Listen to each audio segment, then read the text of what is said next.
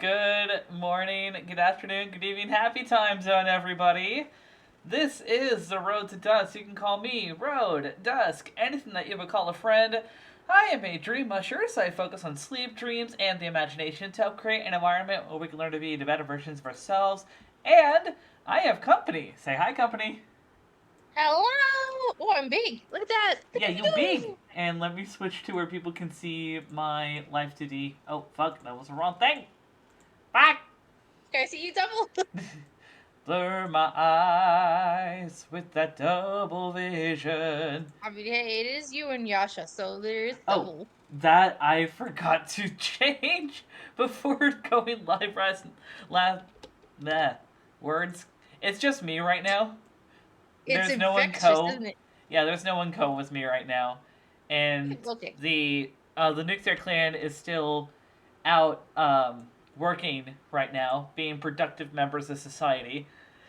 Oh, But so for those that don't know what we're doing today, we are in for a doozy. The first hour and a half ish, we are going to be playing some Psychonauts, getting more into a lot of the characters here. If we can somehow get to Bob Zanato, I will be so happy. If not, we'll see what happens. But we're still going to be analyzing what we can of the game. And then starting at like 9:30 Eastern, so that will be 6:30 Pacific, we will be starting to go through responses to interview questions that I gave to the community through the past month. Some of them were given and requested to be kept anonymous, so I will be reading those completely solo, unless that there is anyone that wants to be interviewed during the time that I read those anonymous responses.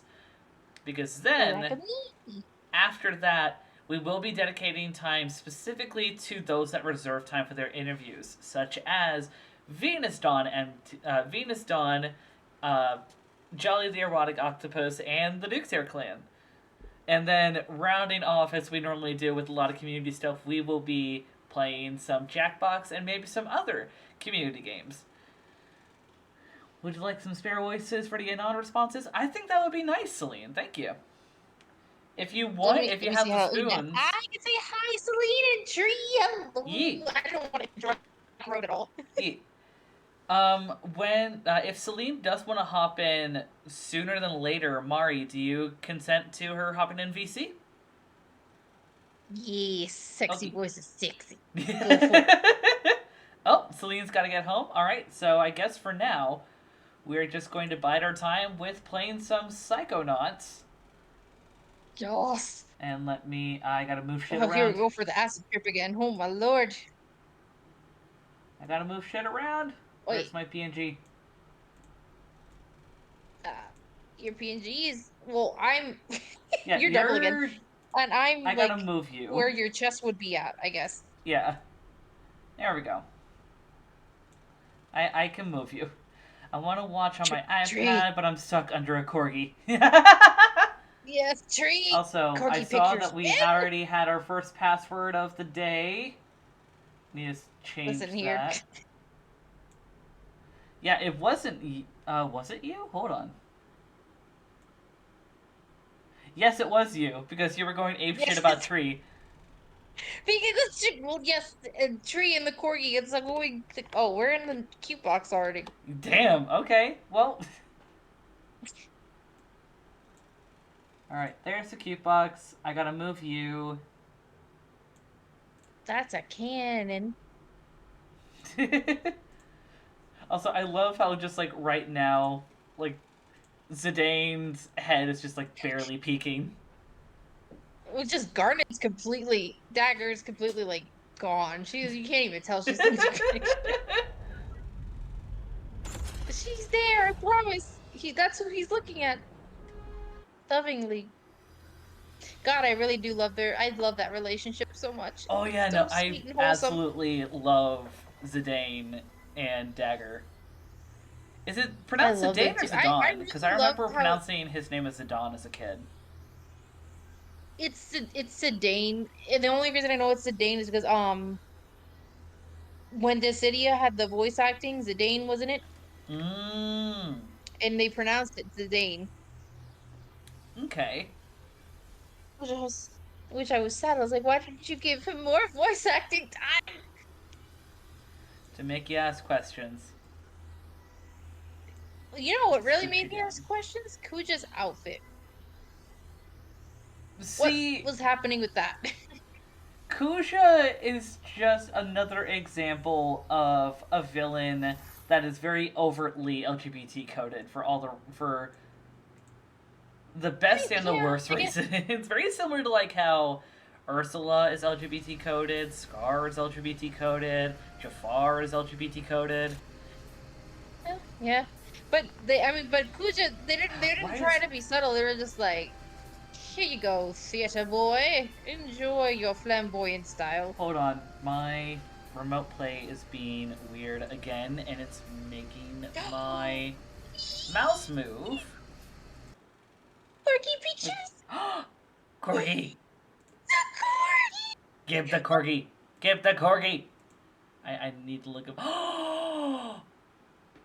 He's your If you guys want to see the cute, adorable pet pics, head over to my Discord. Do know that, like my streams here, it is an 18 plus community. Do know that you have 10 minutes to verify that you have read the rules. Otherwise, you will be temporarily booted by one of the bots meant to curb against hate raids. Do know that we also strive to be LGBTQ by Spirit Plus, neurodivergent disability, and mental health forward. And yeah. Alright, let me wait until. There we go. Alright. Okay, now it's cooperating. Yay. No, it's not. Excuse It's me. specifically with my right. Because right now I'm seeing It's your my stream right through controller. stream. Yeah, my right analog is apparently fucking around with my mouse.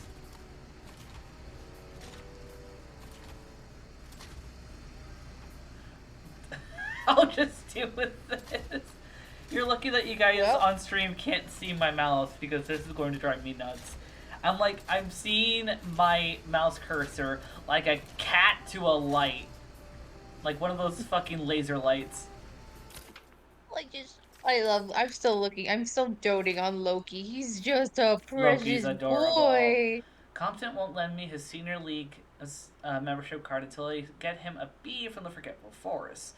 The entrance is somewhere in the questionable Yes, area. get free! Free from the furry heart butt baby. Oh, y'all missed it yesterday when we were playing Psychonauts. We went through. Let me actually turn on TTS finally. Oh yeah, it's not on. Yeah. we were we were in a world that was specifically regarding. Oh, fuck me sideways. Why is this not wanting to cooperate? Because the fuck are you, apparently. But specifically last night. Yee! I mean, the biggest thing that I can say is that I can only tell you what my system and I know from like our own experiences, because we have fragments and fully fledged altars in our system. But still, our experiences and our perceptions of fragments may be different than what is considered standard. Tree, I got you. Hold up. I got you. Hold on. I can find it. I got you.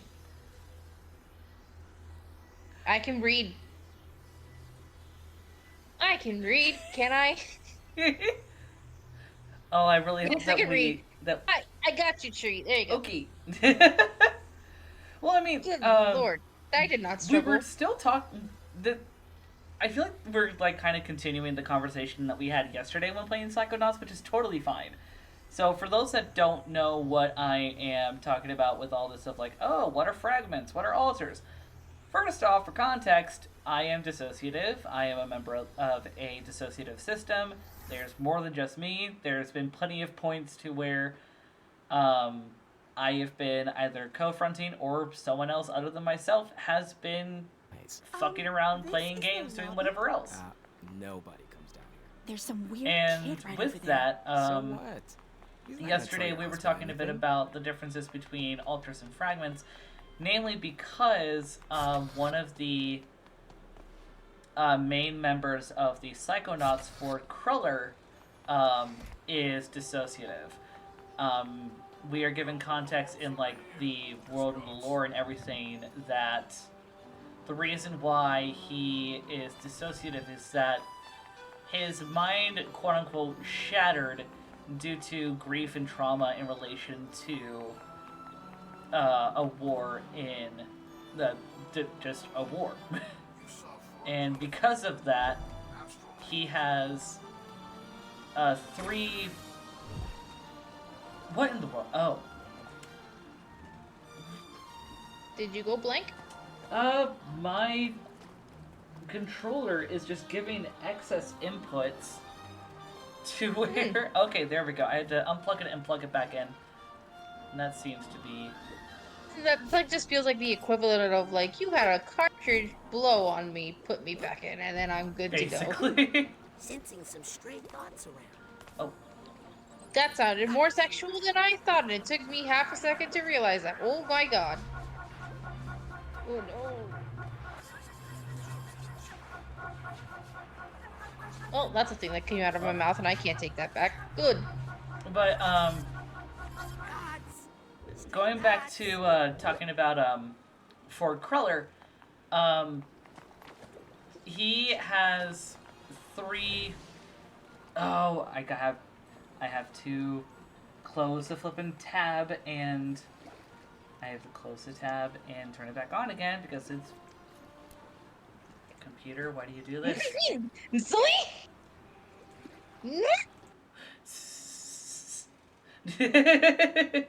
Legal. You're Road, you have been stolen by legal.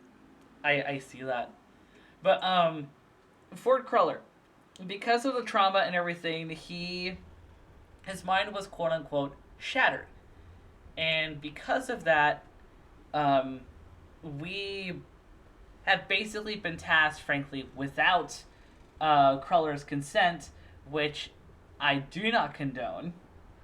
But we have been tasked without the consent of Cruller to reintegrate his fragments.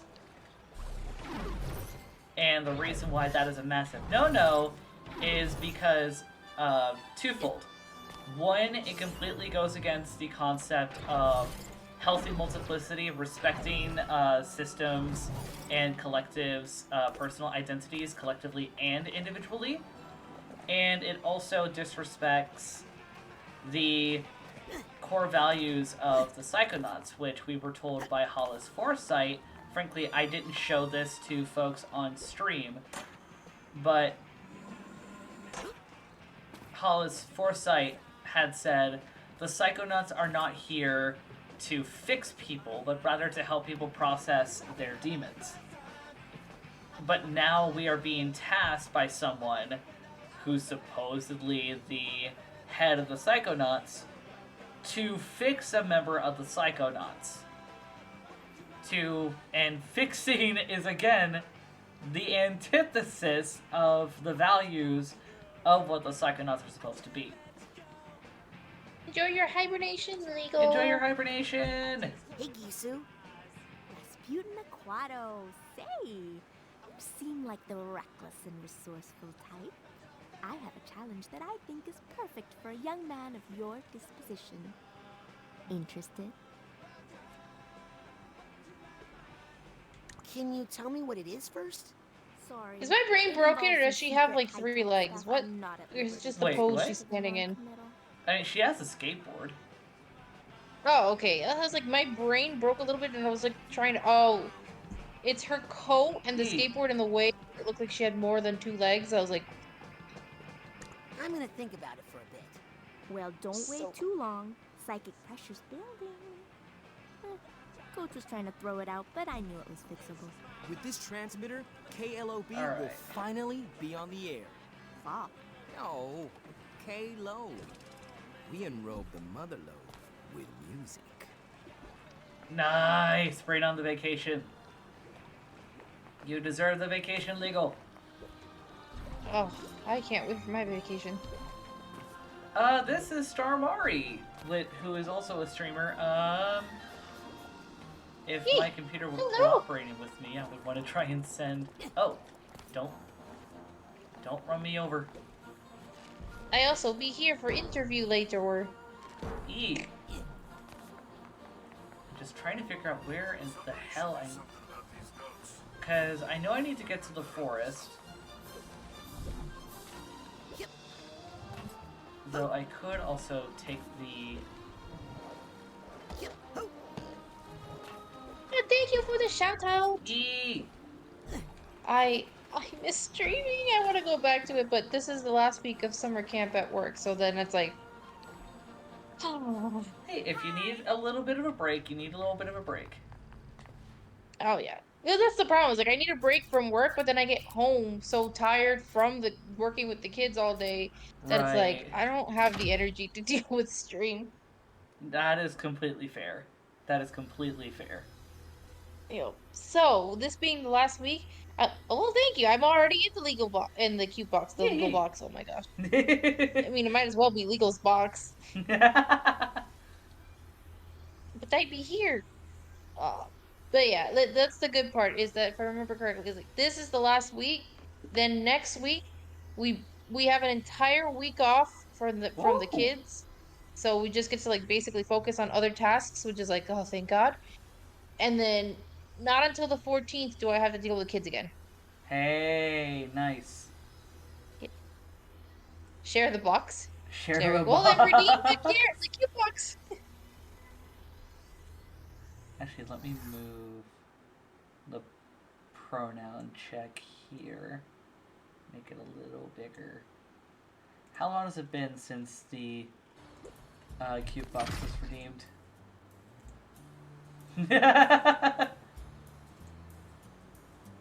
Oh well, technically we are sharing the box. I'm on Rhodes' chest while he's in the box. Oh, cute box was We be only 5 sharing. minutes ago. In just the weirdest way possible. Okay. Why does it keep doing this? Is it because it's in... Do I need to have it in, like, windowless? Will You only... are cute box material. You are cute tree. Get in cute box.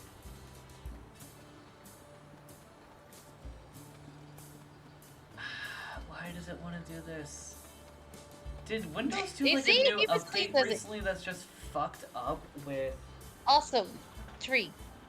Do you know what temperature it is currently right now? What, is it 69? No, it's a very Okay, there we go. it's a very special temperature. I'm sure you'll agree, Tree. It's a nice, cool, crisp 76 degrees.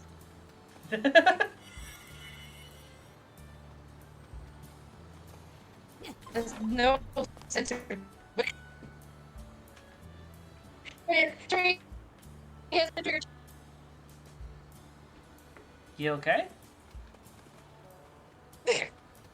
Just your audio was, like, cutting out for a bit. Also, My what? It was?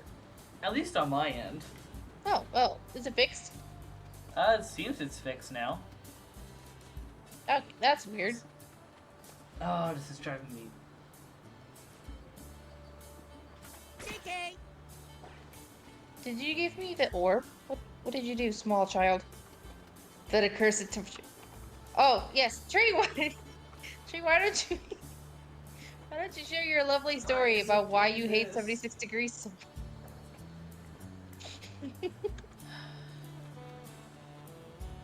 Is that straight bots I'm picking? Don't be shy, little bots.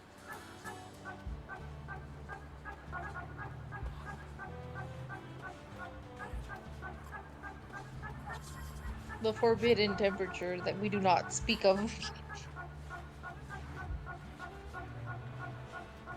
Where are you? Not that way.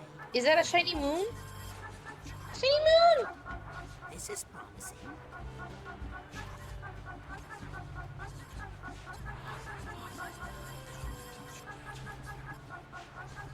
not letting me get it.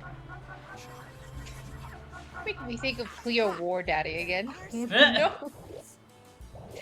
Like, also, I can basically, that, like I said, it was an inside joke, but basically it came about when one of my friends and my mod was playing Nier Automata. Oh. Automata? Come with me. Sire. Automata? I don't know how to say Automata. Automata. Uh-huh. Yeah, Nier Automata. And out of the blue, because he has a thing for mechs. Like, I didn't know that, but apparently he has a really big thing for mechs. So, like, mech battles and all that stuff is, like, something he really, really enjoys. So, naturally, you're playing Nier Automata, and he was just, like, crying and having existential crises and very much, like, feeling, I guess, what is, like, he was just feeling a lot for the characters, like, really connecting with them in a way. Right. Oh.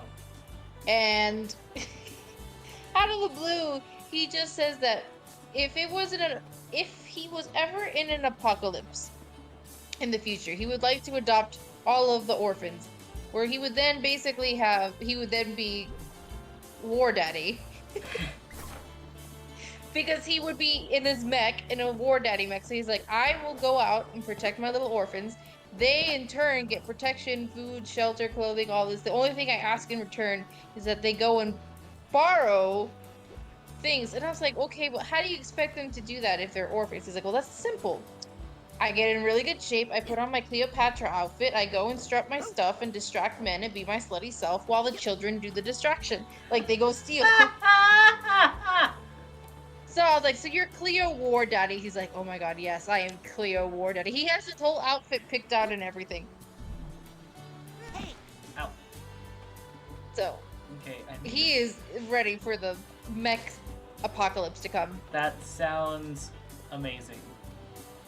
Yeah. So like whenever I tell people, it's like, oh, hello, Cleo War Daddy. He's like, Right, I might hello, need to and they're look like, up, what the like, fuck are you talking about? I was like, why- don't worry about it. Okay. PS4 remote play picking up mouse. Oh, is it still giving you issues? Yeah, It was fine yesterday, right? it was being a little finicky, but I managed to like fix it, kind of. Oh. I see Final Fantasy 16 stuff. Who was playing Final Fantasy 16?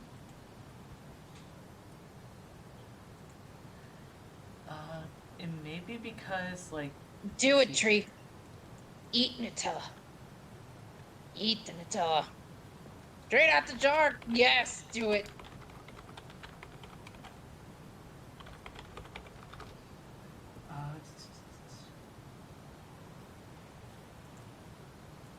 here we go.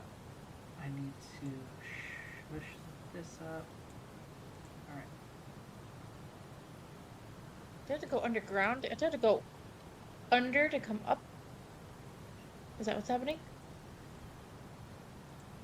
Let's see. Oh, I was about to say, wait, that's right. I just remembered you're not at your house. I was like, wait, my brain didn't register that. I'm glad you said that because I would have been like, are you eating their food?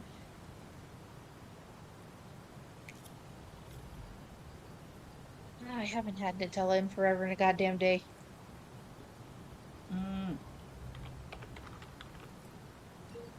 Okay, I need to.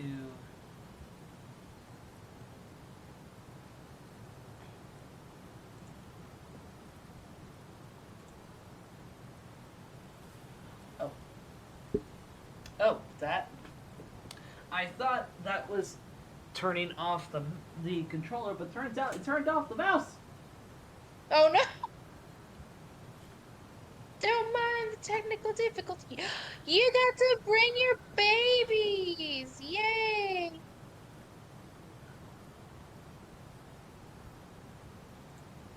Here we go.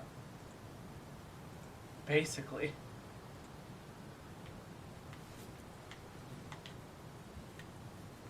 No mouse? Holy I birds. hope Oh, so, well, because it's driving me nuts. well, Raz certainly was showing off his, Dance moves. yes. stuff means you're professional. That's lame.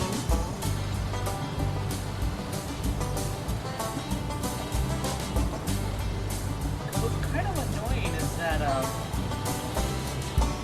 like, something with my computer makes it to where I still haven't been able to do, like, Bluetooth stuff. Like, I can't connect via Bluetooth.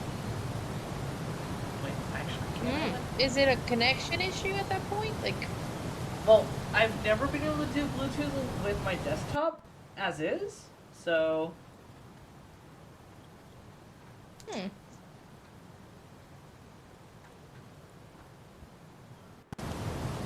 Oh, and I just realized that audio issues are now a thing because I fucked with things a bit earlier.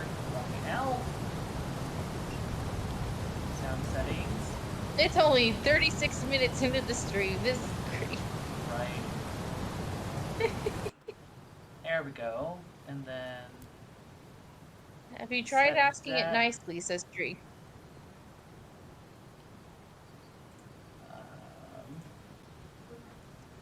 Input. Settings. Oh, device settings.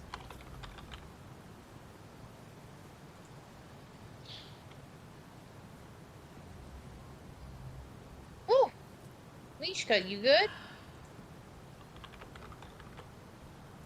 Bluetooth and other devices settings, because this is where I was before. Mishka? Bye bye.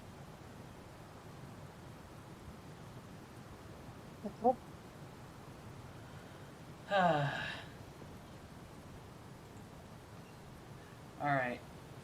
What was I doing out here again? Oh, right.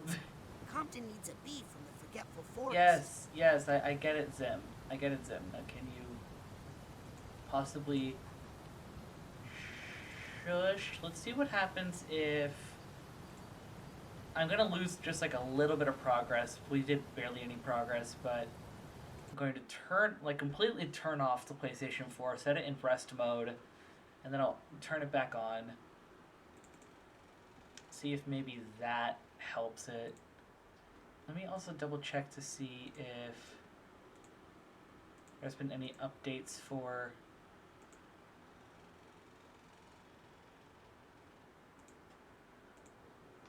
the remote play.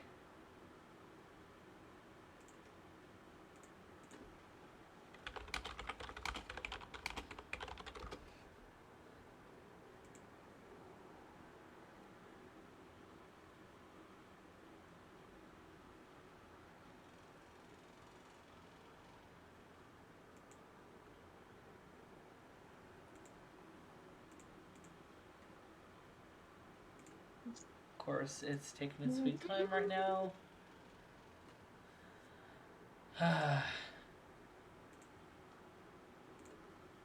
Okay. Really hope that everyone is doing okay today. I mean, everyone's still here. We still have 6 lovely people that stopped on by. Yeah. Stop screaming at me. Not you, not you. I was like, wait, About to say I not you, haven't I'm done sorry. anything. No, my switch. Because, like, I don't know what it is. Again, when the interview question portion of it comes, I'll probably be able to explain it better. But it's like, I Yeah. prefer to multitask, basically. So it's like, I have you up, I have another streamer up, and then I'm also playing Legend of Zelda while reading your chat. Yeah. Alright, let's see. Is this going to fix it? Please. This hurts Please. people's brains when I tell them I do multiple things at once. The password counter is like if anyone does like a button mash. So it's a semi-inside joke to where it's like, if you want a good password, just compliment a bottom. Or just be Celine and just fucking do an ada and go from there.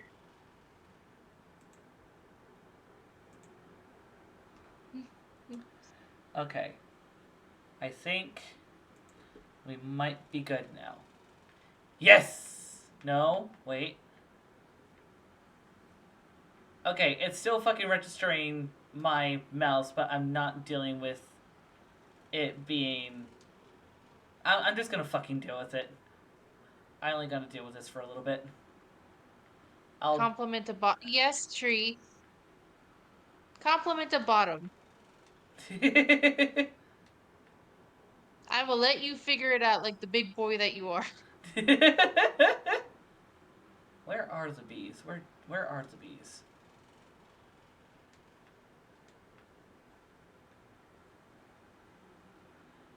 Because I need to get to the bees The vole shop. in order to get to Cassie. Snow boots. Oh! Sand boots. Oh, they have all the shoes and shit here. Oh, Sorry, um, again, no, you're good. That I don't know why, but that just reminded me. Are you excited for the new expansion for Final Fantasy XIV? Yes, I am. And quite so. Especially It, because I know that all of my friends, cough, cough, L, cough, cough, tree, are going to be. Boy, you complimenting the wrong person. I ain't no damn bottom. I'm gonna guarantee you that right now. bull. But thank you for the A compliment. minimum of 5 passwords from you a stream says otherwise. No. The 5 passwords is because my body's like, I like the voice is beautiful. I am, and I will say it with pride, I'm a switch. So, which confuses people because they're like, how many? Because that's what switches do, my man. Well, how Like, about you gotta you? catch me in the right mood. Oh,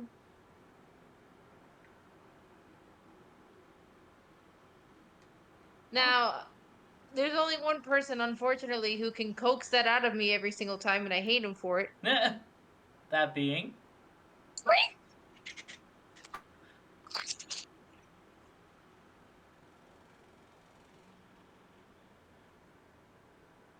I just heard a fucking ring!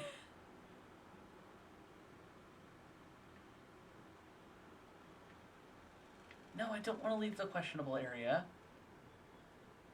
Because we need to find the flipping. Or is this the way to go? Because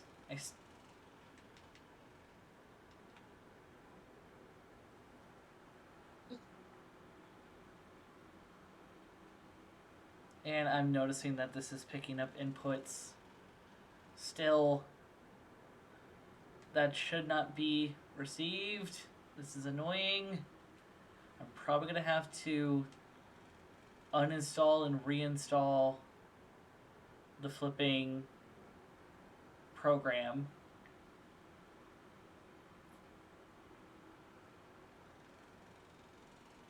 Also, I just realized I could be a little bit faster.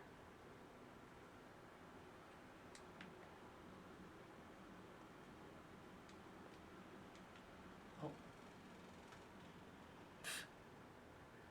I don't think she did.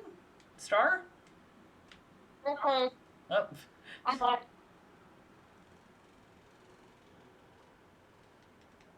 I come here. No, I did Okay. not lose connection. I'm right here. Okay. I just left for a second. Hey. I have.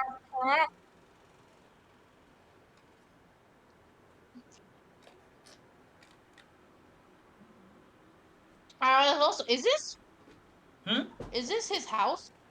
This is his Oh family's. yeah, he says mom's. Yeah, this is his family's campgrounds because they are circus performers. So his family is actually part of a traveling circus. How does they? Are they a traveling circus? Hmm? Wait, if they're psychic, why didn't they want Raz to be a psychonaut? Because in the first game, in the beginning, actually, Augustus and a few others, while they are psychic, they were actually scared of being psychic because of past negative experiences with psychics. So all of them except for Raz, were in denial about their psychic abilities. And it was through Raz running away and and secretly going to a summer camp and trying to live as himself that is, namely his father, when he was trying to find him, began to come to terms and accept psychic abilities and psychics as they are.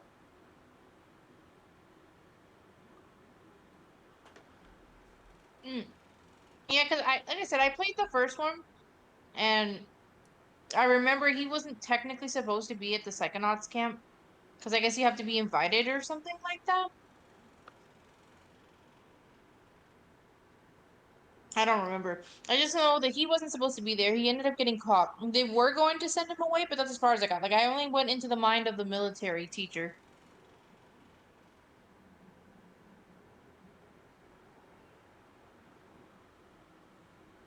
And the mother Donatella still has a little bit of ableism when it comes to psychics, as we just kind of saw in that Is this scene. like a family run thing? Like, these are all Yes. his. Also, I just realized people were not able to hear the game for whatever reason. What in the fucking hell? All this time, people weren't able to hear the fucking game. Oh, I have it. I have the stream muted because I didn't want to hear you double. Right. Why does this not want to No play? one said anything either. Oh, wait, except for, let's see. Why is it not registering the audio? Tree is munching on Nutella. I am munching on pizza Pringles.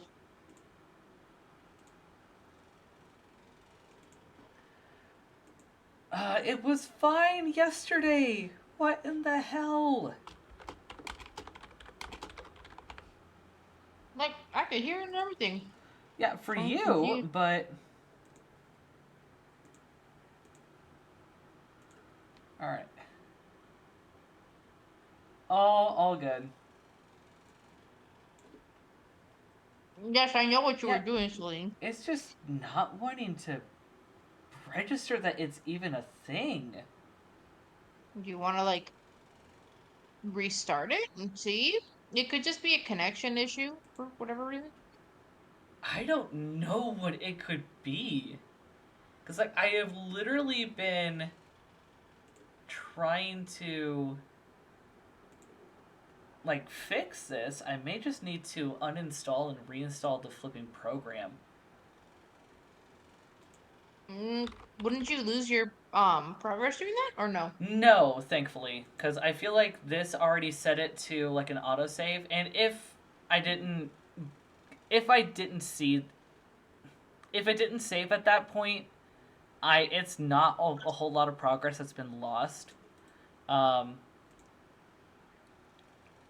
Plus, it's on the PlayStation 4, so the biggest thing right now is just the remote play, which I have no idea why it's being so finicky right now. It has its moments. It's like 50-50. It really is 50-50 with remote play. It just either wants to work or it doesn't.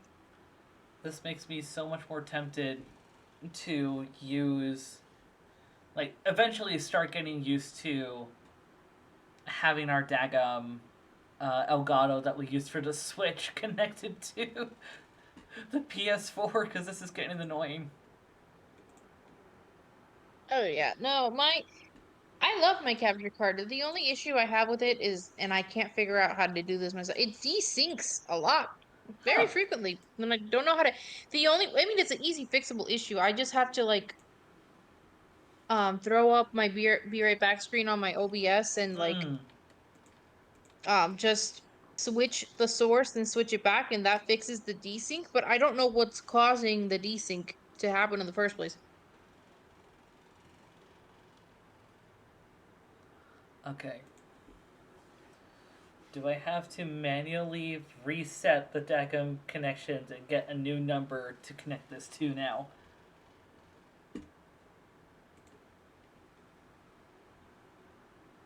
I'm going to let people What was not I see doing? I that was in doing case PlayStation decides to fucking dox me again. well. Because PlayStation accounts require that you use your real name, there's been points Oh, to where, like, in post, I've had to edit VODs because they have my real name on there. Oh They shit! have my How legal do name you on edit there. it? How do you So, edit a VOD? Am I dumb?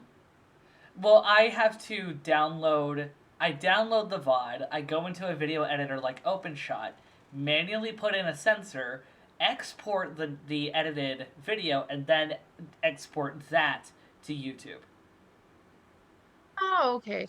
So you can't edit it on No, you can't edit it Twitch. on Twitch. Okay, that makes sense. Because I was like, how are y'all editing the VODs, man? Like, am I dumb? I see Fee's Okay. name, and that just reminded me. I won a raffle. Yes. I get a King Bean plushie. Nice. Okay, That's the it's first time I win the first try. Because I know in Monkey Mallow's stream, I won a raffle, but I only won because the person who originally won didn't want it. So then they had to go again, and then I got it, and I was like, I won, but did I really though? right. And then in Kaede's birthday bash stream, I had my name on there 9 times, and it literally would stop Wow. like yeah, it would stop like on my name, it would slow down and then just go boop. No, I'm just gonna boop you up, and I'm like, God, it did it 4 times though, and then I ended up winning, and that's because two of the times, two of the times it was people who had already won and they're like, oh, no, I'll give her a chance. And so we're all like, come on, come on. And it did it consistently. The third time, the person wasn't in the chat. So it was like, on the fourth try, I finally got. Okay, this is concerning and annoying me because like it's just not wanting to register the remote play audio. Like now, thankfully, like I'm not dealing with an input issue, but now it's not wanting to register the audio. So let me see if let me get rid of Go back tree. So I that guess and I'll take that. that. Hold Let on. me set up like a new window capture. I can hear it on my computer, yeah. Yeah, but that's not where you need to PS4 hear it remote from. play. Okay. Whoa! It's fine. Whoa! It's fine. Oh, okay. I was so confused. I was like, I am moving things. I am trying to be good noodle. the patience is strong with this one. Oh, the panic. No panic, only calm. Bull. I say that as I look over and Mishka's just happily destroying and pulling apart her rope toy as we speak.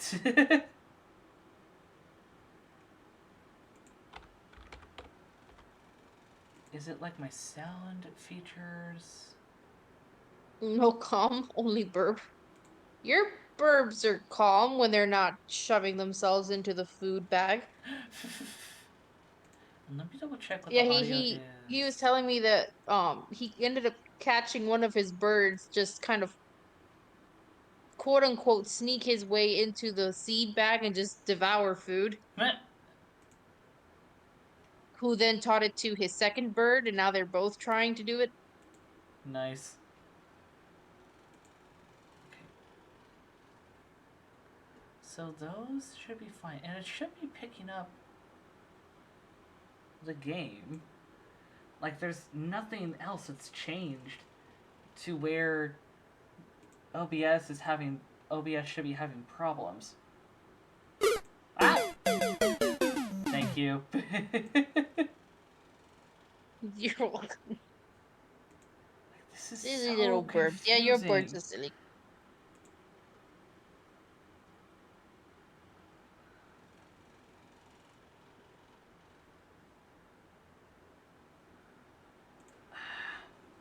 I think this is just wanting us to not do flippin' Psychonauts. Which I mean, I could switch over to Psychonauts 1, but the tutorial level for that in Oleander's Mind is just annoying as hell. I mean, hmm. Because I have Psychonauts 1 and Realms of Ruin on Steam. I know people voted for something else, right? Like there was a couple other stuff that was voted on. Yeah, there was also The Veil, which I have a demo on. That I'm gonna set up a poll super quick on like if see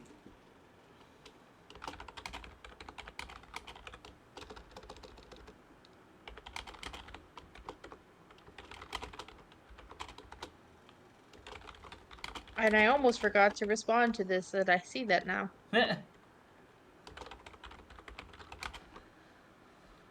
Okay, Oh, so since this is deciding to do a little bit of a fucky wucky, uh, we're gonna try and see if we can do a different game because for whatever reason, OBS is being weird. I don't. Hopefully, my computer is not going on the fritz again because this is concerning.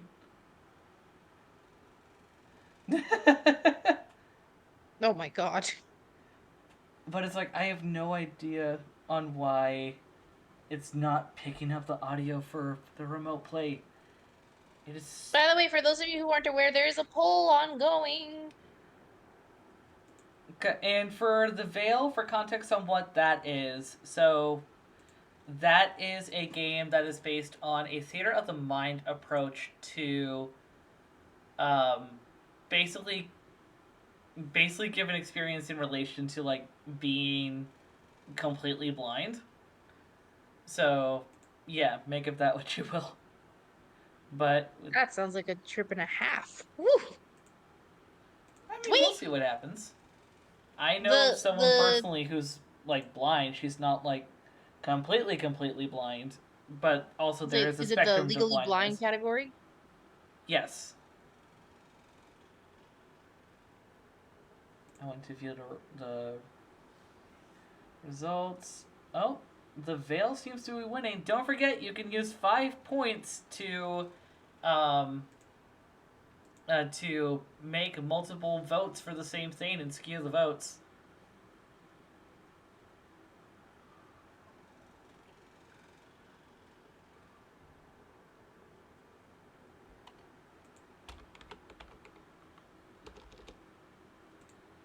Oh, I'm so sorry, Miss Sleepy. It must be difficult to be a dog and be loved on and eat and sleep and poop all day long. Oh, you're so exhausted, huh, baby? Let's just look over and she's just like done in potato mode, laying on top of her Aww, rope toy like a like a pillow. right. Oh, the veil Oh, won. looks like the Veil won. So apparently, I forgot to actually download it on my desktop here because it was downloaded on my laptop, and I thought, oh, we're good. Nope. So we gotta wait a little bit to He's Gucci. get this set. I hate that. I hate that so much, and I hate that I said that.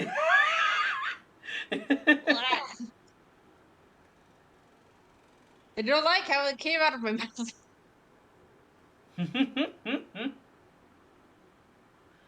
Okay. I will Oh, thank you. forewarn folks, probably the audio settings are going to be a little wacky for the first bit when we first open it up.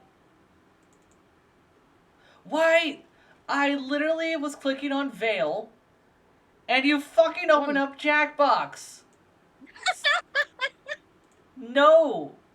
Computer! Patience!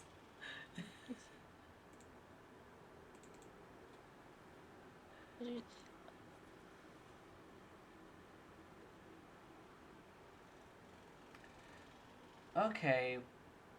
I What remember the playing a hell? game where you're a blind person revisiting a mansion. Says Okay. tree. It's not wanting to pick up that either. What the fuck? Let's say your stuff's working just fine. You were doing it perfectly the past couple days.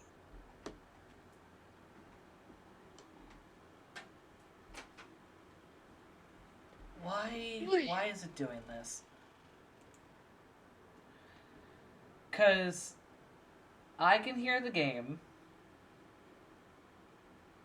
Like, I can hear the game on my other monitor. And let me do properties here. Desktop audio. Technically, yes, because I try to have everything separated.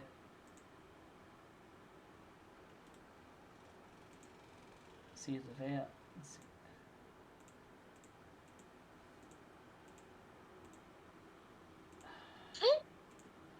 Oh, come on.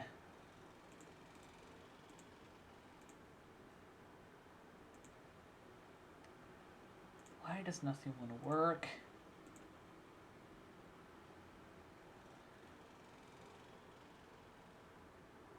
Celine says, is desktop audio muted in OBS? Thing is, if desktop audio were to be on and it were to notice, then it would also pick up us. It would give echo of you. This is just be true. So I I don't know know. OBS likes to reset itself for random reasons. There's no reason on why it should have. And all of my inputs for audio are the same as they have been.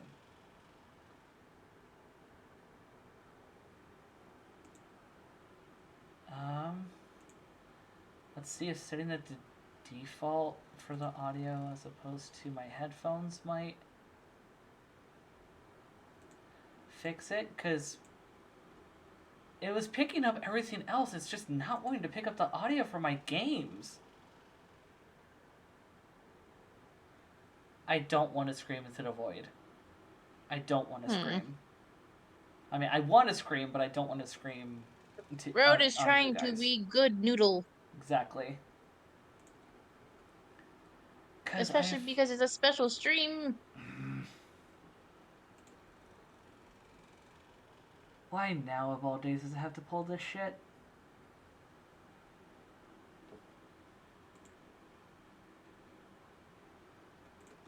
Do I need a secondary audio?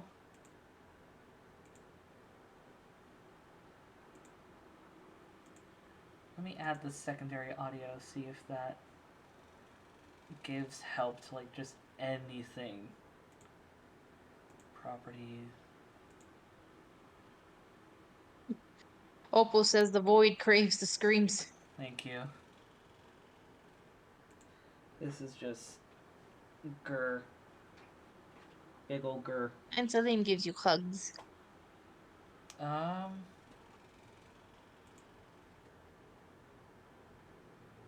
See, I'm trying to open up this daggum game. It's not picking up any of the audio. Like, at all. Is it the computer, maybe? I don't know why the computer would be giving me such a fuss.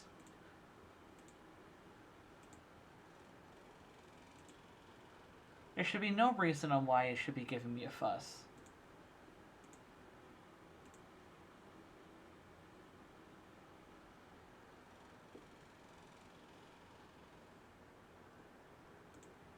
It better not have. There's no reason on why it should. Because, like, everything regarding my settings and everything, nothing has changed. Literally nothing has changed. There's no reason on why it should be fucking up like this. I know, like, with OBS, sometimes we'll just, even though everything is plugged in right, I know sometimes it has switched, like, it won't pick up some of my, what you calls them. It won't pick up on my mic or stuff. So I'll be talking, my mic is connected, it's on and flashing and everything, but for whatever reason, OBS had defaulted back to the default. Well, it's not even registering that, like, say, it, for whatever reason, it stopped taking input from, like, any of my games. I can hear it on my computer. You can hear it when I'm screen sharing it to you, but it's not picking up on any desktop. It's not picking up in any separate audio.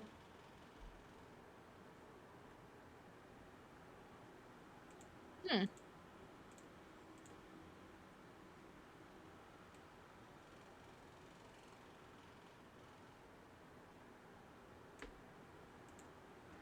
Voice meter banana? No. I don't even know what that is.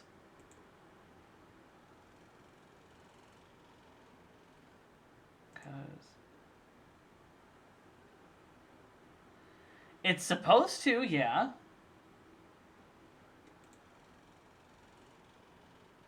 Properties.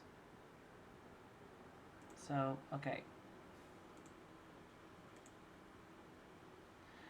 Hi, Pine Tree. Hope you're doing well. We're dealing with a lot of scuff and not in the good way, and it's driving me nuts. Because, like, my game audio here, it should be open to be able to. Yeah, because it's capturing all audio except sections from the following executables, and none of these are my games. Wait, is it because it wasn't picking up? There we go, motherfucker! Did you fix it? I fixed it, Yeah, we got it. motherfucker! Hey, that actually means you should be able to play Psychonauts 2 in Text to theory. speech for.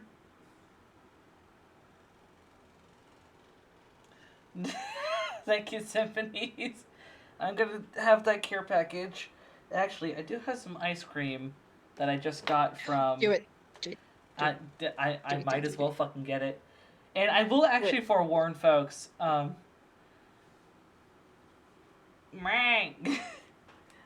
wanted to say that. So, I will forewarn folks.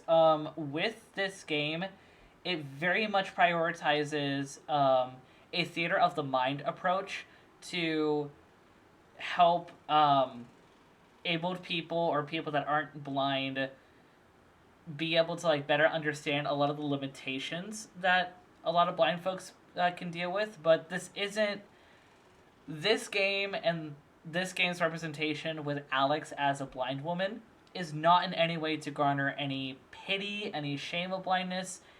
While Alex has her limitations, she is still thriving just as much as anyone else, and that's the important message of this game, even with it having a bit of a fantasy tone to its story of Alex being an heiress that has been hidden away because ableism.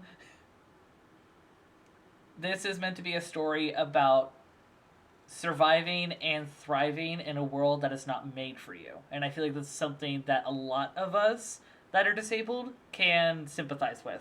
Also, Tree, fine, damn it, I'm gonna get the fucking snackies. Hold on.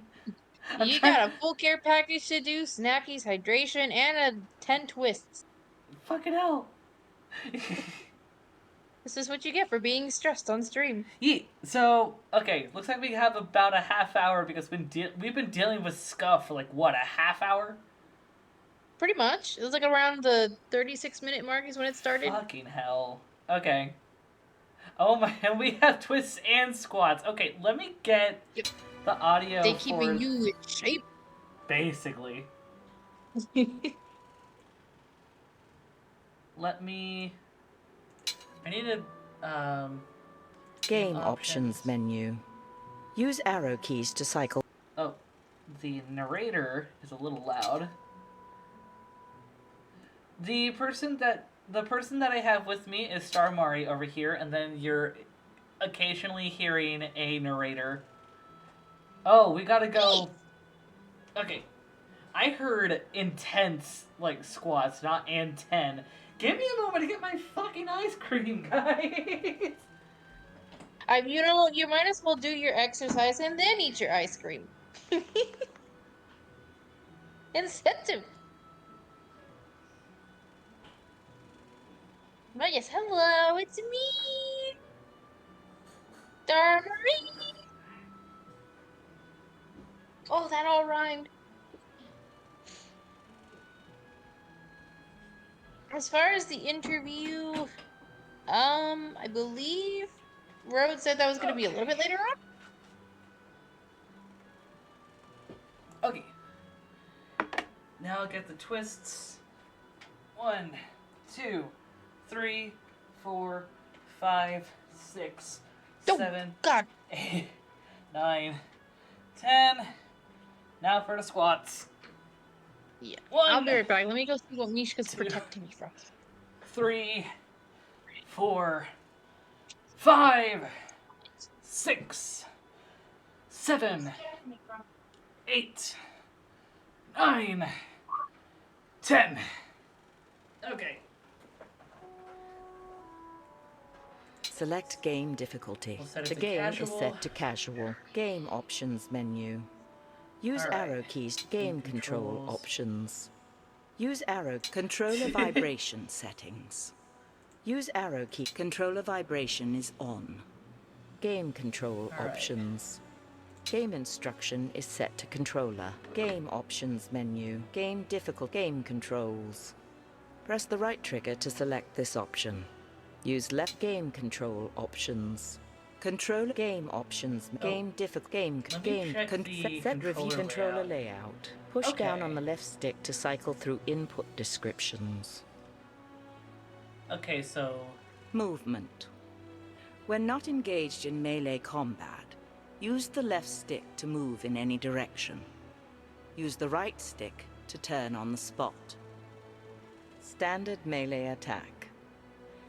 When engaged in melee combat, the right stick will control your weapon.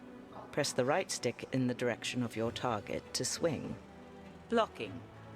When engaged in melee combat, left stick will control your shield. Hold heavy melee attack. Blocking. they were explaining things a little bit more. And I want to add... Oh! Pine Tree, thank you for the follow. That means we're at Movement. 270. Blocking. Holy moly. When engaged in melee combat, left stick will control your shield. Hold the left stick in the direction of the enemy attack you wish to block. Heavy melee attack. Pull back on the right stick to charge your heavy attack, then press in the direction of your target to swing. Ranged attack.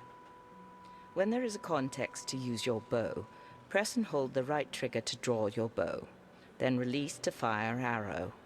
You may optionally use the right stick to fire in a direction other than the one you are facing. Ooh, this has me intrigued. Also, I might want to turn down the game audio. Game control. Control game options menu. So, Sound setting. Change. Master volume. Push down we'll bring it 180. down to Sound 80%. settings.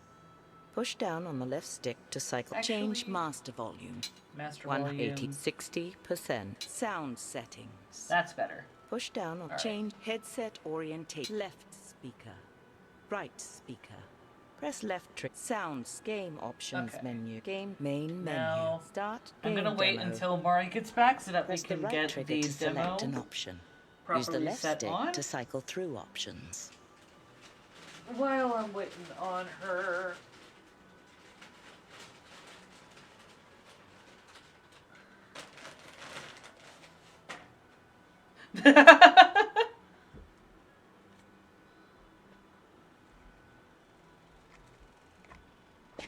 Okie dokie.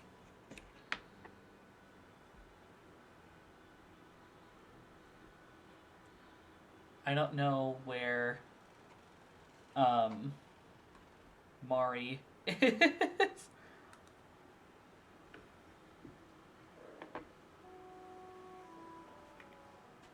I should probably also set up that those that are in the VC with me are able to...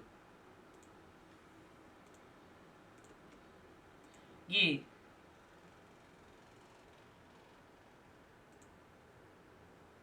Please Alright. select starting difficulty. Oh. The Give me game the is set to casual. casual. Oh, we're just diving in. Okay. Let's go. The king is dead. It was not a hero's death.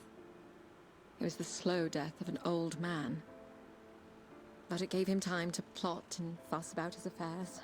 Enough time, in fact, to spare a rare thought towards his second-born. What to do with me? The blind girl he hid away in the keep. Would I be allowed to stand at my brother's side as he took his place on the throne? No. Even from the grave, my father would not allow me to burden the family. No less than 500 miles of barren heath and twisting vale would keep me from doing that. And now? Here I am, on the approach to my new home on the outskirts of the kingdom. I hear a river. Where are we, Uncle? We're crossing now. You, Alex, are officially home. Describe it for me. I would think the smell of sheep would provide all you need to know. You could have said something nice. Made something up. Honesty is the greatest gift a princess could receive. Then you spoil me, Uncle. Let me turn down the game just a little bit Game more. options menu. Push down. Resume. Why would it be my father's dying wish to send me to the Borderlands? Your brother is king. Your father wanted you to have something of your own. That's honesty. Even in death, father wanted his sightless daughter. I need Game to options menu. sound settings. Let's bring it down just a Push down little bit sound more. settings. Game quit resume. Far away as possible. I wanted you to have something And let me turn it back up on Game OBS. options menu. of your own. There we go. From one second born to another, it's not an easy Oh, thing yeah. being in someone's shadow. I like the shadows. You hear more honesty there. You will make a wise lady, even out here in the Borderlands. I'll make some chieftain's son a disappointing wife. You'll be just fine. As long as you can tell the difference between the men and the sheep. Mm-hmm. Hold up! Hold! Hold! My lord, What is it? Odedan riders from the northwest. How many? An army, my lord. Can we make the castle? No, they're on us now. To arms! To arms! Wait here, Alex. Uncle? Oh shit. Uncle! Oh, oh, oh.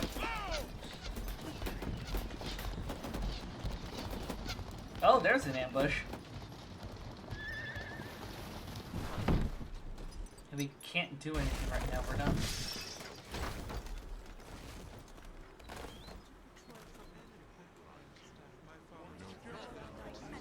Oh. Alex! Alex! Are you okay? Who's that? It's your brother, Theo. Theo, yes. What happened? We were playing Blind Seeker. You fell down the stairs of the loft. This always happens to me, doesn't it? Because you're the only one who can't cheat. Everyone else peeks under the blindfold. No. Rolf tricked me. He led me to the edge of the stairs. Well, the little Ted is hiding by the mill wheel right now. I won't say anything to Father if you were to be careless with your cane as you search there. Use the left stick to walk in any direction. Use right stick to turn on the spot. Oh, this is interesting. Are we able to use any of the particles here for like any echolocation? Okay, because that's the threshold. I can tell that's the threshold.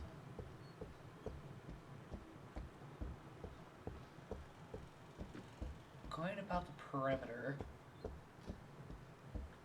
As for like what you're seeing right now, this is the visuals of the game.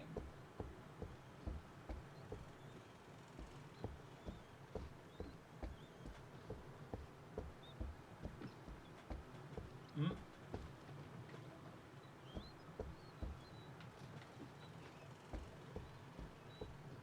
Oh fuck. It's by the mill wheel.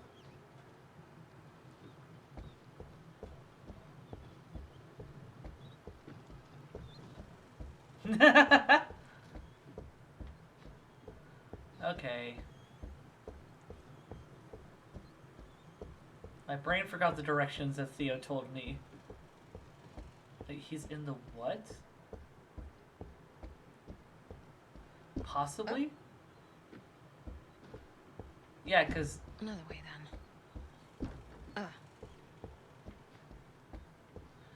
Because, Okay. like, if someone were to be completely blind, Not this way. obviously he Okay. can't really get the particles like we're seeing here. The particles here are more just a visual for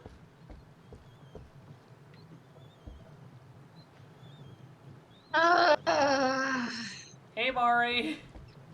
Hi, I'm back. Sorry. All good. Nope. Oh, hi. Oh, Ended up staring out a window Push the right because stick in Mishka the was direction you pointing wish at to it. swing. There was nothing out there that I could see. And then my brain was like, "This window's dirty. Let's clean it." Again, Alex. Ah, yeah. So, stop it, Alex. It's Uncle. This game is over. Ah. Rolf will be wanted back in the kitchens. Yes, my lord. I don't like cleaning, You'll be but glad too, I sir. don't like seeing dog Yes, boogers crusted onto my fucking window. Oof. I Yeah, see and you've then the thing is, found a that's new why I use spend for it's your 5 minutes and Which I is my still haven't gotten it punishment. completely Anyone clean. should be punished And I'm just like, me. Mishka, how often do Things you I should shove have your told nose you up against before. this goddamn window? Game options menu. Push down on Ah, the left stick to I cycle have to go back menu and options. clean it tomorrow. Also, yes, boo, Di- bad Zelda. No, I think the boo is more of like caffeine just popping and being like, "Boo, I'm here." Oh, well, I still say it applies to Zelda. Hmm.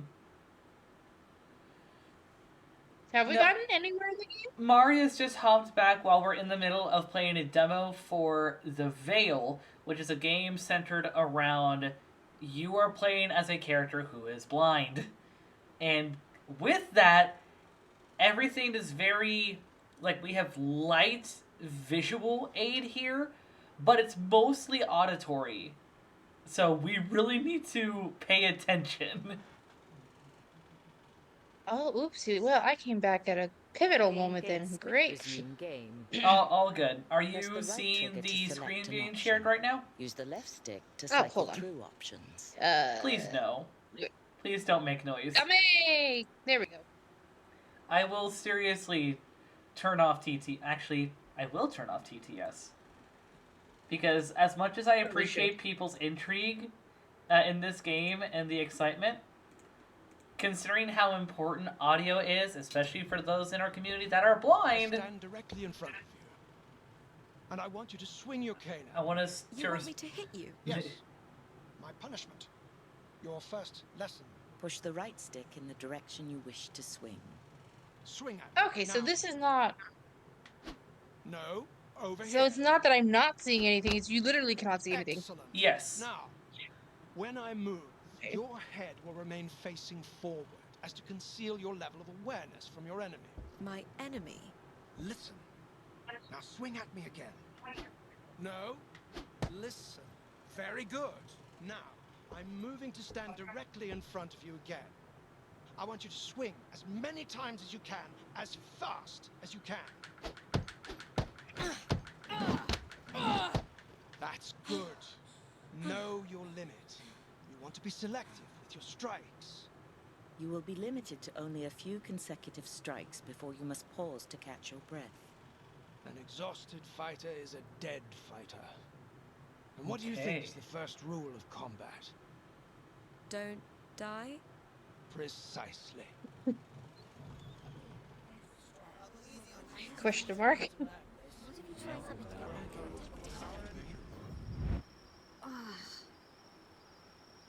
Hello? Uncle? The carriage. It must have overturned. It's night. How long have I been out? Sad noises because I'm assuming need this will need water. commentary. I'll have to get to the river. I'm trying not to give too much commentary just so that we can listen to everything and perceive everything as we need to, given how the controls and the mechanics of this game are. This is incredibly auditory based, completely out of completely in reference to a lot of blind experiences. So let's respect that. I mean, my ears are literally like I don't know if you hear it, but like Uncle? I don't have headphones on, but Hello? I can still hear Game where it's like options shifting. menu. The voices Push are down on shifting. the left stick to cycle menu options. I also my system and I might possibly have an auditory processing disorder, because it's like when you start talking, as much as I can acknowledge that Alex was talking just there, because you were talking as well on top of that, I could not process either of you. I'm so sorry. Not your fault. Don't be stupid, Alex. Who's to say you'll find a friendly answer? Ah, wolves. That's reassuring.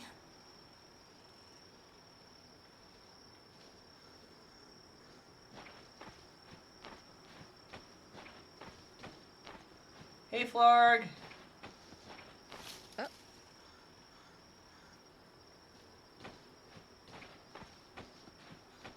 That was a bush, possibly.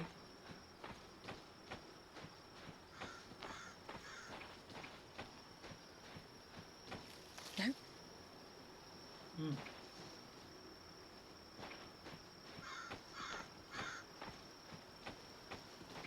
I definitely feel you, Pine. Whoa. Oh, fuck, we're falling. Oh.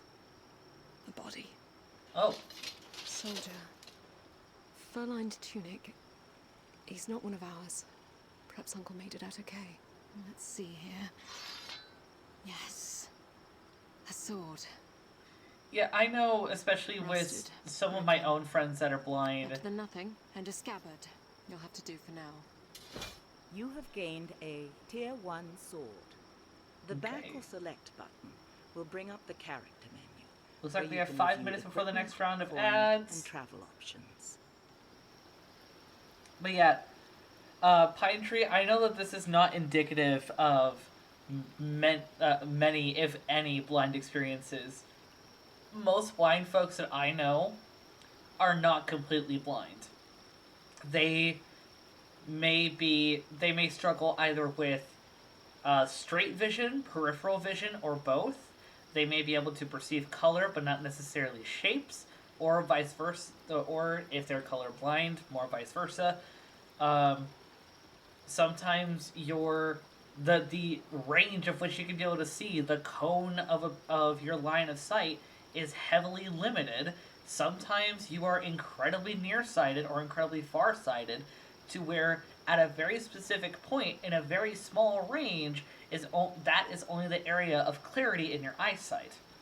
Blindness is very much a spectrum, and it's very seldom that blindness is to the level of what we have here, where it is near complete blindness with a few spare particles here and there, but that's probably more for people that can see to have some sort of visual, given that video games like this are such a visual centric platform.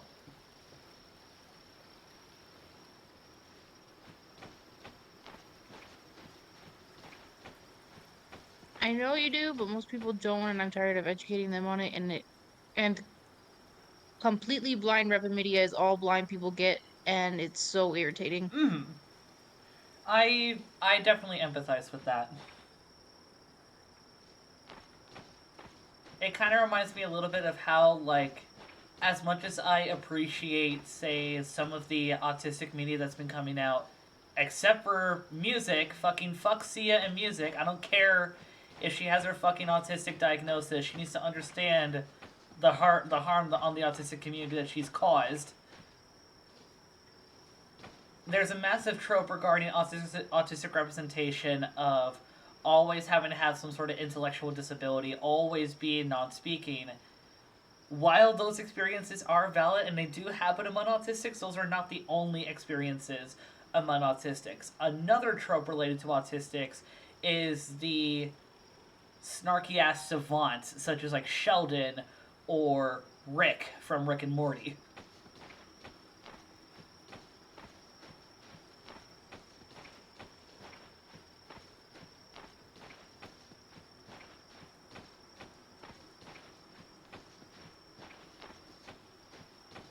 Another way, then. Let's try this way. Welcome home, Celine. Let's see if we can get some sort of combat in.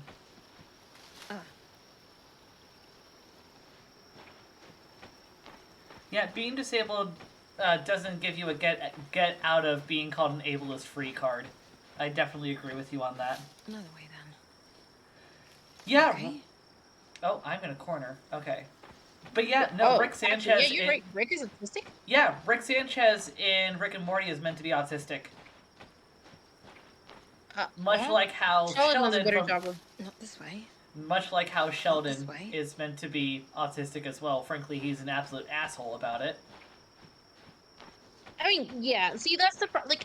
Don't get me wrong. I like Sheldon as a character because he has some quirks, and it's not really. But it's like at the same time, they really just went like he's autistic. He has OCD. He's narcissistic. He only cares about himself.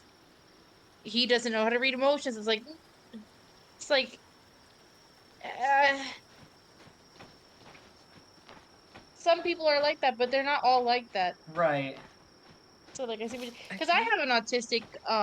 Actually, I have I two. heard some cracking over in the shrubs over here. I heard that earlier. Where the fuck are you?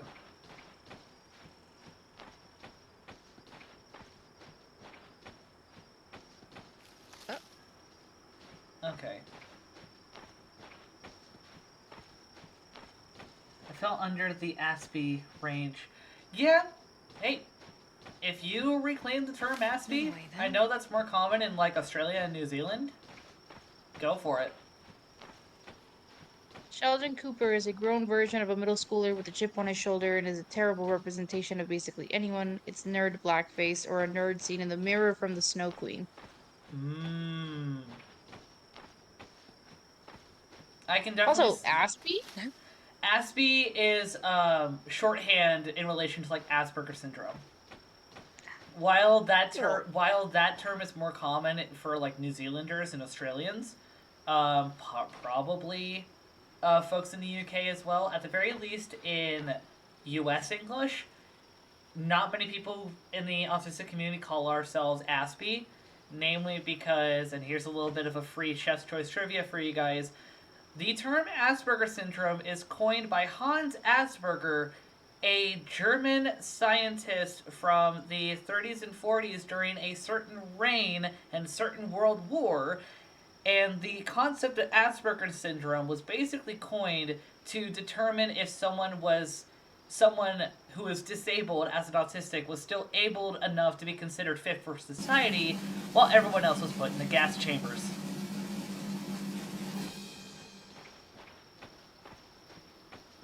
Oh dear. Look. Okay, it's kind of cute. Oh my god, it's actually really cute. Oh, advert as you started the trivia. Oh, damn it. Cecily. At least it's a Pokemon advert. Well targeted. Who's there? Also, the baby's Uncle? cute now. He has a baby egg. Hold on. Why? Got combat. Not Uncle. You like sticks? Go get it. I'm gonna have to fight. Got a heavy one here now. Fair warning, you're getting this one in the muzzle.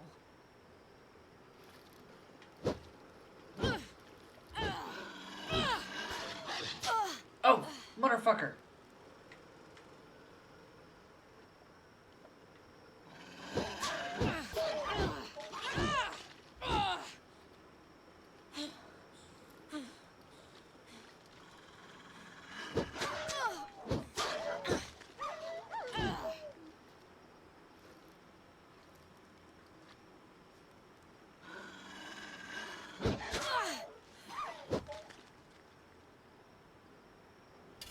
Did I get them all? Well, I won't be sleeping tonight. What do I do, Uncle? What would Theo do? I suppose a king wouldn't find himself alone 500 miles from his home. 500 miles. I suppose I start walking.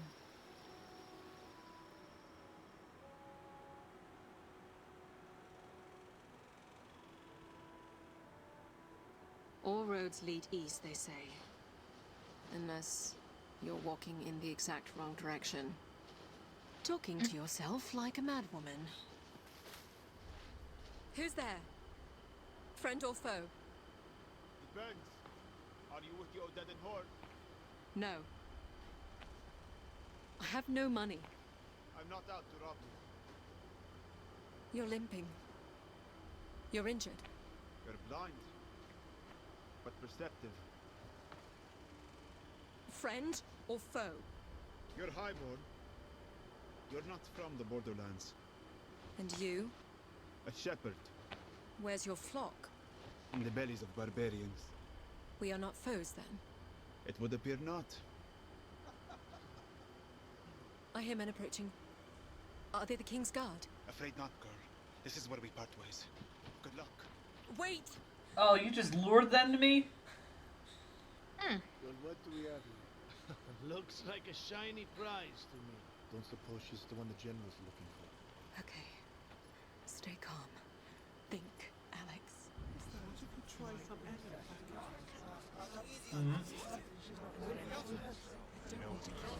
Okay, another tutorial.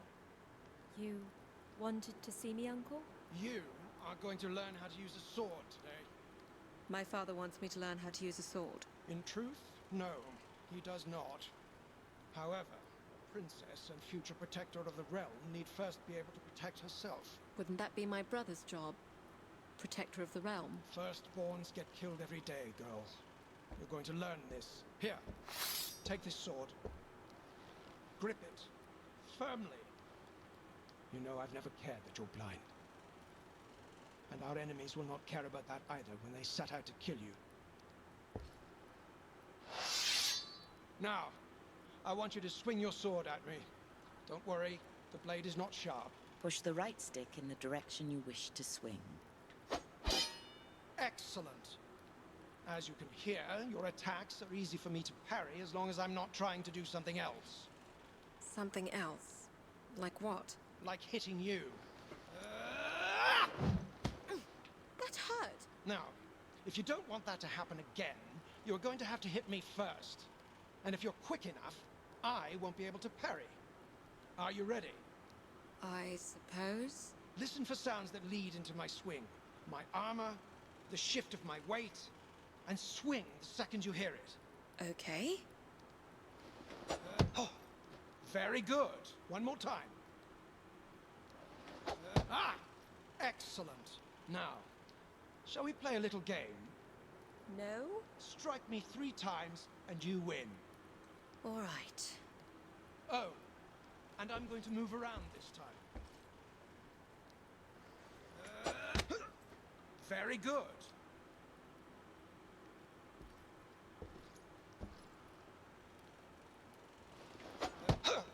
Excellent.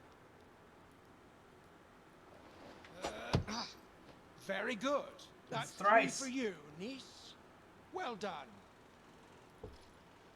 I know you think you don't need to learn this, but our enemies are unyielding and they show no mercy. Not for the young, nor the old, nor the blind. I want you to be strong. Even stronger than your brother, because no one knows what the future might hold for you. All right, Uncle.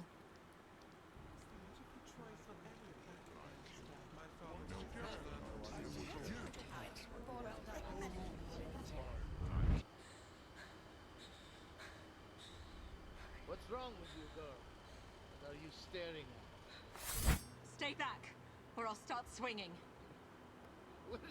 Where's the other half of your sword? What are you waiting for? I think she is blind.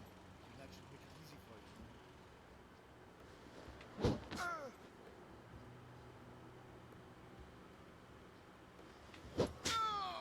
Oh, she got you good.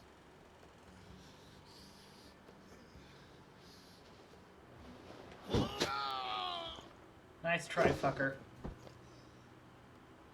Hella big himself. You won't find me as forgiving.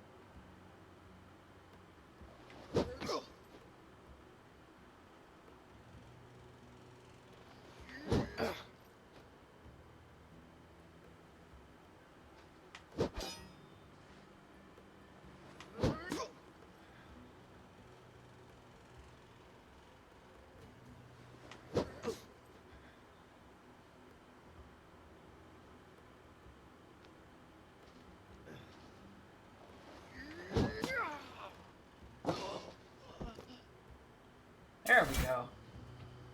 Girl. Is that the shepherd? Yes. Take my hand. before more arrive.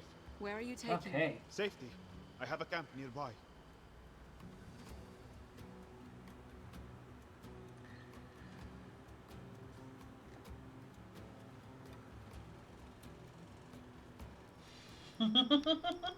Sorry, girl, for running off. What's a lame shepherd going to do against practice Were you killers? using stick I thingy? suppose I should thank you Stick for coming thingy. back. I suppose you're welcome. I need to get back to the capital. To my brother. The capital. What are you doing out here? Merchant family? My family is very wealthy. There would be a reward if I was escorted back safely. Escort a blind girl 500 miles down a treacherous valley in the wake of an invading horde. Not sure what reward would be worth that. What would you do with me then? Teach you to tend sheep? Get your pretty hands dirty. You could buy 1,000 sheep with the reward my family could provide. 1,000? Must be some family you have. Or you don't know the price of sheep. Do you have a name? Alex. Alex. I am Abdul Rashid. Call me Shepherd if you like. Okay. Shepherd. Getting you home, Alex, will depend on where the Odedin are headed. How well I can heal up. And who we can find to help. Yes, fine, My I uncle and I were traveling agree. with a guard when we were attacked. They may still be around. If that horde set upon them, they would have been killed. I'm still here. Then you were not worth the trouble. Get some rest. It will be safer to travel later at night. I suppose you're indifferent to the dark. Thank you, Shepherd. Don't thank me yet. I don't know if that was meant to The be valley home is a long compliment and or an winding. insult. It conceals more than just barbarians. I would hope that it was somewhat of a compliment of like, oh, you already have experience with darkness, whereas a lot of seeing folks can be afraid of the dark. Yes, Uncle. Now, as a blind fighter, you will be well served to have a shield. Take it here with your left hand, It's heavy. as it should be. Now, this time, when I swing at you, I want you to Venus! raise your shield. How you doing, Hold the hon? left stick in the direction of your target Oh. to block. Are you ready? Sure. Raise your shield. Do you want to keep going with the demo, or... Raise your shield. I did. Oh, I gotta hold It's it. up to you. We can keep going with the demo, or we can switch back to Psychonauts 2. Now, Yeah, we right were... after you block my attack, I mean, you'll have a split it's 9:30 second now, to and this is the defensive time that I would want Give it a to try. get into the block my attack anonymous and immediately responses. counterattack. Use the left stick. Well, then to we can block do that. game options I'm sure we menu. could pause it Hit here, and if select anything, come game back and to the return Veil. main menu. Yeah. Or put it up to a vote Press and then the just right like trigger let to people be like, select oh, an okay, option. well, Use the left main Yeah, menu. and I would say, Push yeah, down on the left stick to Celine, cycle through the main menu. since Mari gave consent for you to hop in earlier, you're more than open to hop in now. Let me switch scenes and get some more calmer music going. look at the pretty garden dagger. She's big. I really do like the pose that Dana's in that picture. It's Yeah. so cute. Alright, so we had 2 sets of anonymous responses. I'm gonna have to pull up both of them because they were done in different forms.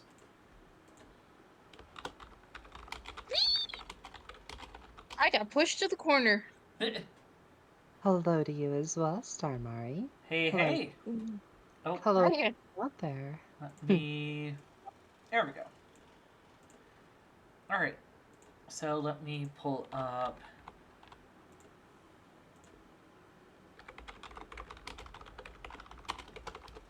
Alright, so... First off, I want to... While I'm reading these anonymous responses, I will be also reading the questions for the first round.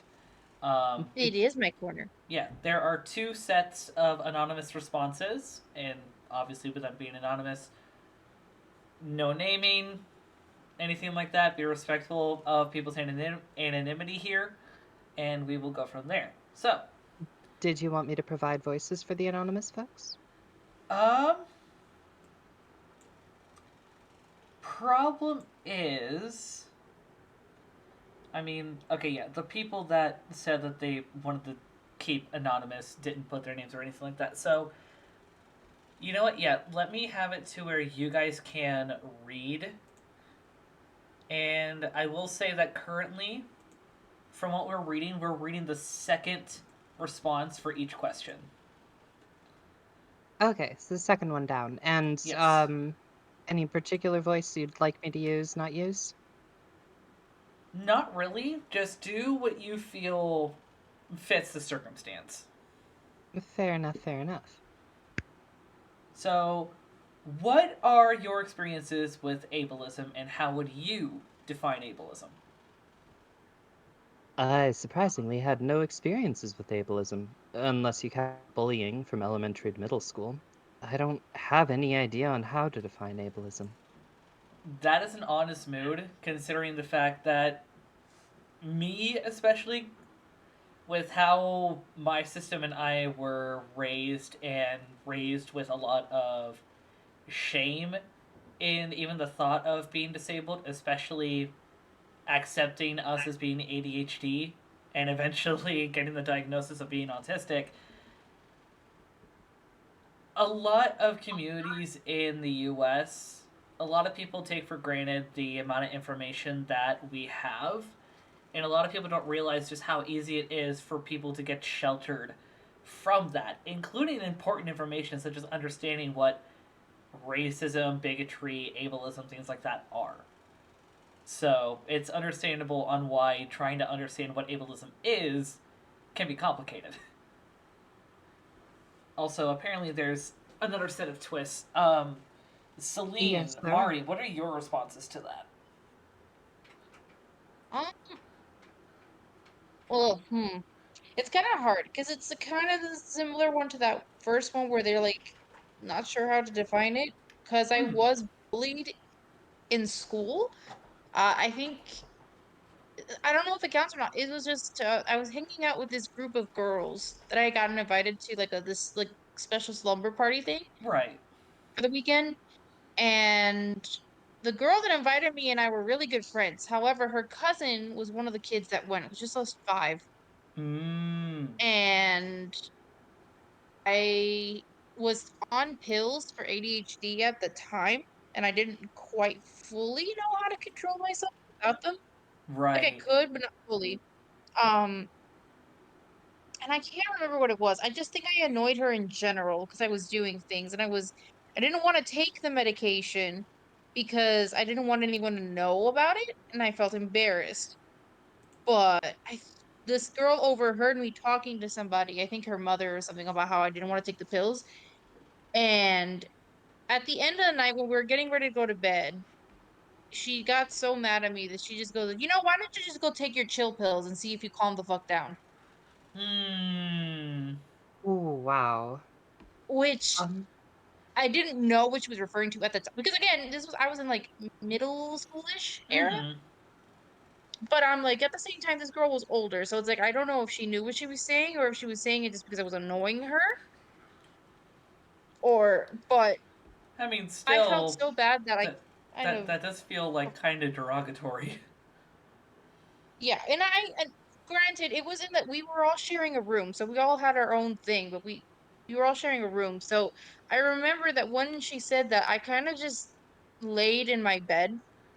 Um And I cried, like, I cried so hard, I literally couldn't sleep, Sounds like an and emotional I didn't shutdown. wanna do anything with anybody the next day, but I also didn't want to ruin my friend's mood because it was her weekend, but I did end up telling her the girl's mother about it, like, Hmm. and she chewed the girl's cousin out for it, but I also kinda felt like, I guess, ashamed, and I ended up, like, in secret, like, taking my pills because I was like, "Okay, well, if it helps not ruin everybody's mood," type of situation. Yeah. Um, yeah. so there was that, and there was the only other part too is like my mom understood that I had ADHD. My dad was less likely to accept it. So when we would go to his house for the weekends, he would because my mom would count the pills to make sure I was taking them. So he would count out how many I needed to take for the weekend and either toss them or throw them away. Oh, motherfucker. Yeah. So he kind of like he didn't make me take them, but he would count to make sure that there was the right amount was missing, so that my mom would think, oh well, she took her medicine like she was supposed to. Um, but then he would get upset with me if there was times where I got out of control, like I got super excited or something like that, and he would make me take my medicine. So like he would get mad and angry and just drive me out of the kitchen and be like, "Here, take them because I can't with you anymore." Right. So Also, I feel like I should probably type this and like pin this in chat before we go too far. Also, yeah, Pine Tree definitely agreed. That is severe medical neglect. Absolute. Yeah. Yeah. oh yeah. There's a reason there's a reason I don't talk about it much, but yeah, outside of those two experiences, I don't think anybody else has really ever done or said anything about him. However, it was one of those things like it's a memory you don't think about. But yeah, I was um because of last night's psychonaut conversation, it kind of made me bring it up, and I was like, well, All right, um, and now I'm Yeah. going to pin this. but but yes, again, I really can't try to rack my brain and past middle school era and all that. I don't think I've ever had an issue with ableism because besides those two instances. Right. Well, and like for me, so I mean, it was very, very late in my life before anyone really suggested that I might have any kind of disability. And even today, I don't have anything diagnosed. So I'm speaking here more as a writer and somebody who's on more of the ally end of things. I have many friends who have like either formal diagnoses or they've noticed a pattern that fits well with their own life attaching to some of these labels. Mm-hmm. And so, from what I've seen, ableism can take a few different forms. One of them is actually linguistic.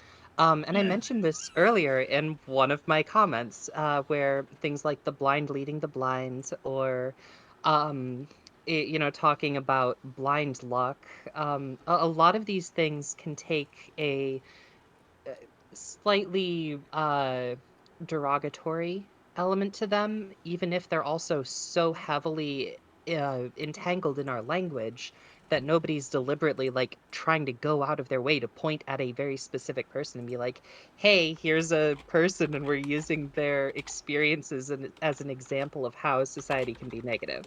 Right. Um, and the and then, but in addition to that, I've also seen some people who will, like one of my fairly close friends from back in a previous place that I'd lived, experienced blindness. And every once in a while, he'd have, so we did a lot of Dungeons and Dragons together. Yeah. And he was very frequently known to come up to the table and he'd just play and he'd get rides home.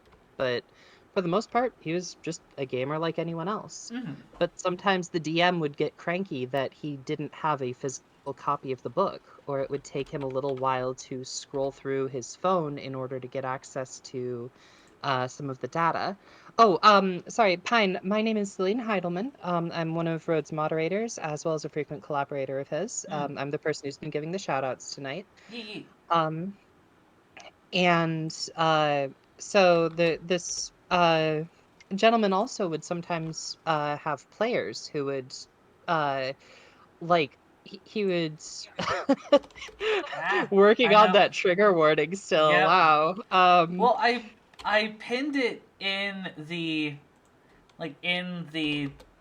the flipping thing on In the stream. chat, Yeah, in you're the trying to get chat, it but on someone screen. I had get it. requested that it also be put on screen. Yeah, no worries. Anyway, so but he would have players who would talk to him about oh, how does your character know this? You're blind. and he'd be like, okay, first of all, my character isn't blind, so this is really bad role playing on your part. Mm. But second, like, I can tell it's snowing. I know what cold is. I can't see. That's not the same thing as being unable to feel or touch Right. things. So those are kind of the major forms of ableism that I've seen, both the linguistic and then the experience of being discriminated against based upon what people see and attribute to a disability. Mm-hmm. And then the third kind that I've seen, and this one's always a little bit tricky, is I've seen some people who are just looking for an excuse to not change things about themselves. And so they'll claim that, oh, this is just how ADD works, or this is just how autism works, or this is just how borderline personality works. And sometimes the symptoms line up a little bit, but I've seen people who will just excuse absolutely unconscionable behavior as I have a personality disorder or a mental health problem, which not only misunderstands the condition that they're claiming to have, but also really disregards a lot of the individual nature of things and a lot of the personality. It Ye- reduces bad behavior to something associated with mental health instead of owning that they're doing bad things. yeah, no, Um, I get you with that. I do want to add a little bit to this before we also look at another anonymous person's response. mhm. I have been victim of and have committed a bit of ableism in that regard. Unfortunately, especially when it comes to like a lot of dissociative folks, biggest one of the big one of the biggest forms of ableism and stigmatization that we deal with is when folks that have done wrong want to say, "Oh, it wasn't me. My alter did it, or someone else did it. I don't have to worry about that. I didn't do that, so why should I be sorry?" That kind of behavior is not really all that helpful, especially when it comes to dissociative folks, because there's a concept called mutual accountability that a lot of us really need to hone in on and introspect on. Yes, like mutual accountability is not saying, oh, everyone needs to just blindly accept, blindly apologize for everyone's shit behavior. It's an acknowledgement that while, yes, someone else in the system did something wrong, at the same time, whether someone else knows that you are a system or not, it is still one body, one voice that is committing a circumstance of harm. Everyone has some part, whether we like it or not, in that harm. Some folks in the system have more percentages or more slices, more a more bigger slice of the pie, as it were, on the amount of blame, but everyone still has something to account for in situations where anyone in our system has fucked up. And there's a lot of stigmatization in regards to people thinking that having a dissociative disorder is like a get out of jail free card. There's also pathologizing that a lot of people like to do, especially using psychiatric language to pathologize and discriminate against other people, and especially to purposefully misdiagnose or purposefully instigate discrimination against someone. Like me, with also being ADHD and being autistic, those combined, when it comes to my special interests related to like linguistics and whatnot, those can get me super honed in on something. And it can be very hard for me to get out of it, especially when I'm so ingrained into it that I've effectively gone into headspaces to where I struggle to hear other people's input. Not because I don't want to, but just because my brain is so ingrained on creating. Because of that kind of circumstance, I have been called hypomanic, which, for those that don't know, hypomania is a specific circumstance indicative of borderline personality disorder and bipolar. Specifically, more people tend to use the term hypomanic or calling people hypomanic or manic in times when they want to note that you are being something indicative of a negative symptom of a disability, which I do not condone. And I hope that we can understand that that is not a good thing to do either. That said, the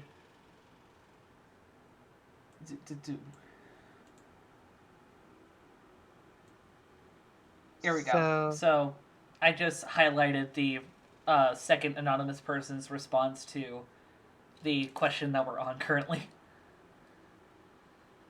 So, Okay. Mari, do you want to read this one? Yes. The highlighted one, correct? Yeah. Okay. Did I do a weird audio thing again? I just want No, to make you're sure. good. You're good. Okay. Got bullied because my disability as a kid, as as an adult. There's a few typos in here.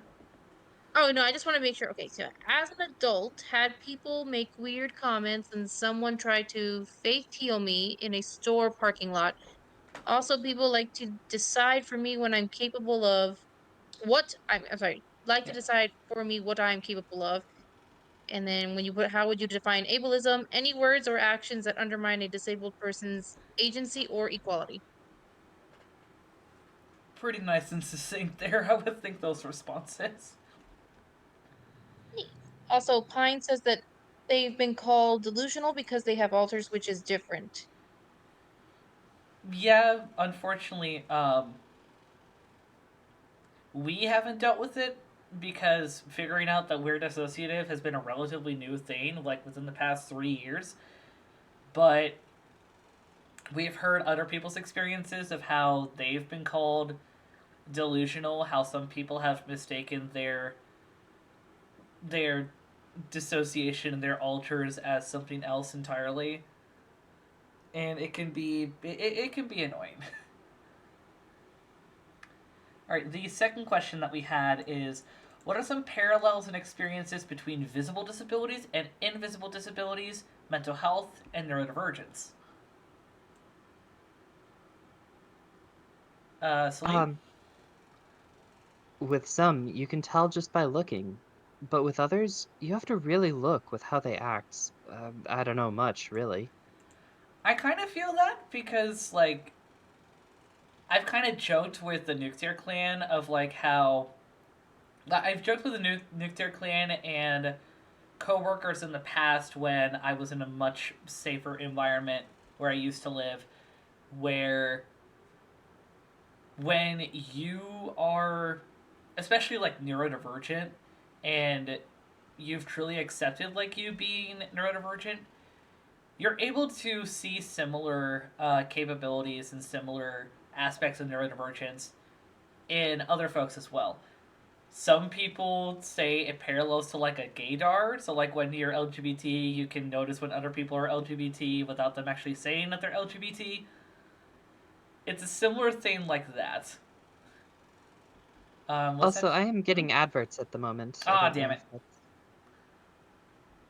Also, just something I know we're in the middle of ads. Yeah. But Tree did say, so it could be talked about later. But Tree said that a friend and I both have borderline. My friend actually begged her doctors to remove the diagnosis from her records because she feared how people would treat her. Yeah, I've legit heard of some folks, frankly. I, depending on the circumstance, I don't really like the idea of people taking diagnoses off of their board just because while I understand like the pain of it, it also is the action is coming not from a, to me it at least comes off more like a fear of like how we are perceived in a system that is already built to oppress us, to undermine us. We're already in a bit of a losing battle at the moment.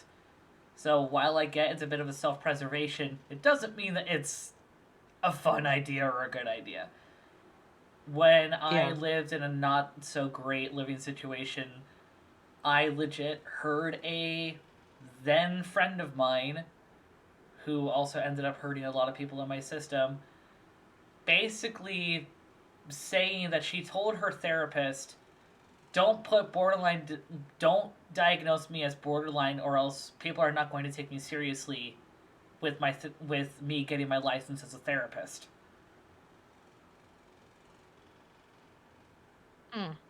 That is not great for like a lot of reasons. Mm-hmm. Oh, it's all kinds of wrong, actually. But for me, I don't like the idea that pop culture should dictate what is and isn't acceptable healthcare. And in many ways, this mental health is health care. Mm-hmm. Mental health treatments are health care treatments. But I also can kind of understand it. Um, so it's frustrating to me that people get put into that position because it, it feels like a losing proposition. Mm-hmm. Um, but anyway, sorry. Mm. You're good. I'm just having ice cream. Fair. um, Um, Mari, is do you this want to read this individual's response? Give me 1 second. Let Yeah, me. yeah. There we go. Both experience ableism, but in different ways. Visible disabilities get treated like they are less capable, and invisible disabilities offline get I think that's often. offline. Yeah, okay, that's what I was like offline. Right. Often get overlooked and thus told they are defective for not being able to do things. Yeah, I love how they talked about like the dichotomy that happens in the perception. Like visible disabilities, like folks that are deaf, blind, like have mobility issues, are often seen as like physically less capable, like not able to contribute to society, whereas folks with invisible disabilities such as neurodivergence, PTSD, uh, dissociation, depression, we do often get overlooked, and we often get told that like we're faking, we're overreacting, we're not as bad as we think we are, and our emotions and our experiences are often invalidated, despite the fact that a lot of what we deal with and what makes a lot of psychiatric disabilities so debilitating is how psychosomatic our symptoms can be. Psychosomatic, for those that don't know, is basically a term meaning when the brain interacts with what you physically, what you can sense. When your brain connects to what you can sense. So like when an autistic person, for example, can get like overstimulated, that can be a whole spectrum in and of itself. But say, for example, for um, my system specifically, when we get overstimmed, specifically in a point to where it comes from like a trauma response, like a PTSD episode, as of late, because of the root of the trauma that's been triggered as of late, Erenbor, one of our altars, pops out, and they get heavily overstimulated because already from the trauma response, they are emotionally and mentally just there's so much stimulation from there that any light and most touches, anything that can be touched or tasted or smelt, is so overwhelming. So often, Erenbor takes us to a very quiet and secluded part of the apartment to try and hide and calm down. And with how long that tends to happen, that attempt to calm can go on for hours. And on a day where we have to work and we're traumatized and Erenbor comes up, it can be incredibly overwhelming. And some days we have had to call off work in order to try and give us time to process. It can be that debilitating. It can be more debilitating than that, let me tell you. Hmm. Hmm. I'm Yeah. trying to think of because you like I was saying, I personally when I was a kid, I do remember my favorite uncle in the world. I absolutely love him to pieces. Mm. I always call him Pepito, which is Aw. his name. Yeah. He's never uncle to me. I've always called him by his nickname, and that's what he is to me because I love him so much. But Mm-hmm. even though he's a grown man and mentally he's like 5 to 7 years old, depends on the day. Mm. And I remember when I was a kid, I absolutely hated when I first learned of the word. I, I apologize for saying it. I know it's derogatory. I'm just saying that that's the word. That's Right. the If it's in the context of retard. yeah, you're good. Yeah, yeah. So that's Yeah. like in this context. I'm just saying it because that's when I first learned about it. I didn't know fully what it was. I just know it made me Mm. mad. And then when I learned what it actually was, I would get so furious. And people didn't understand why. And they're like, "Well, I'm like because I have an uncle who's." I would always say special. Like I have an uncle who's always special, and I don't like that word. It doesn't describe who he is because he's functioning. He can do things. He just Mm. can't do everything on his own like normal people, but he can still do things. Mm. And so I remember getting really mad about that. Um, but I always found it interesting too because it's like I have another cousin who has autism and something else. He has another condition, but he has autism and something else. And I remember when we went to school together, he was one of the most popular kids there. Like people treated him really well. They knew of his condition and everything, but it didn't seem to, I just found that always interesting, like the contrast, like even though they knew that they were really nice to him and everything, but I've seen it where other kids would get bullied and ridiculed just because they look or say or do things a little differently than other people. Right.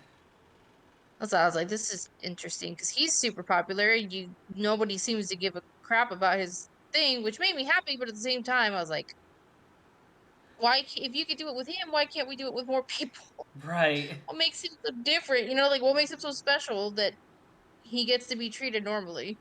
Mm.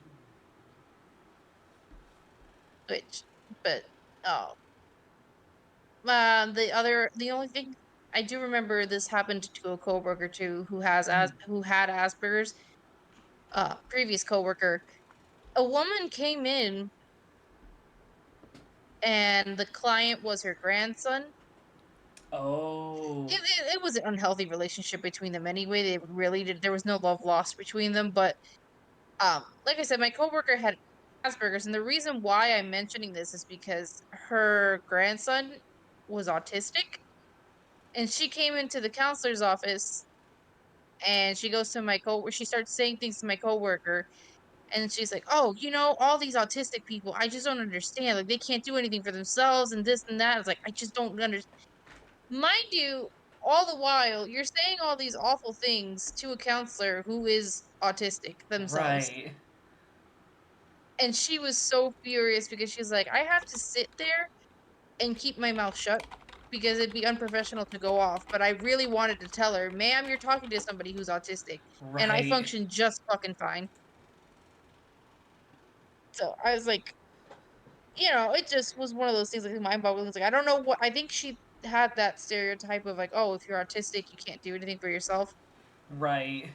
and you can't function. And I'm like, lady, you're literally talking to somebody who's perfectly capably functioning right now. And in fact, is your grandson's counselor. So, Mm-hmm. Ay, ay, ay. but We have like Hey, I, 25 minutes indeed. before I gotta get to Venus, so let's try and do oh, semi rapid sorry. fire with the next one. So we got, okay. There's an assumption that mental health and psychiatric illnesses cannot be disabilities. How do you feel about this and why? Have you witnessed this? Celine, if you want Um, to read this response. oh, mental health should definitely be a disability because there are some that can't be cured. I have witnessed this so many times. E. And then we'll also read the second one, Mari. What planet are people? Yeah, what planet are people who think that living on ID say on? Oh, no, I'm See, sorry. What planet are people who think that are living on? I'd say mental health is more disabling. I think is what I meant to say. or maybe Than debilitating. probably. I'm gonna go with debilitating. Probably, it's Yeah, more debilitating than physical health. I get where the second person is coming from, but just regarding like my own heart and morals, I don't want to say that like one form of disability is worse than the other, because we already deal with shit like that in like like some folks trying to claim that like you have like like we've dealt with this like say among folks with PTSD. Some people claiming that you can't actually have PTSD unless you have a very specific trauma in regards to war. That kind of gatekeeping and saying like, oh, this is more or less than the other does more to harm advocacy, representation, and intersectionality of disability than good, at least in my opinion. I can see where you're going with that road, and I would say the other thing it leads into is oppression Olympics. Oh, well, you're dealing with something that's even harder than what I'm dealing with, so my opinion is invalid, or vice versa, really. Yeah. And that's not where you're trying to go with this at Mm. all. Um, and I think from my perspective, one of the big pieces that gets missed is that if you are dealing with something that is on the mental health end of things, it's going to be something that, uh, in many cases, people will just like, "Oh, you're lazy."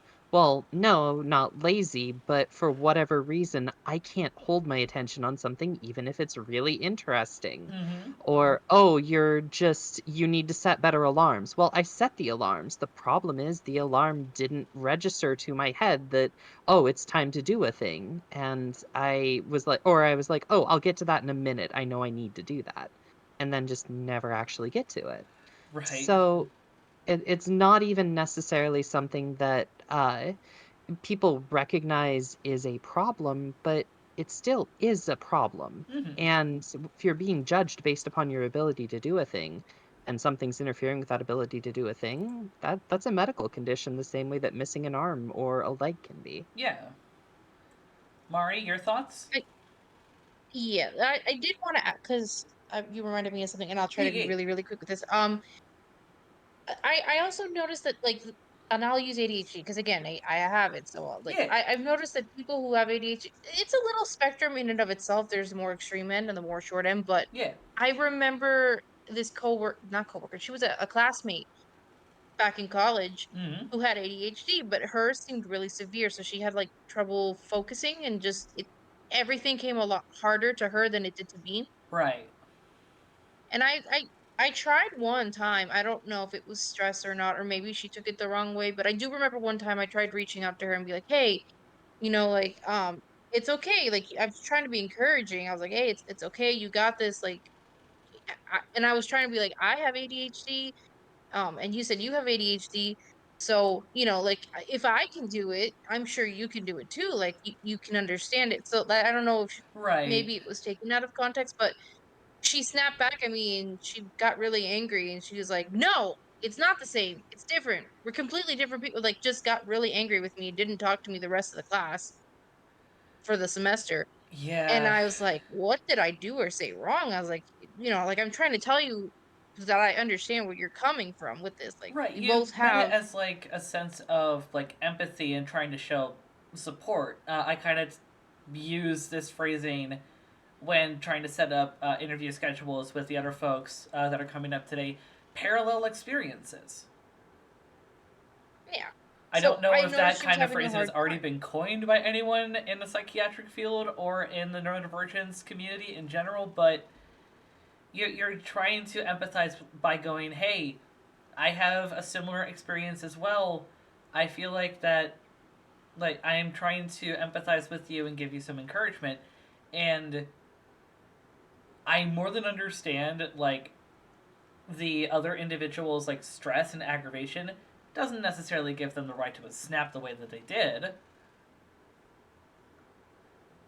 Yeah, because that's part of the reason. Like I've noticed that some people, even though they have similar conditions, depending on the severity, they seem to. I feel like sometimes it's people who have similar experiences you tend to turn on you the most.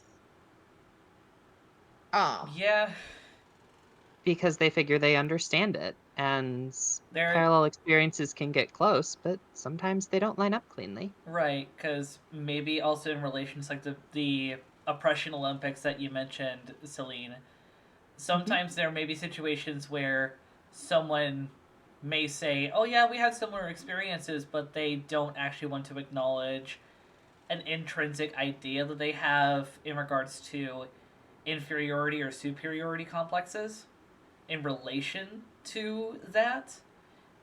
And the lack of acknowledgement of those, just throwing those on the wall, seeing what sticks, as like some examples here, not acknowledging those complexes can lead to a lot of miscommunication, discommunication, and a lot of conflict within friend groups that leads to stigmatization within a friend group and can lead to solidifying, enabling, and almost validating stigmas. Yeah. And I think that's probably it because I think she just, I'm thinking from her, and she probably felt embarrassed at the fact because she was older than me and stuff. So I think it's just she felt embarrassed that here's this other person saying they have the same thing. I'm not struggling, or she's not struggling, but I am. So what's the Right. difference? Is I think is where she was coming from. Yeah. All right, let's do the next one. Question 4. There's a misconception projected by society and abled people that to be disabled is to suffer. What do you think of this? Have you witnessed this?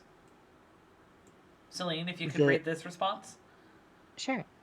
The people who think that the only way of being disabled means missing limb or being paralyzed or something, but I have yet to witness it where I'm at. Then again, I don't go out much. And here's a response for the second anonymous person, Mari. Yep. Disabled people are not miserable 24/7. We live our lives just like everyone else in different ways. I like where both of these are coming from, especially the first one. The people who think that way only think of being disabled means missing limbs or being paralyzed or something. That's an interesting note because I do agree that a lot of people tend to have a misconception that to be disabled is to only be physically disabled. It goes back to the idea and the perception that invisible disabilities, psychiatric disabilities, neurodivergent are not seen as valid disabilities by a lot of abled people. And I guess for me, as I'm listening to this, it kind of reminds me of sociology, actually. So bearing in mind, I have had only a very cursory introduction to sociology. Mm-hmm. One of the things that they covered in my course was different roles that people take within society. And one of these roles is what would be called the invalid role, somebody who is sick or is dealing with something that makes them physically unable to attend to what would otherwise be expected of them in society. Mm.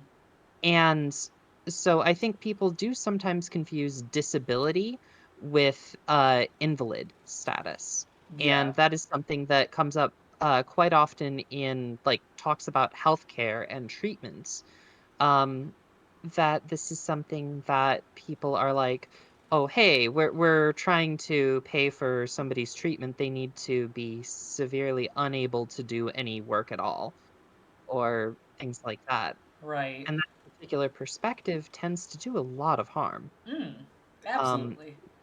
so it's something that I think we sometimes internalize after seeing people talk about it in a different context. But again, probably I don't know if this is necessarily helpful insight or if this is just me being, you know, ally confusion mode. All right. Ah. Do we want to go 6 and then 5? Because 5 is more of a question about like figuring out how to like better raise awareness and advocacy and whatnot. I think that could be good because that's a bit of a net positive for like the end. Do we want to go to 6 and then back?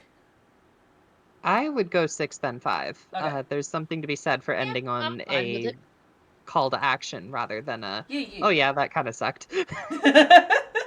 All right. So The next question is: there is a misconception that physically disabled people must be coddled, that able people must treat physically disabled people, uh, like all across the board, the same level of fragility. What are your thoughts on this, and have you experienced this?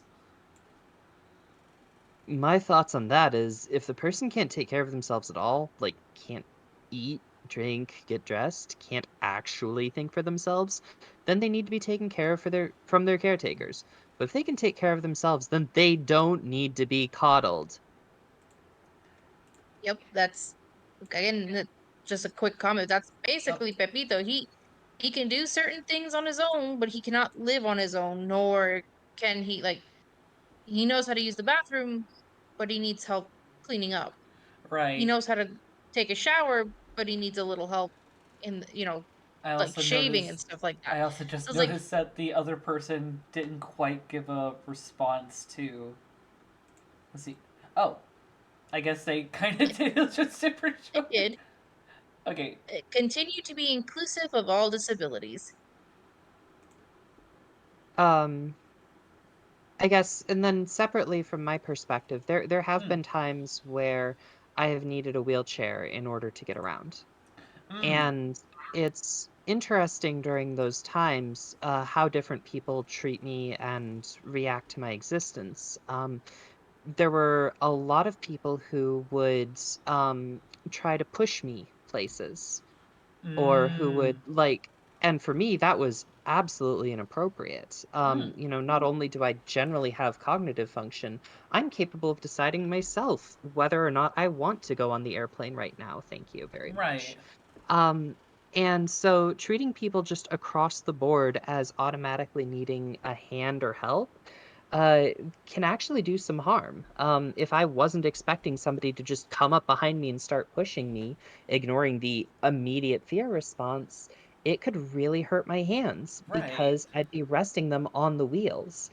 Um, and so I think, yeah, there is definitely a need for people to understand in kind of these gradated fashions and to really talk to the person, treat the person of, hey, do you need help with this? In the same way that you don't just pick a short person up and set them on the counter and say, there you go, now you can get the glass.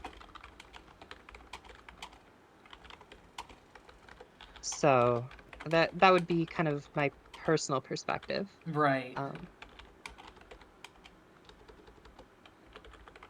Yeah, for me, I gotta say that I definitely want to add on to like what you're saying, Celine, because it's like it reminds me of like how, like for example, recently when Mr. Beast made some videos of like, oh, I helped this amount of, uh, this amount of deaf people be able to hear again, ooh, and I helped this amount of blind people be able to see again, ooh. It comes off very performative, like a isn't there something like a good Samaritan complex? Is that like a term for something of like Yeah, something it's like like, someone doesn't oh, do something out of actually the goodness of their heart, but more for like a 5 minutes of fame? And it also kind of yeah, reminds me a bit of honestly colonialism, missionaries going to other countries, especially manifest destiny, which I feel is kind of the roots of a lot of missionary practices of quote unquote spreading the best word to quote unquote civilize and help those that are downtrodden and are worse off compared to the white man. There's a lot of ableism that very much correlates with a lot of xenophobia and racism. what I'm yep. hearing you So, describe is condescension. Okay. I was gonna say I had a little story. It's a quick one, I promise. Yeah, It does relate to this. I yeah, just yeah. didn't know which word. But like, um, on the topic of like autism, and which is can be a disability, like depending, the severity is different. But uh, there is a child right now in our program. The mother for a long time didn't really want to acknowledge the fact that there could be something wrong with your child, but even like every single one of us is looking at her and we're like, yeah, she is either ADHD or she's autistic, but she obviously has something. So we're trying to convince the mom to get a diagnosis for her, and she for the longest time didn't want to do it because she had twin girls, and she's like, well, if one twin has it, the other one doesn't. And we're like, no, just go get a diagnosis for her, because not getting her one isn't going to do her any good, because if she has something and she genuinely needs help with it, having that diagnosis is the only way to get her the help she needs. And um she finally did it, but the problem is that now it's on that coddling spectrum. It's like she's like, "Oh, well, my child, my baby, she's such a poor baby. She has autism. She doesn't know any better." She kind of is coddling her a lot and treating her like a child, like a baby, even though the girl is like almost 12 years old at this point, Right. and letting her get away with it. But at the same in the same spectrum, like switching it around, like I have tried to get my supervisor to understand that this child has autism. So Mm. if she just randomly comes in with headphones on, she needs them.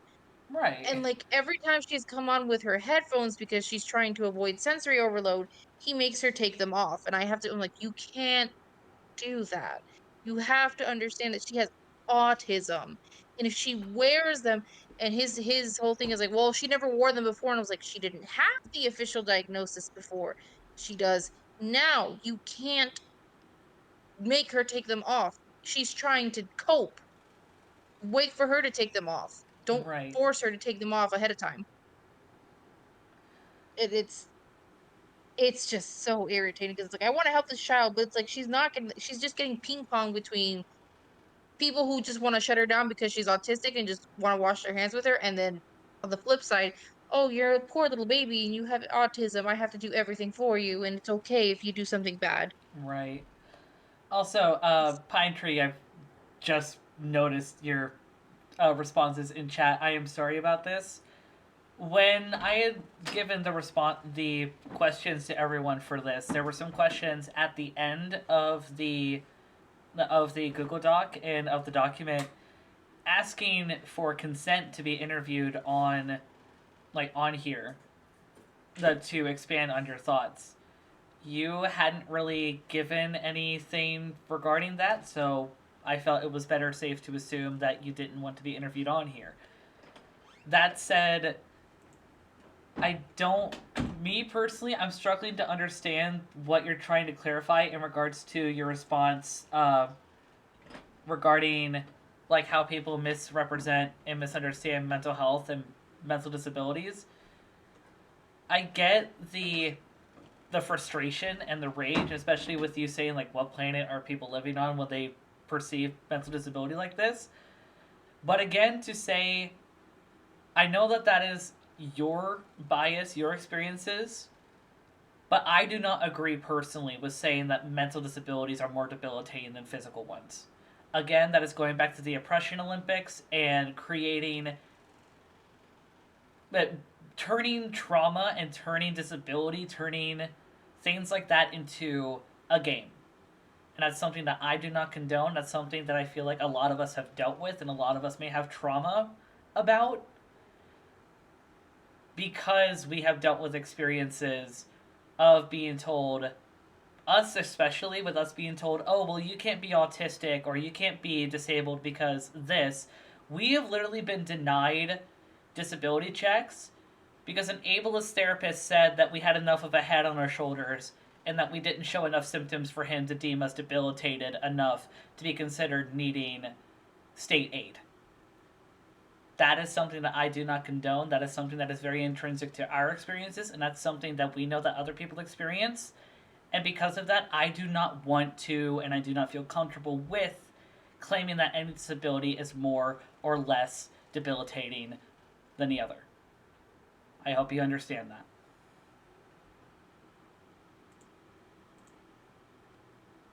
That said, let's get to the final question before we get Venus on here, which I will remind Mari and Celine that Venus had requested that she be interviewed solo, so I will be doing a private call with her. when we do Not a this. No problem. worries. Would you like us to drop off so you can have the space, or would you prefer to go into a different call room? I'm actually going to double check with her right now if she would prefer that we just have like a private call or if she is okay with hopping to the Discord. She Okay. should also be in chat, actually. Just let me I've know how seen I can her. best support you. Yeah, I've seen her responding, so I think she's lurking. Okay, now for the final question.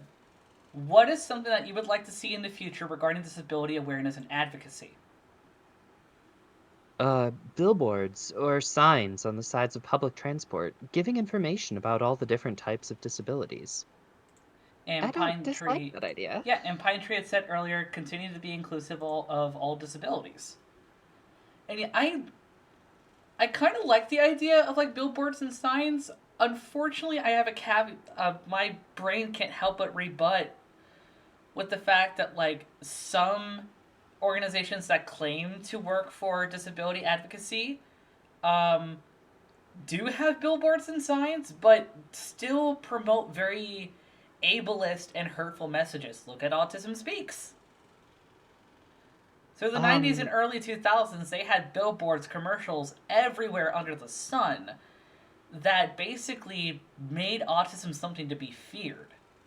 And let's not ooh. forget that in 1998, there was a quack doctor that was going around saying that the MMR vaccine was causing autism. Yeah. Okay, that explains that. Yeah, no, I did not know what the Autism Speaks was. Yeah, no, Autism So, Speaks is an organization. They have been the ones that have kind of created the idea of like the puzzle piece to represent autism, or the blue, or a lot of associations with the color blue for autism, despite the fact that they have no autistic people on their staff.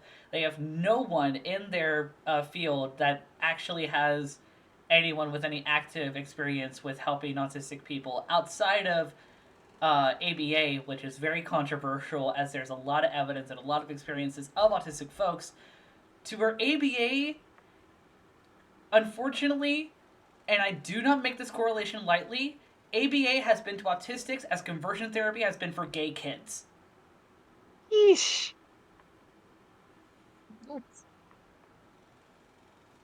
So yeah, let's not reduce very complex, very difficult topics into sound bites. Yeah. Um, and I think that same kind of thing, yikes, I don't want to like underplay how strong of a statement that is.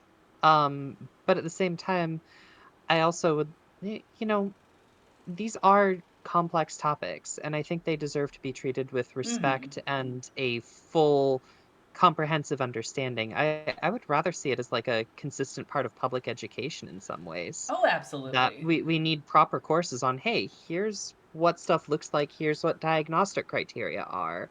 Um, but getting something like that treated properly sets kind of a high bar for educators, and I Right. don't know how many educators would agree with me. One thing Anyway. that I think would be nice is also not only teaching people clinical experiences or clinical diagnoses or symptoms, especially not just teaching those in the medical fields, psychiatric symptoms or anything like that. Also, give them research on active experiences of actual people with these disabilities.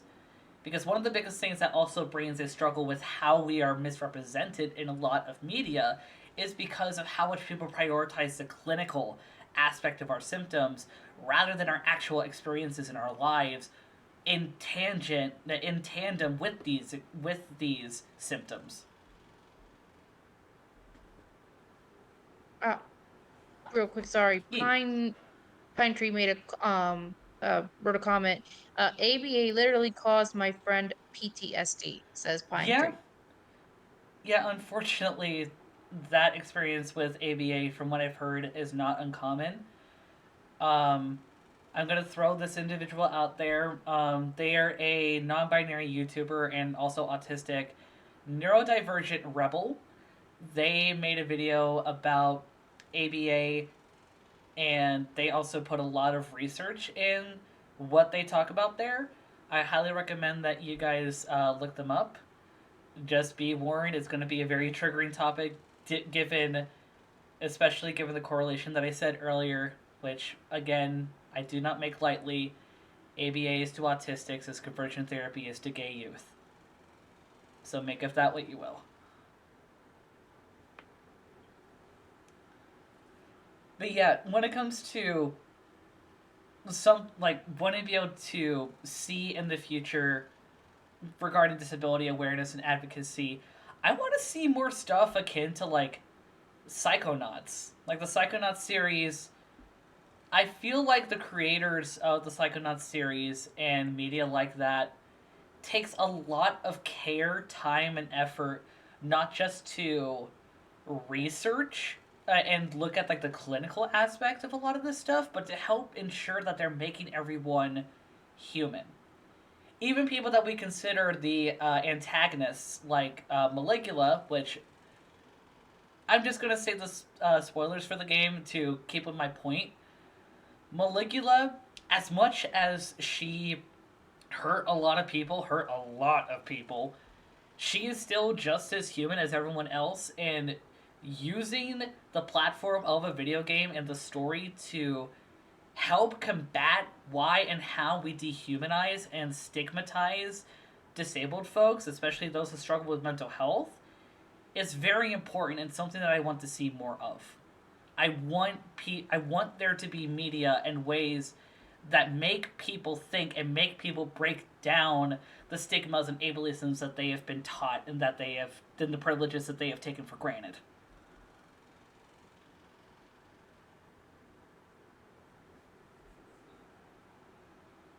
It went silent. I mean, Oh, do you want an amen there? I mean, I I just don't don't know know. if it's like, oh, like it's pretty good. Would you say that's okay? Mind I get it. perhaps taking a 10-minute break? Hmm? Mind about taking 10 You have minutes? 1,001 nods from Venus. um. yeah, I I, mean, so is this time to bring Venus in, maybe take a few minutes to get everything set up? Yeah, I'm actually. I've just been asked by the nuclear clan because they just got home. They're wanting to have us have a 10-minute break to like debrief, decompress before we switch over to Venus. Sure. Um, while you take And that then 10-minute break, would you like me to like read out some of the other responses, Sure, or is there sure. anything else I can do to be helpful during that time? So, Um, I mean, if you want to be on stream and like reading some folks' responses, giving your experiences while I am AFK, if you want to do that, feel free. okay, cool. Yeah. oh, Zelda has redeemed a care Oh, package for everyone. thank you, Oh, thank you, Zelda. Zelda. You wonderful person, Full adorable care bean, and package. Get your stretchies absolute in. cutie. All right. Be Bitch, I'm nice. ahead of you, Zelda. I got my snacky. All right, everyone, be nice to Celine and Mari. Thank you. Rode, did you want to put the responses and questions up so I can go through Oh, them? yes. I'm gonna have to fix that up after I mute, and I will also turn off my VTuber model just so that people don't get confused. All right, Sure. No Sounds worries. good. y'all try not to have too Alrighty. much fun without me. I will be back in about 10. Oh, Rode, you know Don't take me. care of I'm yourself. gonna have fun with everybody that I can. Don't hurt your voices. All right. And so some of the other responses to the question, what is something that you'd like to see in the future regarding disability awareness and advocacy?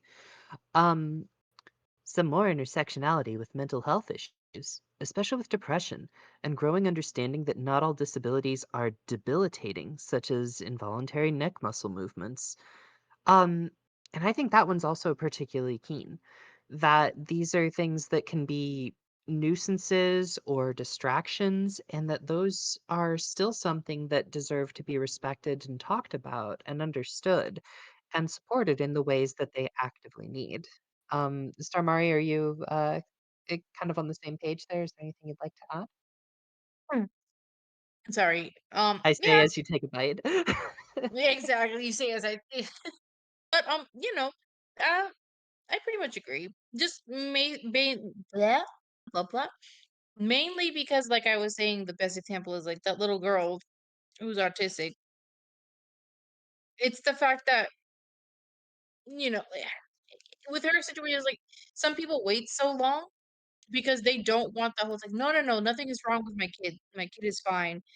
Everything is okay. Everything is okay. And it's like it's harmful when people say that because when that child grows up, they're gonna remember, oh, well, my disability or my diagnosis, my whatever, is obviously something shameful and should be hidden because why else would my parents wait so long or say these things? Like they pick up on a lot of the social cues around them. And I think that leads to part of the problem is like if they see that so many people are ashamed and they hide it, it's harder for them to accept themselves. It's also harder for them to get help that they may need potentially. And then it ends up leading to more of, oh, well, no, like you just need more help because I needed more help, you need more help. It's like that whole weird thing. So yeah, definitely having more advocacy, definitely making it more aware and just trying to be a little more open-minded and accepting of it. Oh, that'll just do so many wonders for so many people in this world. Sure. Well, and If that makes more also sense. yeah, and also not treating it as so definitely it reduces the stigma around things if we don't treat it as only people who are basically incapable of processing or handling things would be counted as it, I have honestly a little bit of trouble with the word disability in that regard because it's really more just a different set of processing techniques for some folks, but it gets lumped in with disability because there's spectra that get involved or because there are intersectionalities. You've mentioned both ADD or ADHD and autism. And even ADHD itself, from what I've read, comes in a couple of varieties. That there's the inattentive variety as well as uh, the more hyperactive type, Yep. where Which is physical movements. And that's not to say that one or the other is like better or worse. It's just a different set of changes that need to be made in order for a person to process things properly. oh yeah, because Um, and they this is why it bothered me when they eliminated the ADD because now ADHD is just ADHD. Before it had the two different categories. It had the the ADHD, inattentive and yeah, yeah. They had the ADHD, which was that one was the hyperactivity one, and then there was just the ADD, which was the which is now uh, considered ADHD inattentive. Yeah. yeah. And I was like, I get where you guys are coming from. However, lumping them both in makes it harder for people because now if you just say, oh, it's ADHD. Well, some people don't have that education to know that there's the hyperactive and the inattentive type. If you just call it ADHD, then it's like, okay, but which one? It makes it harder to treat because, for example, with me, because I had ADHD, I'm the hyperactive one. Uh, it's literally just a chemical imbalance in my brain that honestly caffeine helps with a lot. So, like for me, I always tell people if you just give me coffee, for example, for most people, it hypes them up and keeps them going and energizes them through the day. It has the opposite effect on me because it has the caffeine in it, so it's basically almost the same as taking an Adderall for me personally. I don't know if anyone else has this experience, it's just me. But with me, drinking coffee was the same as like taking an Adderall because it had the caffeine in it. So it helped mellow me out and focus me more throughout the day without the secondary effect of crashing. But Which, again, there were people who, oh, sorry. no, no, I didn't mean to interrupt you. And Yeah, that's I was a gonna bit say of a bad I habit. know there's people who didn't understand that. So, uh, again, going back to the kids part, kids learn from the environment around them. So it's like growing up when I got bullied, a lot of people would say, "Oh, don't give her sugar, don't give her caffeine. She can't handle it. She'll be like super crazy." And I'm like, I would speak up a couple times and be like, "No, it's the opposite. You want to give me those things because it helps to calm me down." And they would just give me this shocked face, like, "Really?" It's like, "Yes, it calms me down. If you are really that upset about how I'm acting, give me some caffeine, give me some sugar in small dosages. It'll mellow me the fuck out.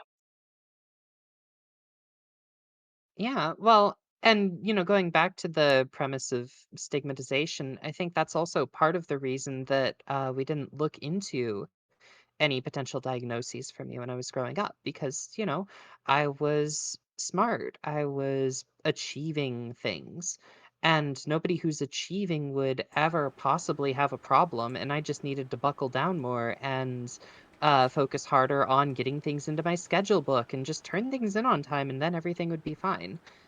And it was always a weird thing to try and communicate that, maybe the scheduling thing isn't so much a thing I'm deliberately ignoring as it is something that there's actually something getting in the way there.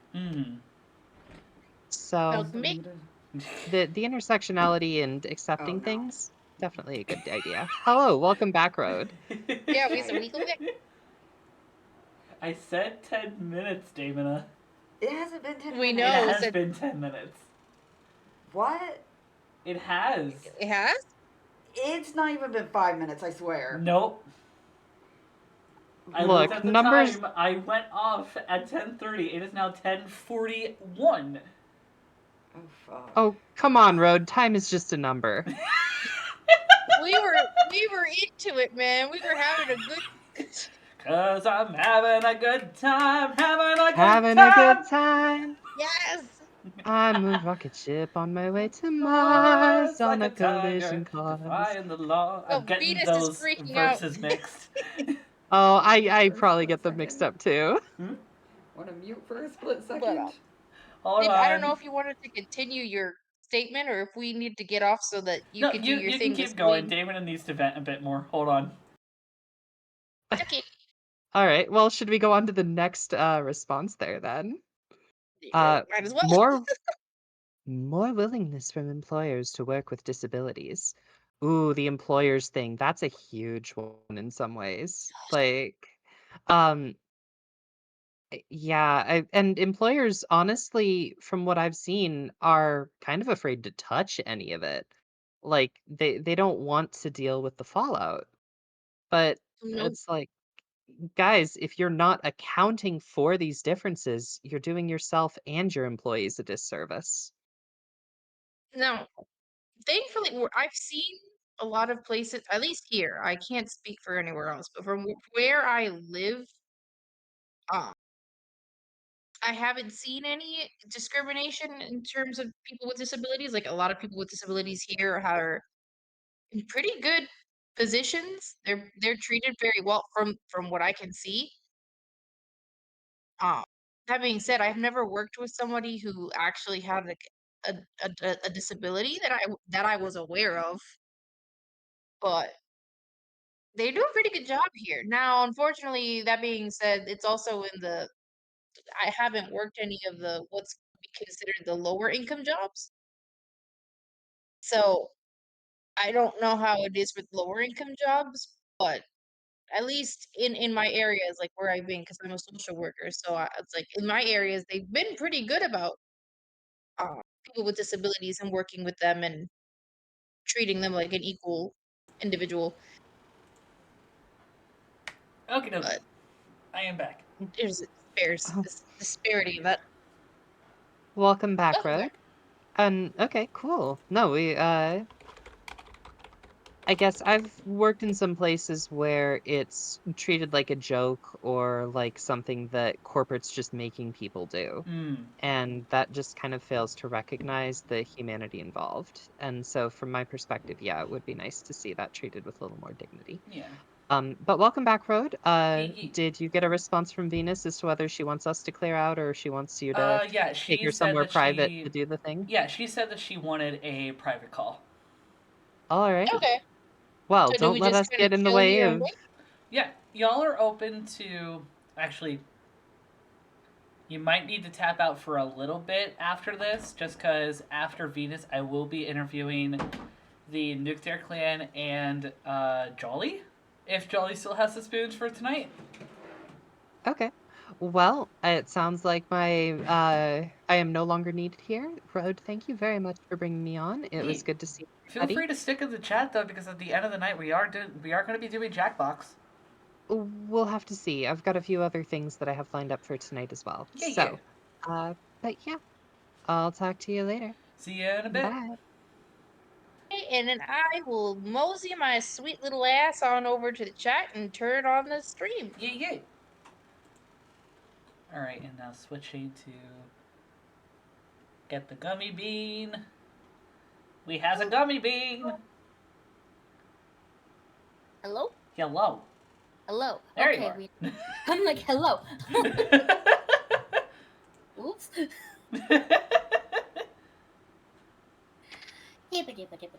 Sorry, brain go burr. Also, brain go massive burr. Hi, Celine. But yeah, and I do apologize. Like, I mean, if this does seem a little bit tedious, like, I actually get really self-conscious. It's like if doing it by myself. It's just because, lots of voices, lots of people. I feed off energy. Yeah. Like I get really distracted really easily. I completely get you.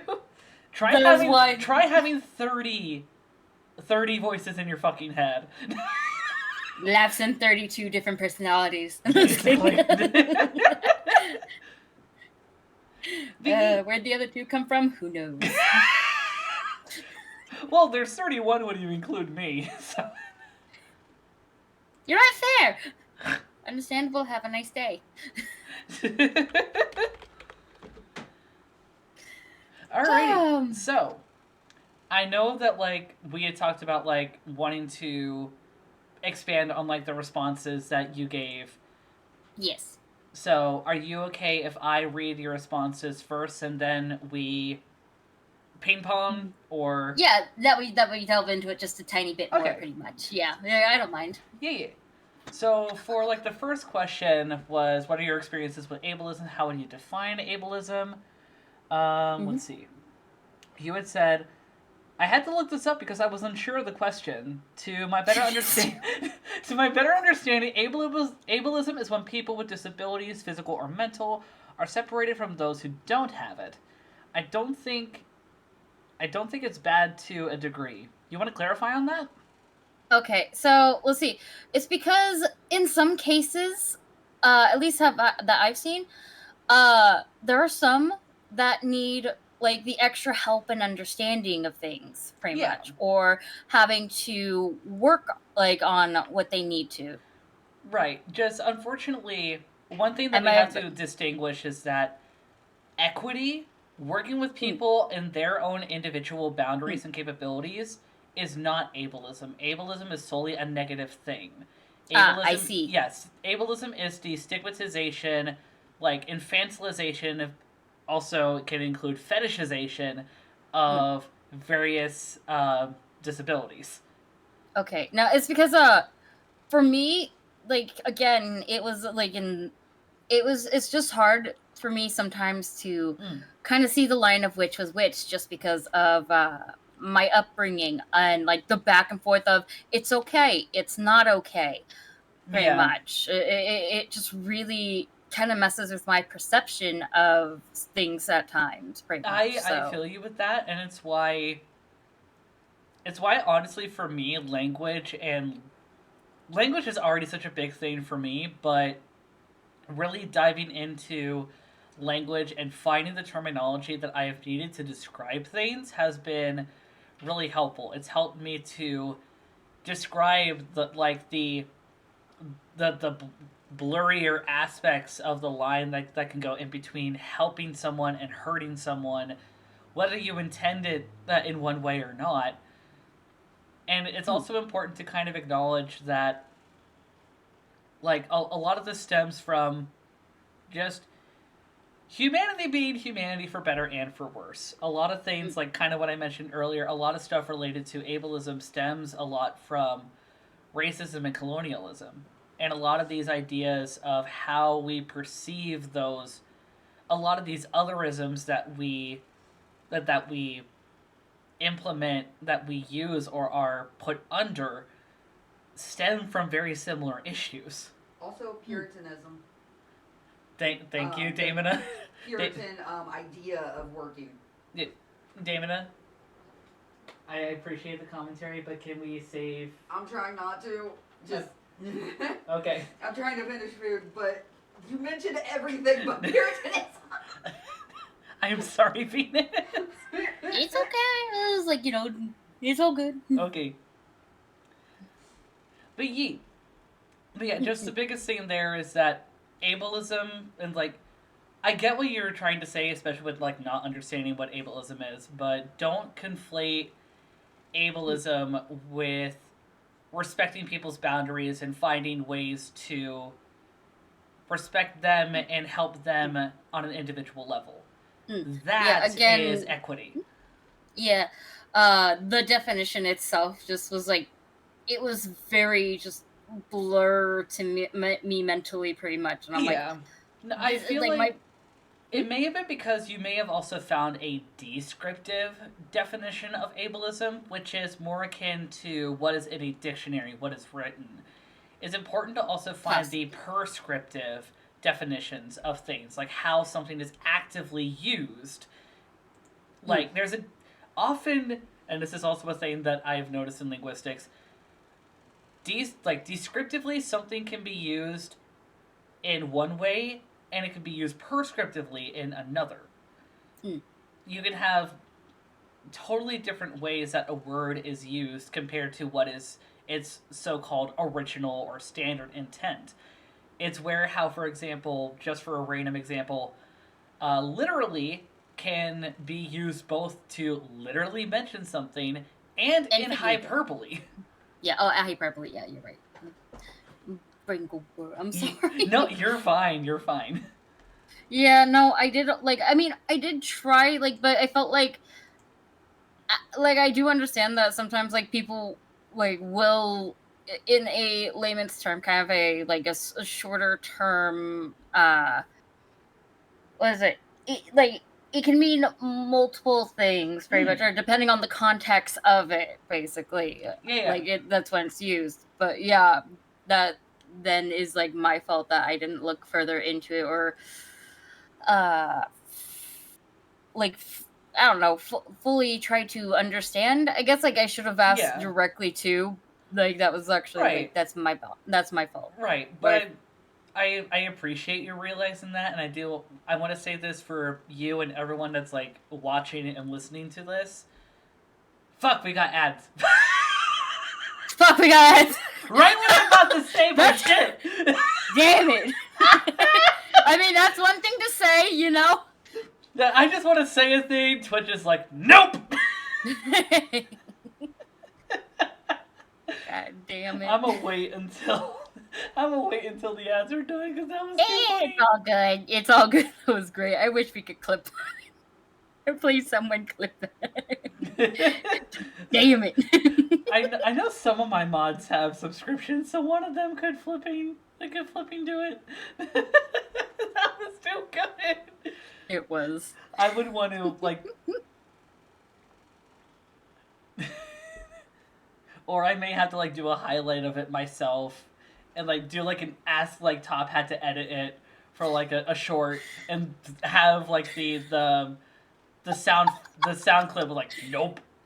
Celine just saying, fuck, we got ads. And the advertisement then whips out a choir and epic pipe organ. Why did that just make me think of, like, the beginning organ of Phantom of the Opera? Oh, I fucking gotcha. Yeah, gotcha. Oh, I'm glad that I'm able to tangent right now.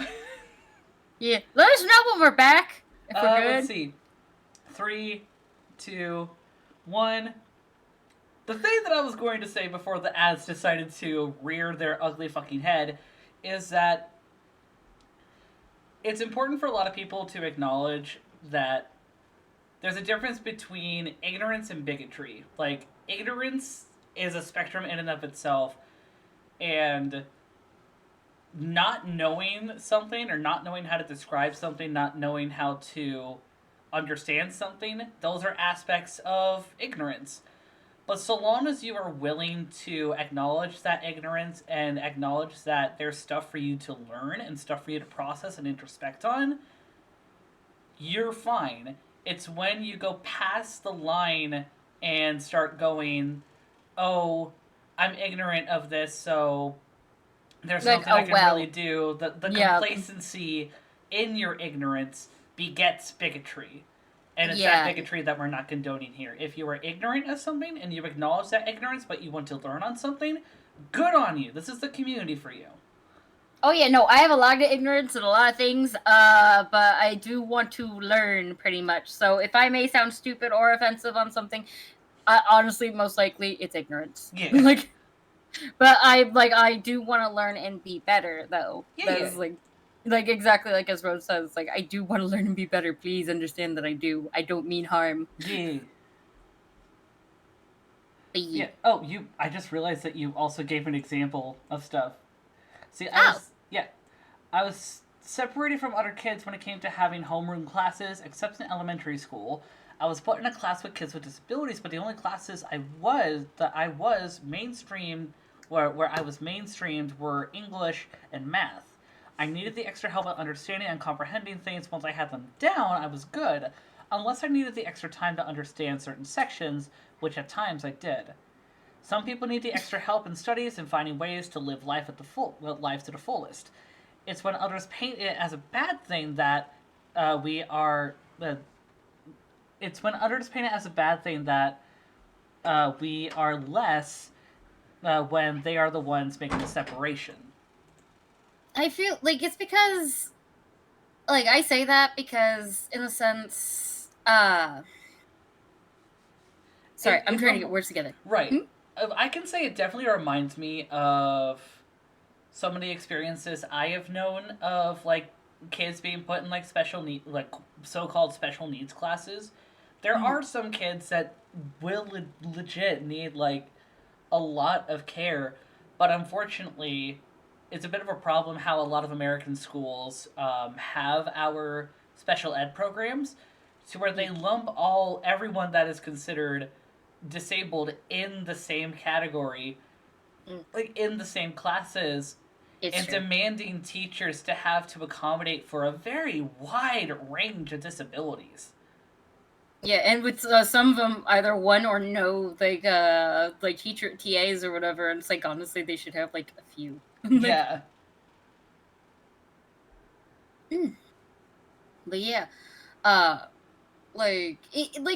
you know, being in those classes and stuff, like, I see the difference, or at least I was able to see the difference between being, like, in my special ed classes, pretty much, where, like, a lot of the time, that's kind of where I did, like, my homework and stuff. I kind of had to understand some things. It was basically similar to that of, like, a homeroom class, pretty much. Even in elementary more like a study school. hall.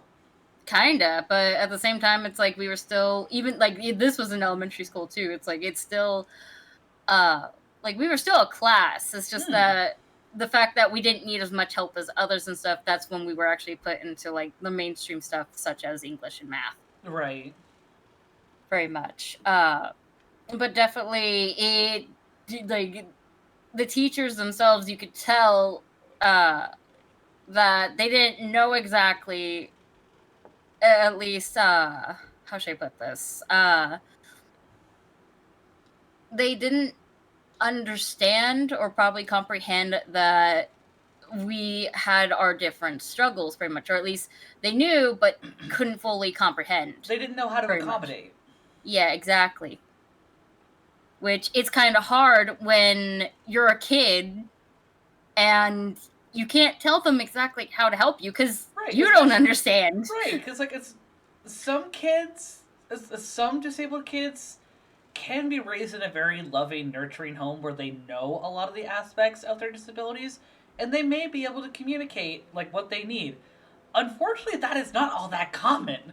A lot of us are isolated from the words that we need to describe our difficulties, either accidentally or purposefully.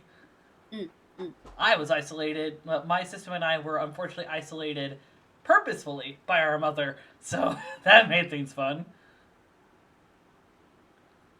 Yeah, for me, pretty much what it was, and I did just turn on my fan, so if you hear it in the background, let's see, pretty much it was my mother, pretty much she was a single mom, like, pretty much, yeah, didn't grow up with dad, was it taking care of a few kids, let's just say the background is not exactly the most pleasing to know, and she herself was going through a bunch of stuff that kind of messed with her mentally as well. Right. So it actually took till I got to the 3rd grade, pretty much, like, to understand that, like, I needed special accommodations. Yeah. Pretty much. Yeah, now there was a time where it's like, I knew math, I knew it for a moment, but I couldn't comprehend or understand it the next day. It's like, why is it like this? Right. why is it like this? And not trying to throw shade at my own mother and stuff, even though, like, she's legit my only parent in a sense. Right. But she didn't know how to handle it. She didn't exactly handle it the best way. I remember this. She threw lemonade at me. Oh, shit. Joke's on her. She actually destroyed her radio. But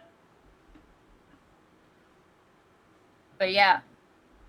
But yeah, I just couldn't comprehend numbers, and my processing was horrible. Like, you know how they say that your brain absorbs information like a sponge? Yeah. Mine absorbs like a rock sometimes. Oh no! Smooth brain. Yeah. Yeah, very gullible growing up as a kid too. Couldn't comprehend if someone was joking with me or not. Every now and then, it's kind of the same situation, but it really depends. It really depends. Like, on how well I know that person too, and how obvious they make it. It's like I had to actually learn and adapt to social cues, which was not easy. Still not. No, I definitely feel you with that, and honestly, a lot of what you're talking about, like struggling to like understand like people's way of comedy unless you like really know them, you really having to put in the effort to understand the cues coming from other people. That's something that my system and I have had to deal with, and that seems to be a bit of a common symptom that a lot of autistics have to deal with, because a lot of people misunderstand that autistics struggle with social cues. We can, but saying that, oh, it's just a social cue issue is just a blanket idea that's not really addressing the problem. A lot of how abled society talks about things, gives jokes about things, is very nuanced. A lot of autistics that we know personally struggle with, like, say, subtext. And as much as, like, I love linguistics, subtext is still something that I really had to hone in and learn. I love it, and I love the fact that I really learned on it, but that still took a lot more effort for me than I think a lot of able people realize. Yeah, I get that. But yeah, no, and I know what you're trying to say. Dyslexia, pretty much, is what you're trying to say. It's a Spanish word for it, but if I remember correctly, that they're saying. I don't know if struggling with subtext is dyslexia, because dyslexia more commonly struggles with like writing and understanding like fonts and like what's written or typed. Oh, I had that too, very much, like, in a sense, like when I would write, I couldn't write in a straight line, and also like, let's say if I'm writing the word take, there's your big T, cool. I write the small A the same size as the big T. Yeah, like it was a struggle, and it's like I had to go through occupational therapy to actually overcome that a lot, and a lot of hand-eye coordination stuff. Like, actually, real quick, pretty much, I was playing Bread and Fred with my friend Neon on stream one day, and there's a time where you actually have to like kind of press the keys at the right moment to get a momentum of a full swing, like swinging around. It was showing that I struggle with that so hard. Unless it's a joystick, I don't like struggle with it, but if it's keys, I very much struggle. Oh, Treeblood said dyscalculia. Oh, dyscalculia, my bad. Yeah, dyscalculia is more about like struggling with like numbers. It can also be in relation to like struggling with like your cardinal directions or like struggling with. Although I would also feel like struggling with like your cardinal directions, understanding your left from your right, Yeah, mobility issues, like that could be dyscalculia. It could also be dyspraxia. Yeah, honestly, they just put it underneath ADHD or ADD pretty much at the time. Yeah. But in yeah. fact, the most recent iterations of the international certifications of diseases and the DSM now list ADHD as a spectrum, including the symptoms of what used to be called ADD. ADHD now has 2 subcategories: inattentive and hyperactive. And I do apologize then for reading that. Like, Yeah, yeah. oops, muddy. But yeah. The second question though. Yeah. What are some parallels in experiences between visible disabilities and invisible disabilities, mental health, and neurodivergence? Let's see, what you wrote here is... I wrote a long responses. I do apologize. Oh, I love it. No. The Nuxier clan went absolutely ham as well. You're fine. Fair. So you said, okay, how I see the difference in disabilities is how we're going to look at this based on an objective of peeling an orange and consume. So with physical disabilities, you can sometimes not be able to peel the orange alone because you only have one working hand or no hands, or there could be a deformity that stops them from being able to peel normally or maybe grasp a peeler normally. So you may have someone do it for you. Or it may take you a longer amount of time. Yeah.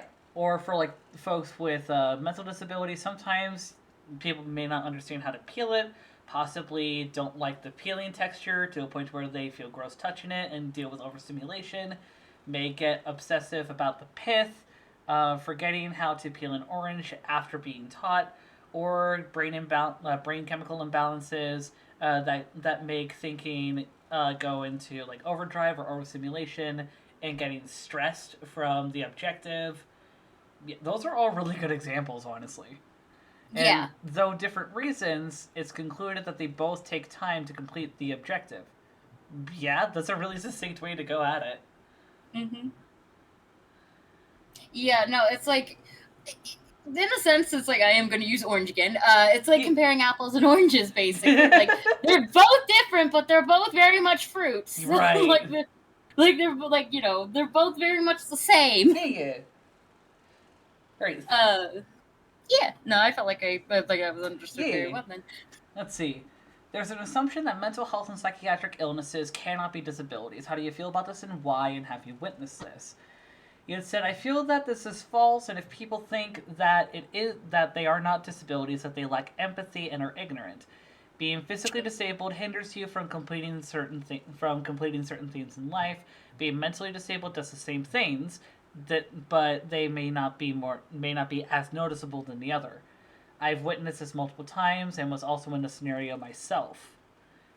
Do you feel comfortable talking a little bit more about this, unpacking it, or would that be too tricky? I don't mind. Okay. It happens a lot, pretty much. It happened a lot, at least within my family. I grew up in a family of 5 kids, basically. Damn. Yeah. My mom kind of got around. I'm not going to go any further than that. Let's see. But I love her to death. I do love her a lot. Like, she, like, in a sense, I thank her for making me more empathetic. But, let's see. So, I'm not the only one in my family that has a disability. My older brother has dyslexia. Dang. Yeah.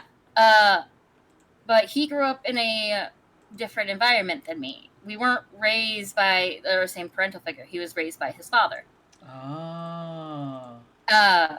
His father, kind of made them grow up in a much harsher environment. And, even, recently, a couple years back, he actually realized that, too. He told me,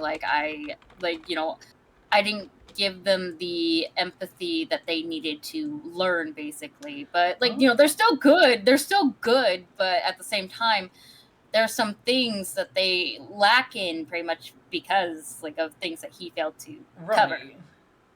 I'm not sure if my mother would have covered it too. But no shade again, but like I'm not sure honestly because there's some things I'm still trying to figure out how she ticks, like because of some things that happened. But I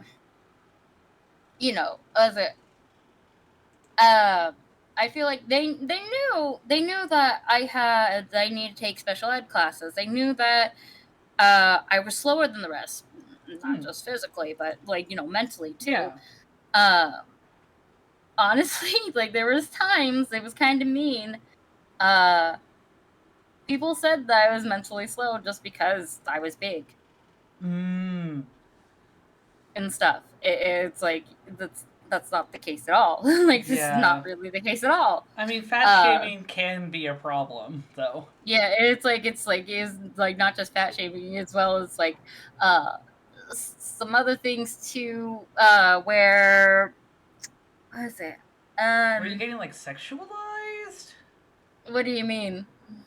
For example, when it comes to like our body before we were able to transition, and also before I became part of the system, when the body had first started dealing with like all of the body changes and everything, because of the exact changes regarding like the hips and the chest and everything, we weren't necessarily big, but because of how things were growing, we were getting sexualized pretty often.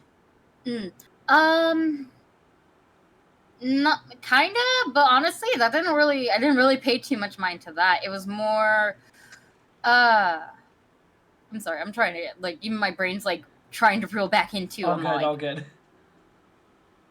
So, I pretty much have been. Let's see. So, people like couldn't understand that. Like at least they knew that I had a mental disability, but they just couldn't comprehend on how it affected me, basically. And yeah, there were times I lashed out because I was either really embarrassed or there was something that like kind of was a big pet peeve to me and stuff, and they didn't like, they just took it as me, just be like kind of being a bitch, right? And it's like, believe it or not, that was the case, like, especially like when I was younger, and it's like that's not the case at all, and it's like there's something that really bugs me, and even going to big events and stuff sometimes, I shut down mentally because there is a lot going on around me. It's an overstimulation pretty much, and I got those quite a bit, especially when I was younger. So that is a fucking mood. Yeah, they didn't understand that. They just said that I was being a baby. That like I need to get over it. And even my older brother, my oldest brother, who has dyslexia, he's like, I have dyslexia and I overcame it. And believe it or not, he's really fucking smart. He is actually in the army, and he actually scored in the intelligence in top 3%. Dang. Yeah. He's really fucking smart. And by the way, he never graduated high school. Or middle school, actually, I think, too. Dang. Yeah. He's a smart guy. But, again, he lacks in a lot of other departments. And it's like, he was always like, I was able to, like, I'm able to overcome my own things. Why can't you? Right. And we were kind of talking about that a little bit when Mari talked about a miscommunication that she had with another person with ADHD when she was younger. Like, when she was trying to give, like, words of encouragement, but it came out like that kind of scenario of, like, I have this, I've been overcoming it, so why can't you? Yeah. And it's like, the thing is, it's like, yeah, you and I have a disability, but guess what? They're very different at the same time. They may be the same, but they also are different. They like, to the person, they are very different. They like one person can handle it better than the other. Oh yeah.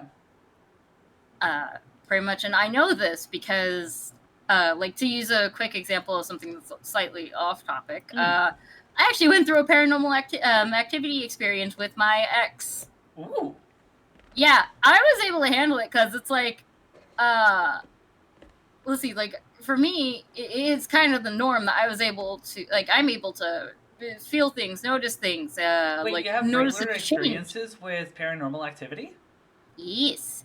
Like there was actually there was like a lot of bad juju spirits pretty much in the place, and we felt it every time. Like every time we walked out of the house, we were fine.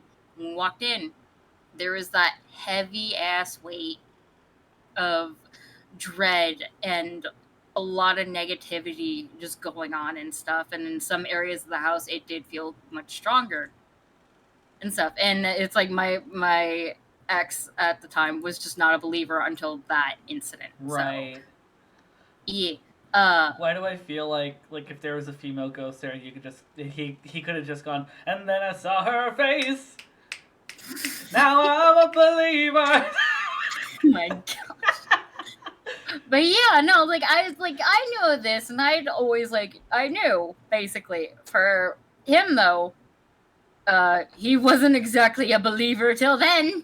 And then it's like it kind of took a mental toll on him actually. And he actually questioned about his belief and stuff and some other things. It really changed him, and it really did. All right, we got like 14 15 minutes left before. Yeah, I got you. Okay, so let's do a semi-rapid fire. We're gonna go to the next question, and we're going to leave the question about like what you want to see in the future for last. So next question is: there's a misconception projected by society and abled people that to be disabled is to suffer. What do you think of this? Have you witnessed this? You had said it has its challenges and it's as hard and it can be hard at times. I feel that the real suffering is when people intentionally hold us back, beat us down for it, and don't give the time that we need for most things. I seriously get you with that. Yeah, no, it's like we in a sense how we process and do things is just like it's different than the norm, and if you want our answer and stuff, if you want that solution, it's like you need if you want us to be able to accomplish things and stuff, you need to let us sometimes take our own time pretty much to be able to do that. And if you're telling us come on, do it now, something of that sort, like the that's pressure. not helping. Yeah, that is not helping.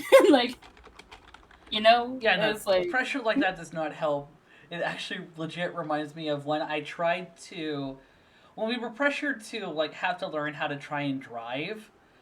There was a lot of pressure, and it felt like that constant get it done, do it now, because there was also a pressure of because we have a lot of anxiety when it comes to driving, the fact that we have to focus on so many mirrors, the fact that the car is so big, the fact that there's a literal area of your vision blocked by a beam that's holding the windows and the top of the car, and also just other trauma from accidents that we've been in the past. So there's a lot of trauma and PTSD involved. The pressure that we dealt with from those being around us, especially with the context of needing other people to drive us to work at that time, it made it come off get it done now so you won't be a burden to us. Exactly. And I still feel like that every now and then too. I'm all oh God. Because I've had that so much in my life, it actually has hindered me on quite a few things, even currently. It's it's taking time to get over those hurdles, but it's it takes time. Sometimes it just doesn't even happen. Yeah, but I'm still hopeful. I still think I could, but yeah. The next one that you answered, there's a misconception that physically disabled people must be coddled, that able people must treat physically disabled people the same level of fragility. What are your thoughts on this, and have you experienced this? You said, I don't think coddled is the correct thing. But I believe giving extra time and care with mental disabilities is a must. It makes the effort to learn how they can overcome their current struggle one step at a time. For physically disabled people, if possible, they should be helped with learning how to overcome what stops them from being able to do physical objectives. Now, I do want to give you a counter question for that. Yeah. What would you then say for like someone that may be unable to do a lot of physical stuff? What if they are struggling with? What if they're dealing with like muscular atrophy or other symptoms of like say ALS and other degenerative disorders? What if someone is wheelchair bound? What if someone is bed bound? What if someone uses like a motorized wheelchair because they're paralyzed from a very large extent of their body? Yeah, that. Let's see. I did realize that when I didn't answer that very much. Like I thought of those things as well. Like honestly, I feel like at that point we just, we do what we can. Like yes, to help them feel comfortable and stuff. And it's like, not like, because I feel that people with those pretty much are very much treated less. It's not something they chose pretty much. And Yeah. we should let them know that we understand this isn't something you chose. We want to do what we can for you, Like, that's, like, honestly, that's the only way I feel like I could really answer that, to my understanding at the moment.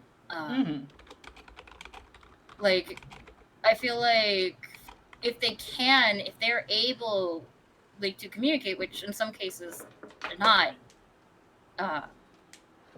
we should have the empathy to, like, still help, because there's still someone with feelings. There's still someone, like, who has a conscience. Yeah. I'm brain is now not wanting to work. Cause, like, I want to add on to that. You're good. Because it's like, I especially am coming from someone that honestly only within the last 5-6 years have really had to think about this myself, because it wasn't until 5-6 years ago that I would actually met someone with a physical disability. I've met folks before with like mental, psychiatric, intellectual disabilities in the past, but at that point I was still raised. My system and I collectively were still raised in an environment where almost akin to like a don't ask, don't tell kind of ideology when it comes to disability, especially when it comes to like psychiatric disability. But with that, there was also a promotion of a social shame. It was very hard for us to like talk with disabled folks, associate with them, and it only was until within the past 6 years of meeting folks that were predominantly like deaf and blind, more physical disabilities, that shell of bigotry was starting to get broken down. And it's helped me to like really realize just how much similarities and differences there are regards to invisible and visible disabilities. Because it's like, when it comes to the misconception that physically abled people need to be coddled, I do think that is very much a problem, and that very much happens a lot. Because it's like, there's this YouTube channel that I've watched every now and again, where it's a couple of a gentleman who is wheelchair bound, who uses a motorized wheelchair, and his wife, who is very much abled. They have talked about how they've dealt with a lot of ableism because of misconceptions of, with him being disabled as he is and having muscular atrophy, people assume that he is incredibly fragile and that there's little to no way that they could have children, that she is also somehow only in a relationship with him out of pity. a lot of the perceptions that we have on disability, especially physical disability, are really debilitating and really invalidating. Let's see. I feel like, because I will say this, I was someone that was actually somewhat coddled, pretty much at the same time. I'm not gonna lie, I was somewhat coddled. It was kind of more of a mental one, but if I did step out of line in some way, shape, form, kind of was kind of backlashed, if for lack of a better term, right at the moment. Yeah, so it was it was hard. Like, honestly, it's like, I feel like what my mother could have done is push me to do stuff just a little bit more, maybe, or maybe but at the same time, maybe When she does didn't the see next it. interview start? 5 minutes. I'm still going with Venus. Okay. Yeah, but maybe she didn't. But yeah, maybe she didn't see that, and honestly though, I wasn't even sure how to bring it up at the time too. Yeah. Sorry. Mid is running now, and Faye I'm is. still jamming on. I'm still. If it was mid, we would be hand flapping like fucking nuts right now. You're at least trying to overstim yourselves to get to an equilibrium. No, it's just mid's fixated. And sometimes they have gotten us worked up into such a fixation before that we've entered sub drop. My gosh. Yeah, that's happened. I've seen it in action. Oh yeah. I think we should move to the next one, though, because the last question is, what is something that you would like to see in the future regarding disability awareness and advocacy? You had said, I would like to see people being able to come forward about their struggles. There's a difference between bitching and whining about something out of their control and someone who physically or mentally struggles with something and they are hindered by something that isn't by choice. My hope is that more people give more time to be open and understand others in order to help them overcome any hurdles. Pretty much just hold on, I'm just trying to put this into words. I do this a lot. All good. So what I mean pretty much is exactly as it says, but to add on more is that I feel like, sometimes I've been in the situation constantly of people not seeing even seeing that someone is struggling, and sometimes it can actually be physically shown too, and it's in the way that someone is quiet about something. Like, you ask them how they're doing on something, they'll be quiet about it because they're usually just either really focused on it and they're trying to understand, and they're struggling usually for the most part.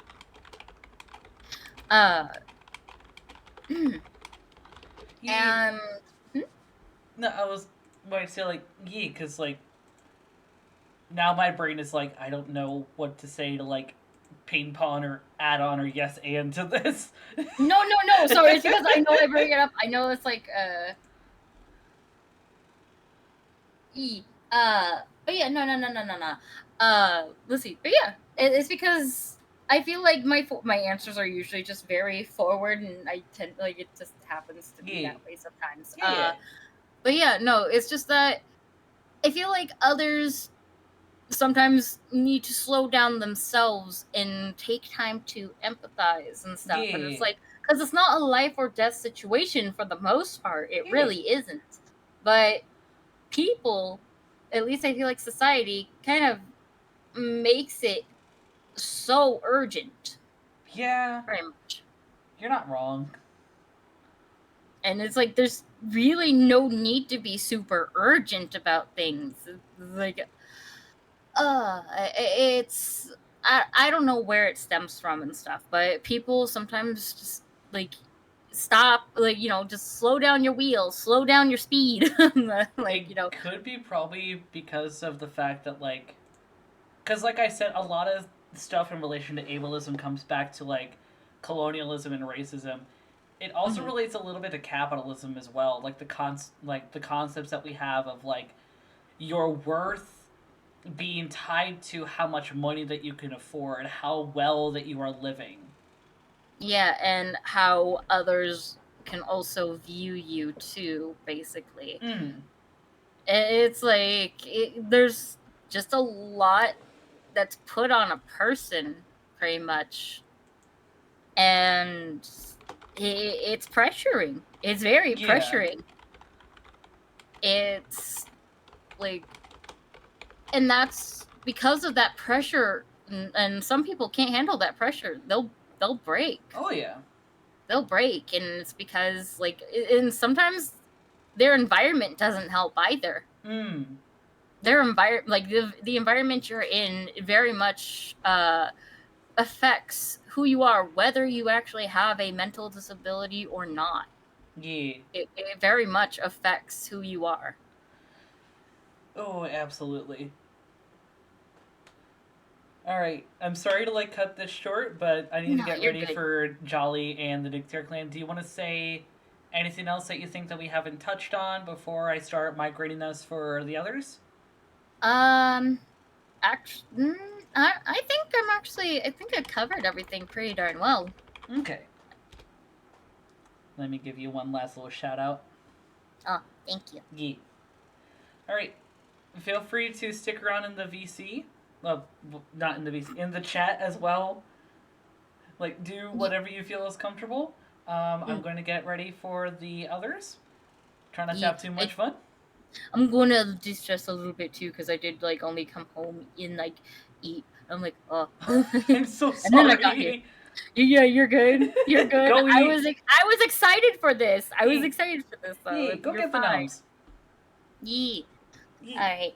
Thank you again for having me. Yeah. If you feel comfortable to later on tonight, we will be doing Jackbox later tonight. Obviously, people are going to be in like a VC in my Discord server. Do you feel comfortable hopping in or no? I think I mentioned before that I was also going to do something. Oh my god, Nino Kuni! Fuck! Yeah, you're good. Don't worry. I wanted to be a good noodle and offer. You're good. No, I appreciate it. I just went. It was like, oh. I was like, oh. It was like, oh. Yeah. All right. You're good. All right. You have a good one. Try not to have too much fun. Are you sure about that? I mean, depends on the fun that you're wanting to go for. Don't do something that Daddy Twitch wouldn't approve. Daddy? Okay, I'm gonna go. You go meet up with the others. Thank you again for having me. Yee. Have a good one, Venus. Yeah, bye-bye. Bye. Alright, and now I'm getting the others in. Okie dokie.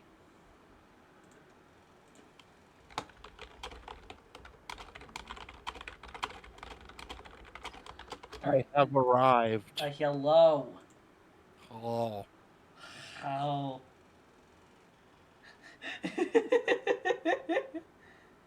Let me be sure that I have a thing for Magnus, possibly. I hope they're doing okay.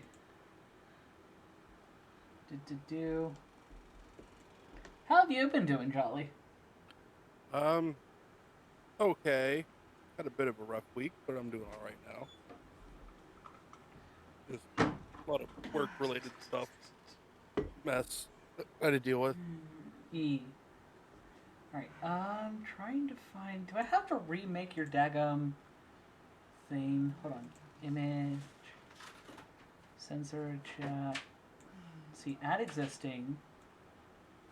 Keybox, image. Let's see. Magnus PNG. Here we are. Ooh, big boy.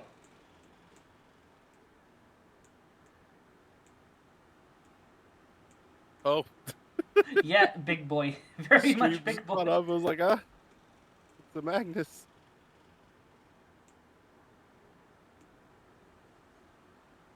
Make this big, maybe we can be taller than someone for once. I mean, at the moment, you are bigger than Jolly. I mean, I don't exactly set the highest bar for that, but... Also, who... Is it still Damon right now? Yeah. Okay. I'm gonna write that down.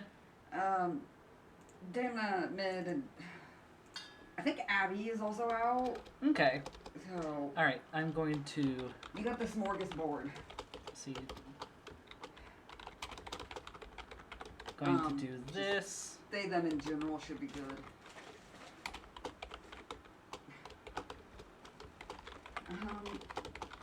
Just put Damna and Mid. Okay. Just getting all the things. Also, Mari says nice. Oh, it would be Magnus. Oh. Ah! On stream. Oops. All good.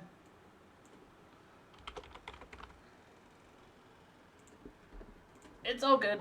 It's all good. As long as people don't know your guys' legal last name. Yeah. Alright, so that's going to be a little off to the side so people can better read it, but... Did we ever find the other extension for the... Nope. Fuck. So... No, we've been struggling. We have like 2 extension cords for like our audio jack, but the one that the Nuclear Clan have been using for a while now is starting to show its age. It's getting very staticky when people talk at certain frequencies, and yeah.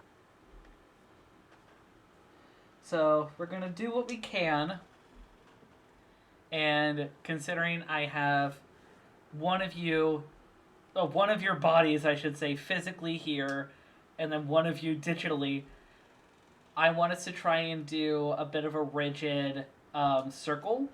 So I will start things off reading the questions and reading responses, and then I will pass it to one of you, and then you pass it on to the other. How does that sound? Okay. Okay. Damona is currently trying to find the other extender, so I'm assuming I'm going to pass this on to you first, Jolly. No, I can't even hear anyone right now. Fair. So, with the first question, Jolly, was, what are your experiences with ableism? How would you define ableism? You had said, I was told a lot that I was just lazy when I was having executive dysfunction. I would define ableism as the negative treatment of someone based on a disability that one might have. This could be intentional or unintentional, through the lack of knowledge about the disability. Honestly, that's pretty succinct. Yeah.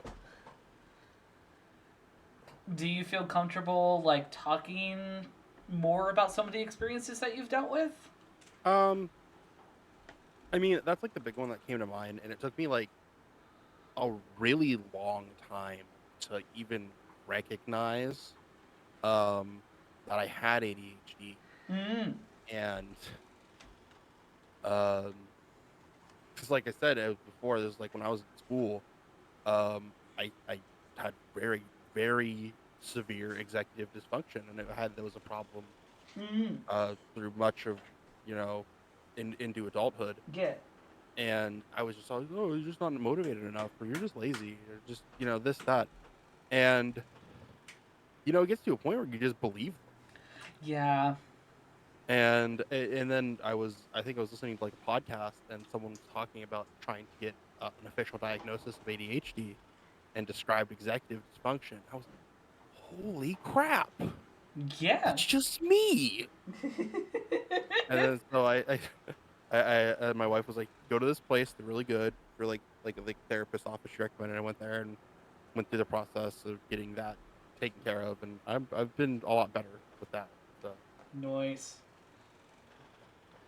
Damona, let me read your response as well. Which number were you?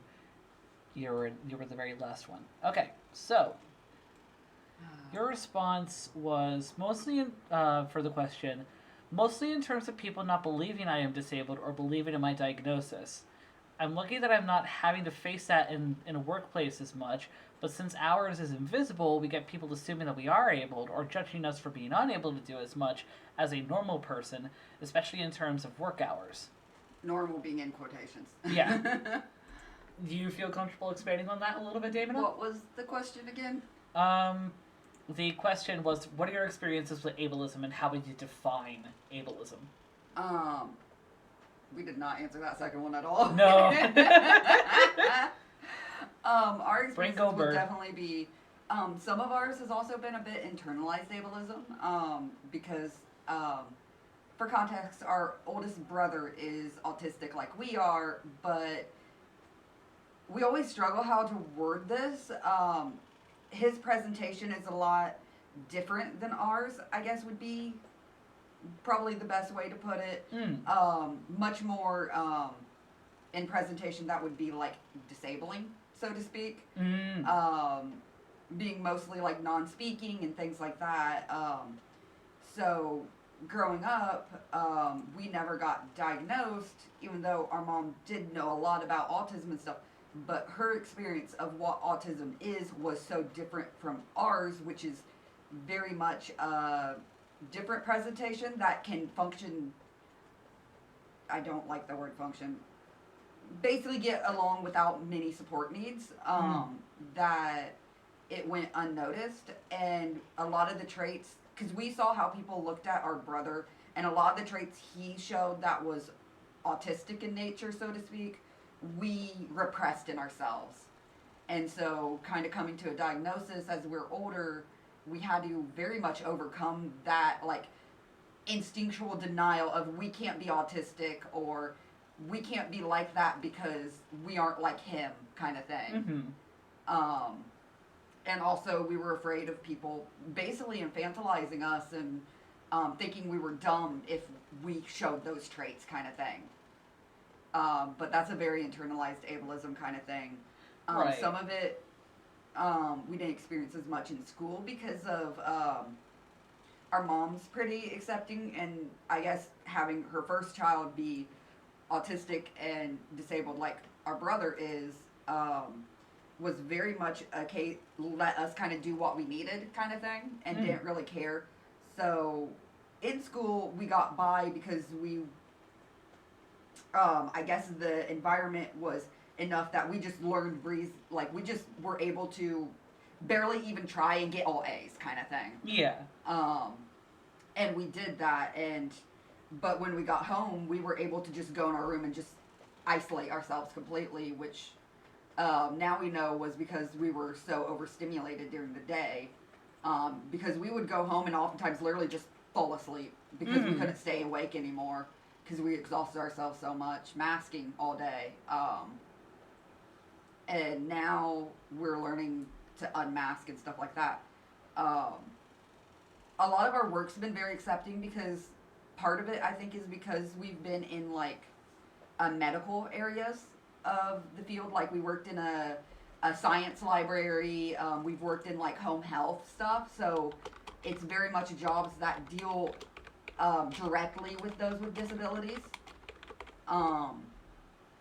So we've been very lucky that, but we do notice that people question like the hours we work and stuff like that, especially because we have to do second shift because we have a late phase sleep cycle, and meaning it's virtually impossible for us to do early mornings and stuff. All the layers.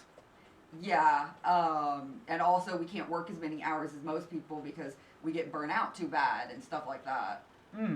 But ableism is very much this idea that, if we break down the term itself, it's basically this idea that those who are abled are better than those who are disabled, and making a world where those with disabilities can't get by and can't be accommodated in whatever ways they need, kind of thing. So it's very much the honestly, a lot of it is also a part of what's called systemic violence, which is violence built into systems themselves. Things like forcing people to work specific hours that are unreasonable, forcing people into cookie cutter boxes, kind of thing. And also the government itself forcing those who are on disability to live in literal only be able to forced work a certain amount of hours, and well, they have to live in literally forced poverty. Yeah. Like they cannot make enough to support themselves. Yep. Like legally. It's very much these kind of systems that are that is part of systemic violence, but also just the day-to-day stuff that very much discriminates against those with disabilities, whatever they may be, whether it's executive dysfunction, whether it's physical disability like losing a limb or not having limbs or being unable to walk, things like that. Yeah. You have anything that you want to add to that, Jolly? No. You tell that we're wanting to go into medical anthropology and it's our fixation. I am just lucky we are not stimming so hard right now because for some reason it calmed down. Can you tell I've been up since 5 a.m.? Jolly! Jolly! Do you need sleep? A little bit. Do you want sleep? Kinda. Do I felt obliged because I did say I'd be here, so that's why I was like, let me After come. this You know, is don't. done, you better go get some sleep, That's mister. the plan. I have work in the morning. Okay, good. When's your shift? 7. No, fuck it. I'm having you go now. You take care of yourself. Okay. I am talking up for both of us. Charlie will go to bed. Okay. Yes. Yes. Okay. We love you, Jolly. Are you okay if I read your responses and go back and forth with the Nuclear Clan on yours and their responses on stuff while you get sleeps? That is perfectly fine with me. I feel like I pretty succinctly typed out my thoughts in there, so. Okay. Yep. Thank you for having me. Yeah. Yeah, I'm gonna go to bed. People, go give Jolly some love and wish them all the good rest. Thank you. I think mine were very wordy, and part of it, I think, A was... lot of them were wordy. But Venus's were too. You're fine.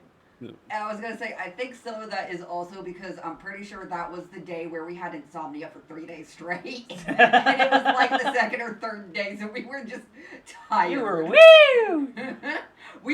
I think when we typed that, I think we were to the point of tired where we were drunk exhausted. Oh, the sleep drunk. Yes. Oh, I love when that happens. Which always makes me think of Brennan Lee Mulligan. You've seen that interview? Yes. Yes. This is what happens when you don't do drugs.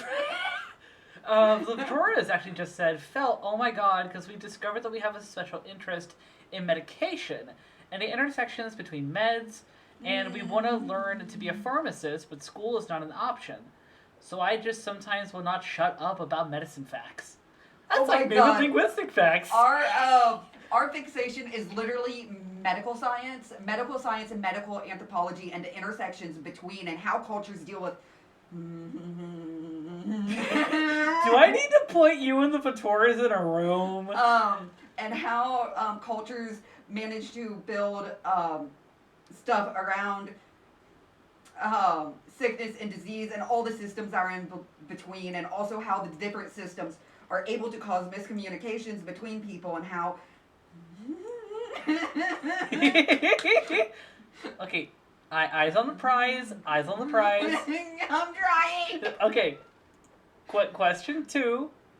So, the question is, what are some parallels and experiences between visible disabilities and invisible disabilities, mental health, and neurodivergence? Let's see. Jolly had said... many people with any type of disability require certain accommodations in their work and home lives that others may not understand or want to deal with. You all had said all are or can be debilitating, especially in our sociocultural and economic society. Poverty and abuse are experienced by all these groups at higher rates than the general population. Things like not being allowed a comfortable work environment, having to mask or hide symptoms, having to quote-unquote overcome the disability in ways that could harm you in the long term, just as some examples of what people deal with. Being unable to work within the quote-unquote normal work hours is another, like the 9 to 5, for instance, as disability could affect your ability to get up and get ready for work, your ability to sleep, or a host of other things. Didn't you just mention late phase sleep cycle disorder? Mm-hmm. Yeah. Which is very comorbid with ADHD and autism.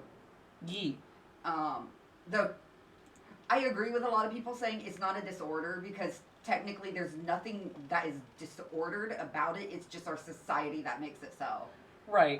It's unfortunate. It's a thing that our bodies just are, but there's if we lived in a society where we would be able to stay up and go to sleep like we want, we would have no ill effects from it. It is literally only a disorder because of the sociocultural instance we happen to live in. To add on to that, and this is also going into my special interest when it comes to linguistics, you're not wrong that it's definitely our sociocultural perception on this that enables the idea that that autism and a lot of stuff related to mental health is a disorder. That's why it's also incredibly... It's been difficult to try and help people understand that PTSD, autism, ADHD, DID, these are just as much disabilities as physical disabilities. One of the big struggles to late phase sleep cycle disorder. I was not going into autism and stuff because late phase sleep cycle disorder is literally you just have a forced night cycle basically. But you know where I'm going. Yes, but I just wanted to say I am specifically talking about late phase sleep cycle disorder for a reason because that is very much, well, there are parts of autism and ADHD which are disabling. I think could be disabling even if we had the perfect culture for it. Yeah, but late phase sleep cycle disorder would literally not be disabling if we had the culture that accommodated it. What I wanted to say is that one of the biggest issues is that, especially talking like linguistically, one of the biggest beauties and follies of humanity is how much that we interconnect language and culture. Mm-hmm. How we use language and how it is influenced by our culture, it is a cycle how they influence each other. Language influences culture, and culture, vice versa, influences language. Mm-hmm. How we have used the term disorder to describe things as we have been has been a product of several cycles before of language influencing culture, culture influencing language. Yeah. That is going to be a cycle that we need to overcome either by implementing new terminology that can be more inclusive or trying to break that separation. Unfortunately, that separation is going to be nigh impossible to break given how intrinsic that is within how human cultures are and have been for millennia. So it's going to be a lot better to try and figure out a better terminology or use the terminology that we have to better describe and better show the complexities and spectrums of disabilities as they are, as opposed to seeing and perceiving everything that has a label of quote-unquote disorder, especially in the medical field, as something bad. Oh, no, I don't mean it like that. It's literally... it has more to do with what disorder is meant to be, technically, late phase sleep cycle. Also, legal is giving us a full care package. Thank you, legal. Get your stretchies in. Should probably be more of a late phase sleep cycle syndrome rather than disorder, like just by the name. Syndrome can also be a little complicated because, like, think of, like, also... Fuck, there's ads going. Fuck it, I got a tangent. Think of, like, also the term of, like, Cassandra syndrome.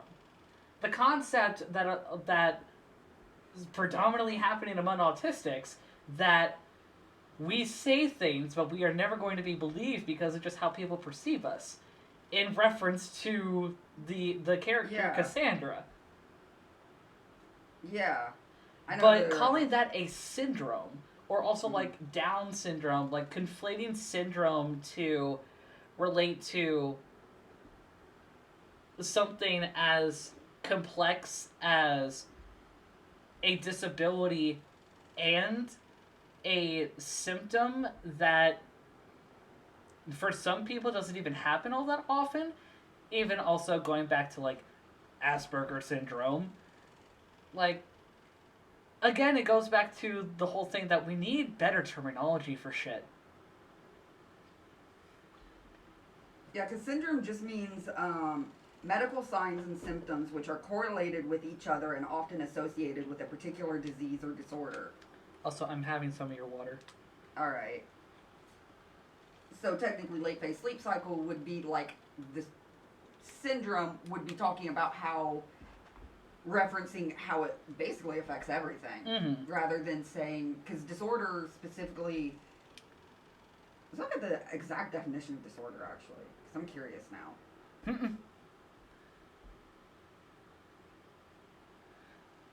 while you're looking that up, I actually want to start on the third question.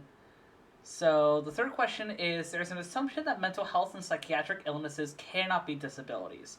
How do you feel about this and why, and have you witnessed this? Joliet said, it's just not true. People with these conditions have difficulties related to their conditions that can affect their ability to live a so-called normal life. You said, I'm assuming I have experienced this. A doctor that I have had didn't want to complete the paperwork for me to get help with my college's disability services because I was, quote, just depressed. Though now I know I have much more, and I am diagnosed with autism and ADHD, I ended up getting the paperwork done thanks to a different medical practitioner, which got me more help even before I had my other diagnoses. Do you want to talk about that a little bit more, or do you want me to just go to the next? Because you're like hyper fixated trying to find this shit. A disorder could be defined as a set of problems which result in causing significant difficulty, distress, impairment, and or suffering in a person's daily life.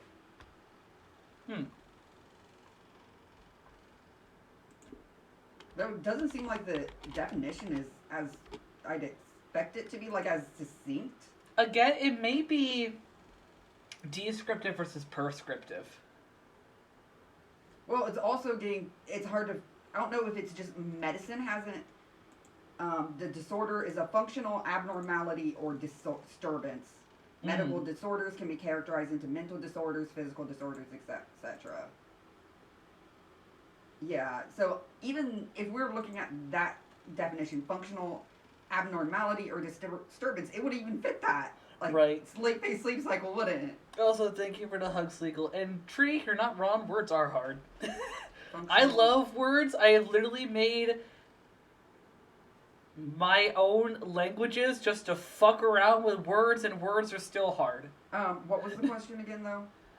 The question, there's an assumption that mental health and psychiatric illnesses cannot be disabilities. How do you feel about this and why? Have you witnessed this? Yeah. You said in your response, like, you mentioned, like, your own accounts. You didn't exactly answer the how do you feel about the assumption, though, while to me it's pretty self-explanatory. Do you want to expand on that and clarify? Expand on what again? Your thoughts on the assumption that mental health and psychiatric illnesses cannot be disabilities. To put it very plainly, it's bullshit. Just fucking... Your mental health and psychiatric stuff can affect your daily living as bad and in some cases more severely than a physical disability might.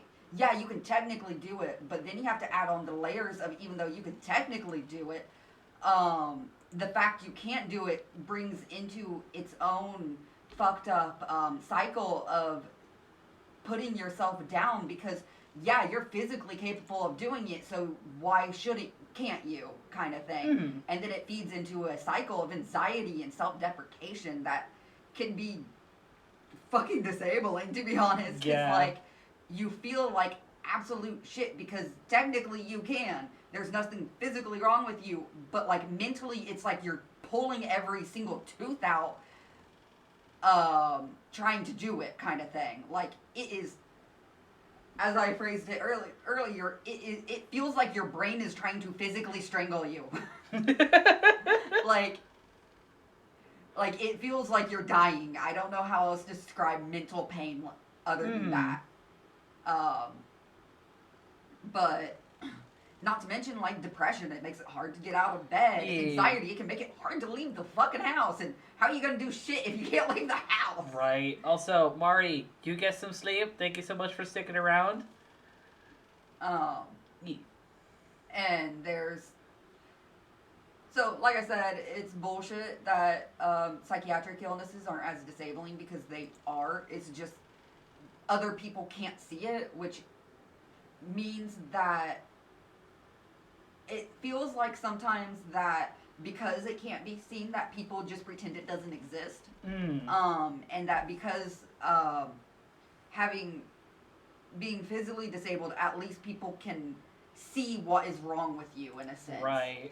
And aren't gonna question you or you don't have to, like, if you're missing an arm, someone's not going to demand to a doctor's note or a, like, a doctor's diagnosis to prove that you're missing an arm. If that makes sense. Yeah. It just feels kind of...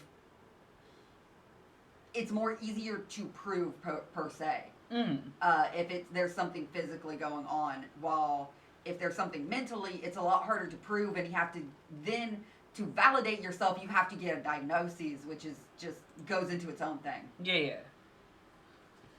Oh boy, just all the layers of ableism and bullshit. Yeah. And people don't take mental disorders seriously unless, like, we're talking about, like,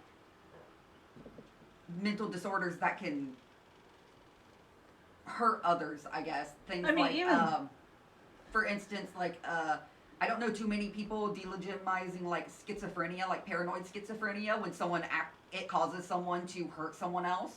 From my experience, having had a neighbor that was schizophrenic, people still stigmatize schizophrenia a lot. Oh, yeah, it's heavily stigmatized, but people take it more seriously. As not necessarily. They may not. I don't feel like people take it seriously out of, like, genuine empathy. They only take it, quote unquote, seriously out of fear. Very much like how a lot of Christians basically go, like, they fear they fear God more than they love God. It's like, really? Yeah, it's definitely heavily stigmatized and stuff like that, but I don't see people as willing to be like, what's the words? Like, I've had people just look at me and be like, you don't look depressed. I've literally had folks look at me and say, oh, you don't look autistic. Same. But when it comes to some disorders, it's treated more seriously than others, is what I'm trying to get at. Brain. Right. It's definitely... Schizophrenia was just the first one that came to mind, because I was thinking of a specific case where a family didn't take it seriously and all of them ended up dead because of it. Because it was the person had paranoid schizophrenia. They were Jehovah's Witnesses who don't believe in psychiatric illnesses, and the guy ended up, if I remember right, in a mental institution basically for the rest of his life, because he murdered his entire family because he thought they were replaced with imposters. Oh, wow. Yeah, that's why I was thinking of that specifically. The reason why I kind of said what I said is because not only because of having had a neighbor before that was schizophrenic, although I should not have been given that information by my property manager, because that's a lot of ethical problems. Yeah. But I still don't feel like a lot of people... To me, the phrase, like, taking things seriously, to me means, like, you're putting in research and you're understanding things. A lot of people still don't really actually take mental health, especially schizophrenia, seriously. If anything, especially since, like, A Beautiful Mind, which in hindsight I feel is a lot more problematic than people realize. A lot of people tend to either coddle, like, either infantilize or dehumanize and demonize folks that deal with mental health, especially those that are more quote-unquote severe in overt symptoms such as paranoid schizophrenia, dissociative identity disorder, and other dissociative disorders, severe PTSD. People only quote-unquote take things seriously, which isn't even truly taking things seriously, often when they are in fear of their own lives. They don't actually care about the disabled people around them. They care about their own safety, and they see that disability as a harm, as a danger. Okay, here is where we are getting different on here, is because your interpretation of serious is different from ours. Oh, okay. Because we interpret serious as in insisting on treatment, like more aggressively pursuing things like treatment and being more, in some ways, accommodating towards someone with it, not necessarily with genuine care. Okay. So things like, make sure you take your meds today, and making sure someone is on their meds, because if they don't, they might snap. kind of thing. Right. And making sure that they get the help that they need, as in the medical help. Yeah. Not in actually treating someone like a human being, because that there are so few disorders that people take seriously then. Yeah. If I'm looking at that definition. All right. Question 4. There's a misconception projected by society and abled people that to be disabled is to suffer. What do you think about this? Have you witnessed this? Jolly has said, disabled people don't need to suffer as long as they get the proper accommodations. This is just an excuse so people don't have to acknowledge the needs of disabled people. You, my dear, said, in our socio-cultural and biomedical system, I would say to be disabled is to suffer more than the general population, namely due to the high rates of poverty focused on those with disabilities forced on those with disabilities and the lack of accommodations in our society. While disabilities in themselves can involve suffering, such as pain and other discomforts, much of the pain and suffering is more culturally and socially enforced, in our opinion. Disability is not to suffer, but it can involve it though with proper support and a good social support network. I do think this aspect of disability can be fixed and or minimized to a large degree. Suffering is not a defining part of disability, however, it's just one aspect.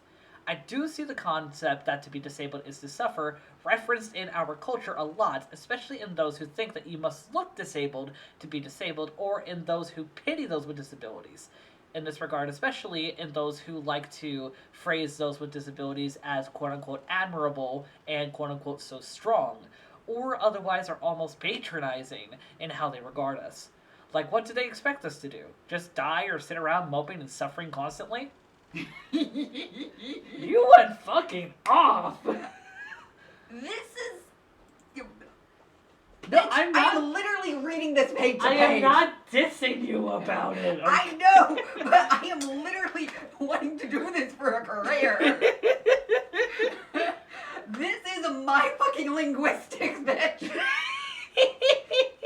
Except, unfortunately, mine is seen as less appropriate to talk about. So I never get to talk about my medical fixations because everyone just...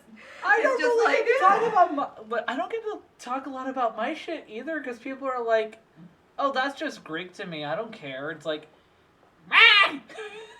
But it is more acceptable because if I start going into mine, people start looking at me or thinking I'm trying to pry into their medical history.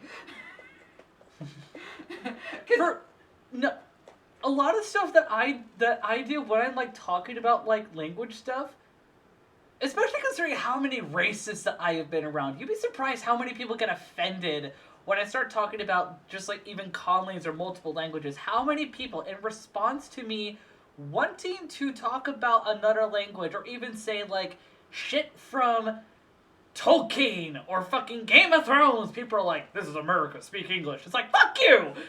Oh yeah, that stuff's bullshit. But I'm just talking about in general, like our culture, whenever we talk about medical things, in general, it is stigmatized to fuck. And it annoys me. Because I want to talk about medicine, damn it. Or you get look like you're a fucking druggie, and I'm just like, fuck you. I am not. Speaking of that, you don't look whatever.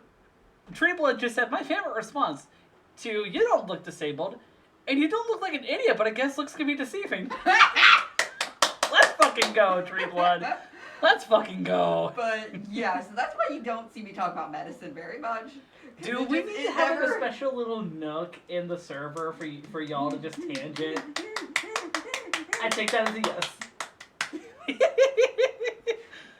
I just really like medicine, and I like how complicated it gets, and just pulling it apart layer by layer, and then you start getting into cultural aspects and the breakdowns in communications that can happen because of how the medical terminology is used and how most people perceive it versus how the doctors perceive it, because the doctors is meant to be highly specific, but our cultural perception of it in the general population is very different from what the doctor means. Let's also not forget how much that language is weaponized, especially higher vernacular English that is primarily taken from like Latin, Greek, and French. Well, yeah, that's general population stuff. I'm talking about like the But it also relates to medicine because how much of medical terminology is related to Latin, French, and Greek terminology? Oh, yes. How we are taught our own language, we do not get enough information about how to actually understand, especially writing our own language, because there are so many aspects from so many different languages. We have our Germanic roots, we have French, we have Latin, we have Greek. We have so many borrowed terminologies from fucking Sanskrit, Japanese, Chinese, all of this shit. And modern scholars have decided to just shrug their shoulders in a way that benefits their pockets and continues effectively a caste system based on how well you can speak a fucking language. I am referring to the hyper-specific terminology that is used to refer to body parts in medicine. So things like prone, dorsal, lateral, different muscle names like gluteus maximus, which is your ass muscle. My brain's going blank on different terms. But there is very specific terminology that is used to mean something extremely specific in medicine, but the general population used to describe something extremely broad. Yeah. And so then someone so a doctor is talking about it, but someone who the doctor is talking to, not real, may interpret it completely different than what the doctor is actually meaning by what he says. Yeah. Because he's going from the hyper-specific language used in medicine to someone who uses the general language. Does that make sense? Yes. Because it is a science. It's also an art. There's a reason they say medicine is an art as much of a science, but it does use that hyper-specific terminology that we have in science specifically to try to avoid confusion. Right. When you're referring to specific body parts and what things are doing. Yeah. Okay, next question. There's a misconception that physically disabled people must be coddled. That able people must treat physically disabled people at the same level of fragility. What are your thoughts on this, and have you experienced this? Jolly said, while I don't have any personal experience with this, it's just not true. Accommodating physically disabled people doesn't mean that they need to be coddled. People just don't have enough knowledge to accommodate properly. You said, I don't think they need quote-unquote coddled, but what they need can very much depend on the disability. Being treated as so-called fragile physically in some cases is necessary due to the nature of certain disabilities. In general, it's wrong, but there are things to consider. For instance, you don't want to handle someone with brittle bones disease or osteoporosis roughly because you risk breaking their bones. Or if someone has a skin disorder that causes their skin to be fragile, you need to be careful. These are specific individual circumstances, though, not a general rule thing. Everyone's disability is different, and so how each is accommodated will vary as well, but that's for the individual to state and get accommodations for, not on the general population to force on everyone with a disability. So no, they don't need to be coddled, though some common courtesy can be shown, like if you notice that they are struggling with a door or something similar, ask if they want or need help, and if they say yes, help them. If they say no, then say just wanted to ask, I'll leave you be then, and leave. Anything you want to add on to that? No, I was pretty wordy there. Yeah? Well, keep in mind, I am literally in home health right now. Like, this is stuff I have to deal with on the daily. Mm-hmm. Oh, Tree just said for the medical people, here's a fun word for you to analyze. I have a medical condition called supraventricular tachycardia. I know that! It's a heart disease. Tachycardia meaning... Well, yeah, cardia is heart. Yeah, I'm trying to... Supraventricular. Yeah, That's the... ventricles. Tachycardia. I think that's too fast. So the top of... Ventricles are the top part, if I remember right. So that part of the heart tries to probably beat too fast compared to the atrium, which is the lower part of the heart. Is that basically like not arrhythmia, but... Yeah, it's a form of arrhythmia. Is it? Because, A literally means without. Yeah, because once the top part, your heart beats through electrical signals. the top part of the heart's signal triggers the bottom heart to pump. Is arrhythmia just like a spectrum term to reference like different forms of basically rhythm disorders? So basically the ventricular part of the heart, I believe, I'd have to look it up specific, but that's what the wording is making me think of. Basically makes the heart start beating too fast for its own good and it falls out of rhythm. Arrhythmia means it is anything that makes your heart beat out of rhythm as it should. Okay. Okay, now for the last question, which I feel like since we have quite a bit of time, we could tangent a little bit more on. What is something that you would like to see in the future regarding disability awareness and advocacy? Jolly had said more willingness for employers to work with disabilities. You said a more fluid definition of disability. I could almost pull... I'm so tempted to mock Anastasia's here with how much that you fucking wrote. A more fluid definition of disability and a more comprehensive view of it.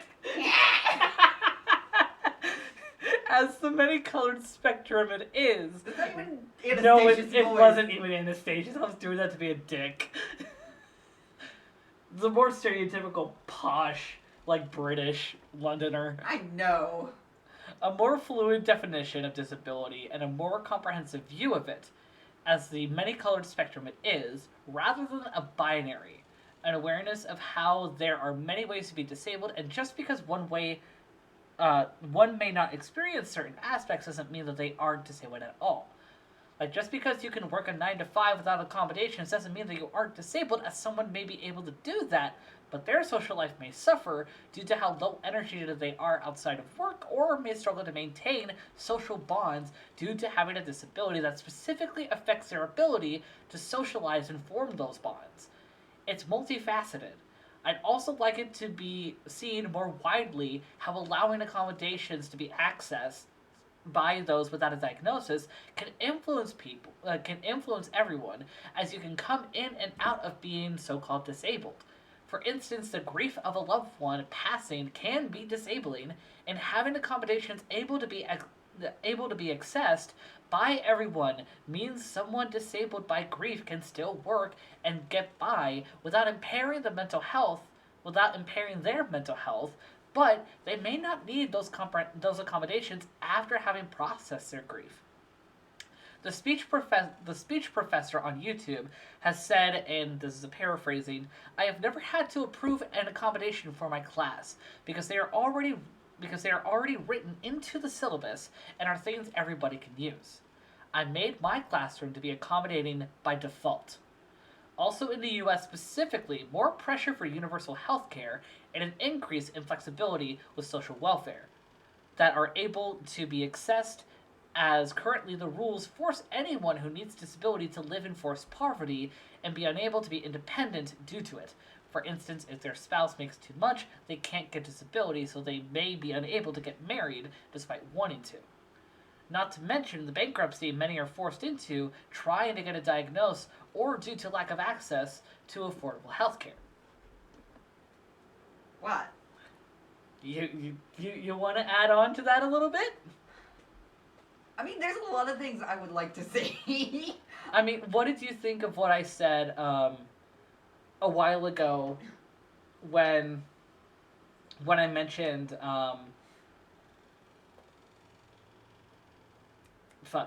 brain no worky when I was mentioning like wanting to see more content similar to like what Psychonauts has done, taking aspects of like the clinical but also helping to humanize clinical aspects of experiences of disability.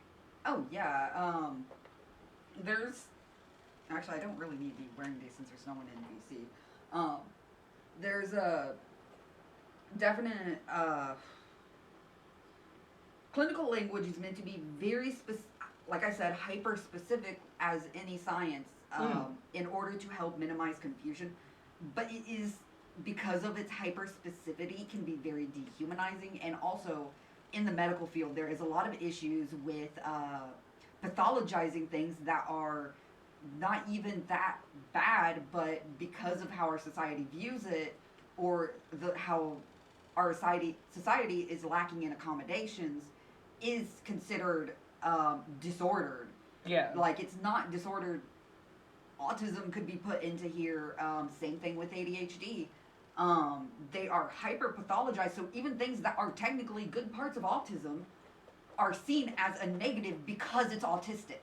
Mm-hmm. And that is not right. Like, I think I mentioned before, there was a study looking at like moral, how likely those with or without autism were to stick to their own morals, kind of thing. Mm. And the study specifically looked at like if someone got what's the word? It was looking specifically at if someone would do the thing in public versus in private, and whether they do it in public versus private with or without a reward. Mm-hmm. So they found that those who weren't autistic were more likely to say that they would do the good thing in public, but not do it in private. When they wouldn't in private, especially, and they were more likely to not do it if there was cash incentive to not do it, while also stating that they would in public, kind of thing.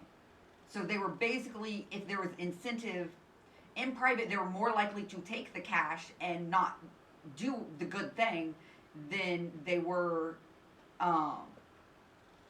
what's the word? In private, they're more likely to take the cash incentive to not do it. But in public, they were more likely to deny it and basically do the thing when others were watching, kind of thing. It was performative. Yes, while those with autism were more likely to be the same either or. If they took the cash in private, if it was something private, they would, and they took the cash, didn't do it, then also in public, they wouldn't do it either. Like, they were more likely to be consistent, which not necessarily always for the good necessarily, but also if they were in private, they were more likely to do it and deny having a cash reward, and then in public, they would be more likely to do it still. Right. It was more consistent between the two. There wasn't a dichotomy. Yes. While in neurotypicals, there was, in that they were more likely to put a show on for the public, kind of thing. And that was, the consistency was read as a rigid adherence to the rules and clinicalized. Even though technically, in my opinion, the fact that you're going back on your own morals is kind of messed up, but yeah, I'm also technically autistic, so technically, I mean literally. You know what I mean? I'm part of the autistic group anyway.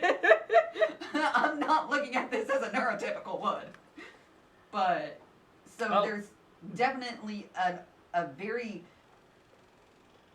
habit of pathologizing everything and marking it as something bad when it's not necessarily something bad. Okay, here's from Tree Blood. Here's another one. I currently have an injury called de Kervan's tenosynovitis. And we have an ad. So tenosynovitis. That's an infection of the synovial fluid? Might have to say that when Tree Blood is out of advert hell. I am gonna look it up though.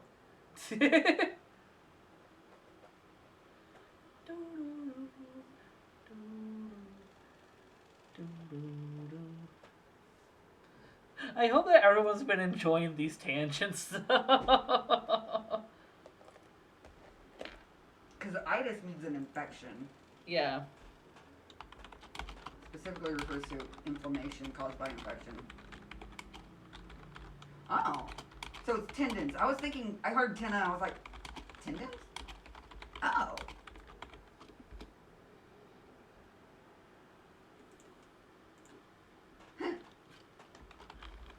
Okay.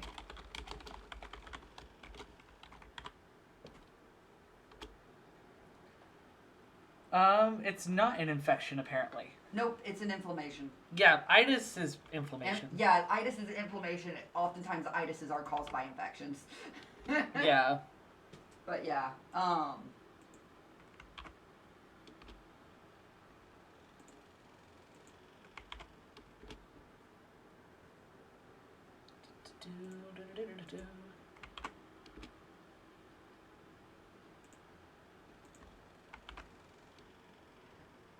Yeah, I noticed, I realized that as soon as I looked it up. I was just like, itis is just means inflammation in general. I forgot. For some reason I was thinking it specifically, because you can get like dermatitis, which is inflammation of the skin caused by an infection. I get what's called contact dermatitis from certain adhesives, which is literally your skin gets like red and irritated due to contact with something you're allergic to. Right. There's what were we talking about?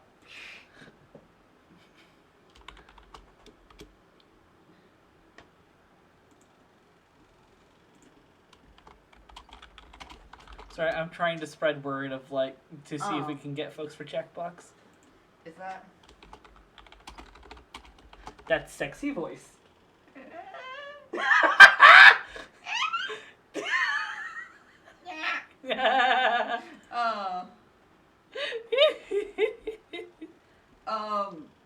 From what it sounds like, I hope you have a what's the word? Oh fuck, I have one over there. One sec.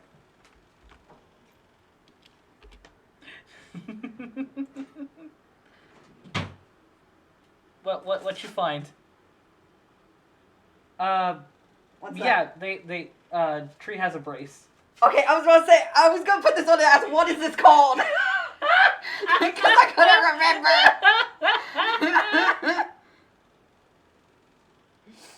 I literally just put on my brace. Because I was just like, what the fuck is this called?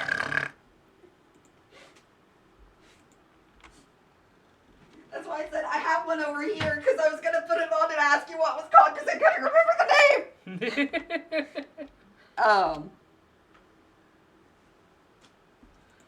But what was the topic before? I forgot. What would you like to see regarding like representation and whatnot for disability? Honestly, just more of it in general, honestly. Especially more that is informed by those who live with disabilities and not just by the medical side. Does that make sense? Yeah.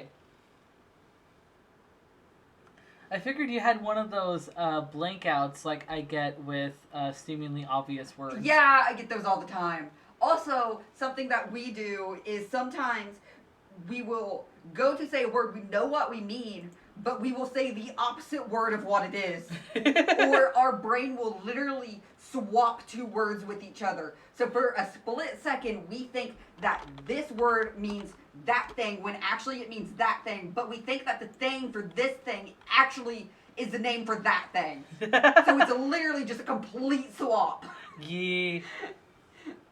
That reminds me of when we were playing through Helmet's World last night for Psychonauts. Mm-hmm.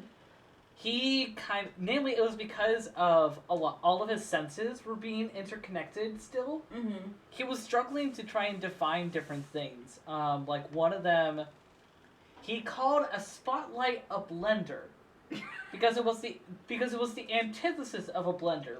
When you have a blender, you have a whole bunch of different things. You mash them together to create one thing. With a spotlight, you have one beam of light, a white light, and when you put it through a prism, it separates into different colors. Mm-hmm. So Helmet had mistaken a blender for a spotlight. He also mistook a fish for a bus. Because in his world, you were able to hop on it, you were able to navigate and move around. And so because of that correlation of what a bus can do and what you were doing on the fish, he was like, oh, that's a bus then. Have you ever heard of Broca's aphasia? No. There's two different forms of aphasia. In this instance, they can be caused by stroke or other traumatic injuries to the brain. Broca's aphasia is basically someone can understand everything you are saying to them, but they cannot speak it back to you because when they speak to you, basically it will come out like gibberish. Because it's Broca's area is what it affects. It's Broca's area is an area of the brain that helps with interpreting language and words. Ooh. Wernicke's aphasia is, I remember this, it's W. Wernicke's, because it's from a German name. Wernicke's aphasia is the worst of the two because it affects people with Wernicke's aphasia can't understand words spoken to them, but they also can't speak it.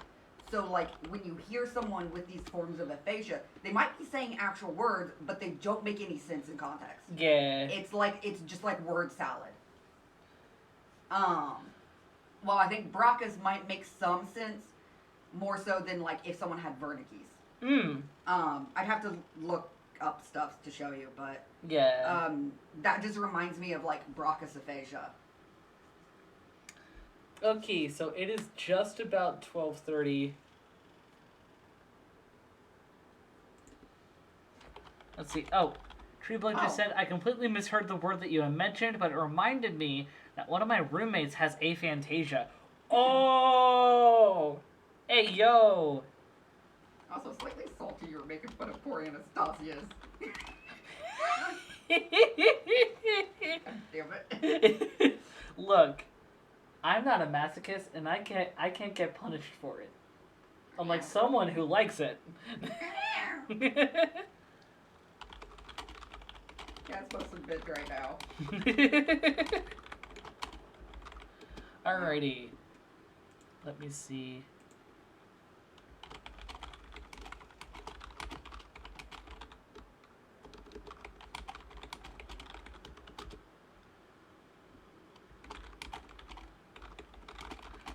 I'm trying to get people in, and some people are either just waking up, be like, I need time to mentally prepare. So I I thought that there was a new thing popping up. Okay, let's see. I mean, I see we got quite a few people in the audience, so I feel like we could probably just have people from the audience play some shit. What are you thinking, trivia? That works. Alright, time to bring up some trivia I murder probably party. won't be really playing. I'll probably still listen in, though. You don't want to play? Nah, I don't have the spoons. Damn.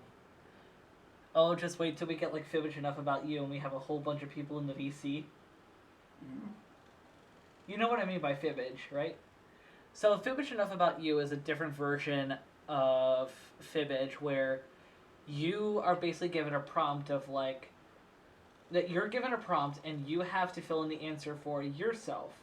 And then others fill in lies when they don't know your truth. Then it's a fight to see who is actually able to find the truth.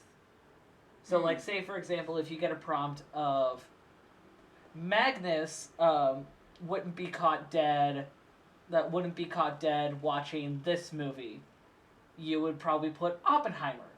Other people may think, A Beautiful Mind, M. Night Shyamalan's Split, shit like that. And people will write their lies to try and see if they can pick one that seems like it would fit your morals. And then they also do that to try and get points. And the goal of the game is to try and get the most points. One-on-one. Two of those I only know about because of you. I never heard of them before you. Yeah. What is it?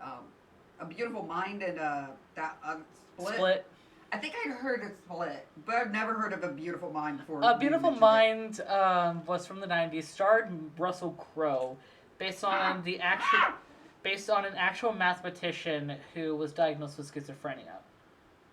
It's a very heartfelt movie, but it still unfortunately comes off it still comes off very problematic because how it represents schizophrenia is not all that great. It also wasn't quite written, to my knowledge, I could be wrong with this, but it wasn't written with the proper consent of the mathematician or his wife. They had recently died in a car crash before the release of the film. So I don't remember all of the logistics and controversies of it. However, there have been some schizophrenics that have called it out of using very archetypical representations of paranoid schizophrenia, and also kind of very similar to like how Sia did with music, of turning the disabled person as a burden. it turned the mathematician into a burden for his wife. And she, in a way, kind of had to sacrifice her own social life and sacrifice other things that she wanted for him. And promoting a message to abled folks that if you truly love a disabled person, you're going to drop your social life and just dote and coddle and tend to your disabled partner 24/7. For some reason, this is making me think of a scene from Chicago Med. I think we watched this episode together. There was one episode where they had someone come into the ER who had bipolar and was in like a manic episode. And I think it was her kidneys were failing too. Oh. And the psychiatrist, was it Dr. Charles? I think it was. The psychiatrist in the show talked with her because she was completely, well, she was having a manic episode. Manic. Like, she was very out of it. I'm trying. I think that's the best word I can think of. Very like aggressive, and like they were having a hard time dealing with her and stuff like that. Because they didn't know that she had bipolar and that she was in a manic episode. So they were trying to do their best to essentially get her calm, which was, I think, at first to sedate her. Well, when he was able to get in there and start talking to her, they figured out what was going on. She had to be put on like dialysis or something because of, and what the dialysis had done was it basically took the, she was on lithium and it basically removed all the lithium from her system. Oh, wow. Which triggered the manic episode. And so that was basically in his field. The psychiatrist and the doctor who kind of looked down on her at first, like really bad. It was kind of made a point that he was basically being kind of discriminatory towards her because of how, especially at first, like over the episode, he kind of, obviously this being a TV show, he kind of saw where he was wrong, especially once he got to talk to her and after the meds had taken effect and stuff. Yeah. But he was pissed because, ended up getting pissed because she decided to stop the dialysis and continue the meds that were destroying her kidneys because it was the only thing that really worked. And she would rather die of her own mind than have to live with the manic episodes and having to go through all the meds again. Which it would basically be the death of her, literally. Right. And that was her choice, and and he was pissed at the psychiatrist for letting her, basically supporting her in that choice. If that makes sense. Yeah. And I think the reason I thought of it, because if I remember right, she was a mathematician. And part of her manic episode involved, like, math and, like, seeing math or something. Yeah. And so that just made me think of that. We got the Volkovs. So the Volkovs will be hopping in a bit. So it was just definitely, it just reminded me of that episode, kind of breaking it down. Oh, we're apparently going to have the Volkovs and the Vitors.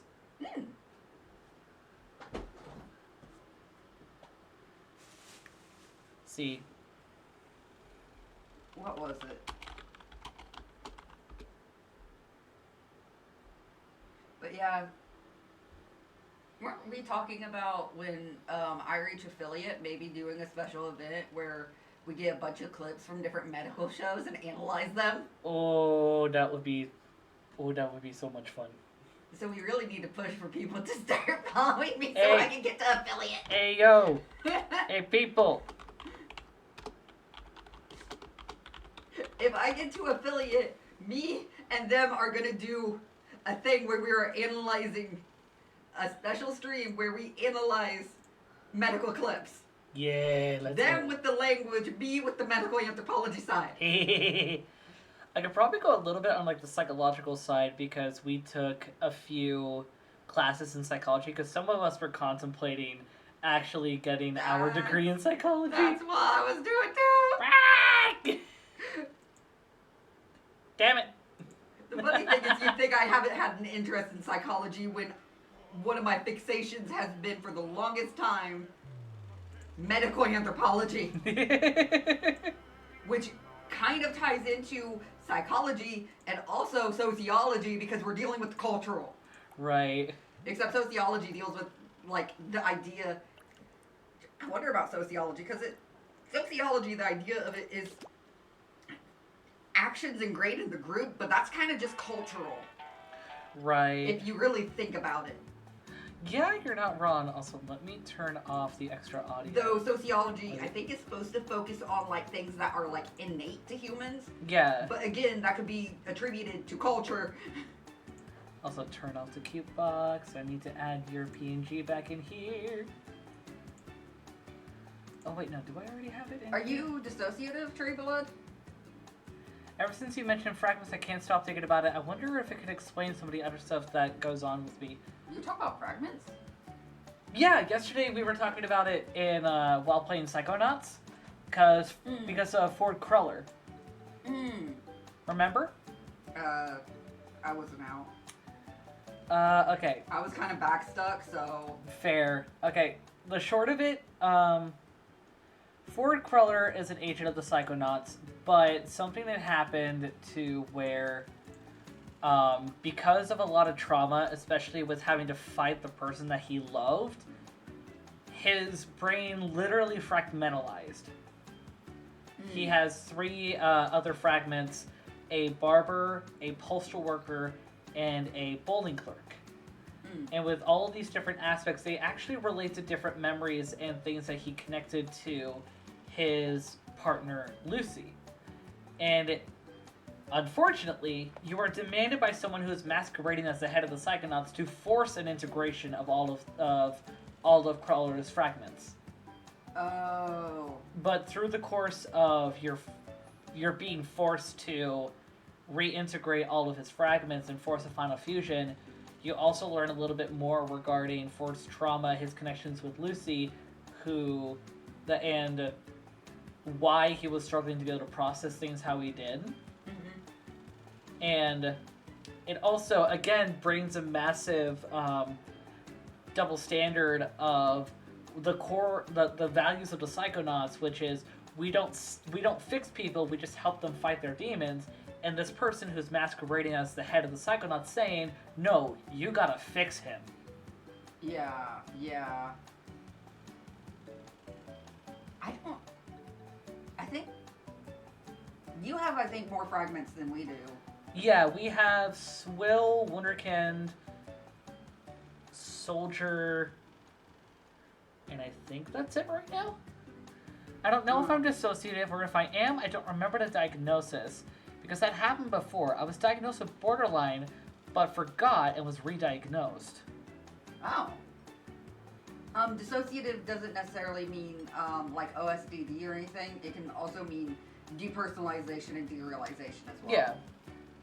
Yeah, dissociative is not a term only for like collective systems or those that go through systemhood. And also, it's not dissociative is an umbrella term we've been using for anything that's under the category of being part of dissociation or stuff like that. It's not technically a diagnosis in itself. Yeah, it's not. It's kind of like how neurodivergent is.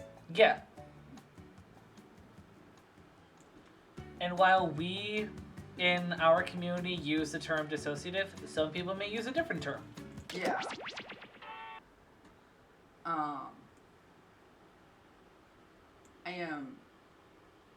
Because I think the only fragment we have is Ariadne. The original. Yeah. I think Delore kind of started as a fragment, but I think he's kind of Again, I either don't know or don't remember. Yeah. That is a mood, though. Yeah, I feel that. That is an absolute fucking mood. Alright, so since we are still waiting on the Volkovs and the Vitoras, and it looks like Damina and Magnus, which I just realized there we go. I think Damona's kind of retreated. Maybe. I don't know if he's peeking or not. He's quiet right now.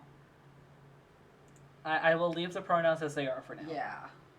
But since you guys at least are tapping out, at least for this for now, I will allow audience members to join the game. You're not required to be in the VC. If you want to, though, feel free to hop in the Discord server. Do know that, like our streams here, we are very much an 18+ community. Do know that we strive to be LGBTQIA2 Spirit Plus, neurodivergent, disability, and mental health forward. Do know that you have 10 minutes to verify that you have read the rules, otherwise you will be temporarily booted by one of the bots meant to curb against hate, rates, and trolls. Also, hello. Hi. Is it Yaya? Mm-hmm. Okay.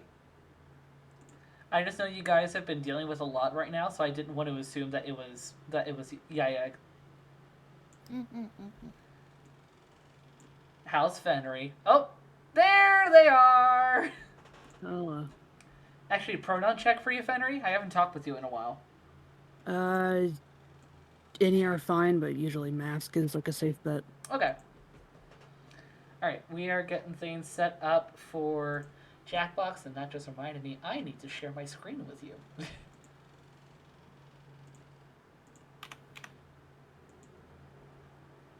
Okie dokie. I might need to also move myself. Where's my thingy? There we go. Okie dokie. I need to grab my tablet as my means of playing this game. Well, because I'm using my phone as like my capture for my V2. I might step out for a bit. Could you put this in the sink? I will. Thank you. I think I'm gonna step out for a bit. Let me know if Zega does join. Yeah.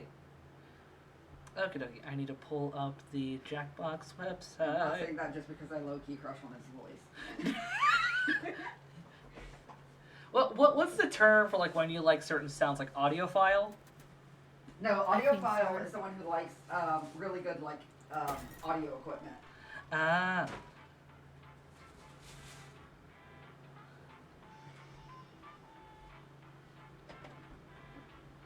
Okay.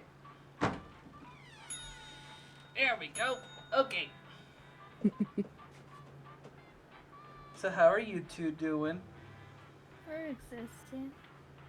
That's a mood. We have had way too much sugar, so we're a little sick. But Uh-oh. Are you dealing with like a crash right now? no, our body just Yeah. doesn't process sugar well. I think it's because we have a bad liver. Oh.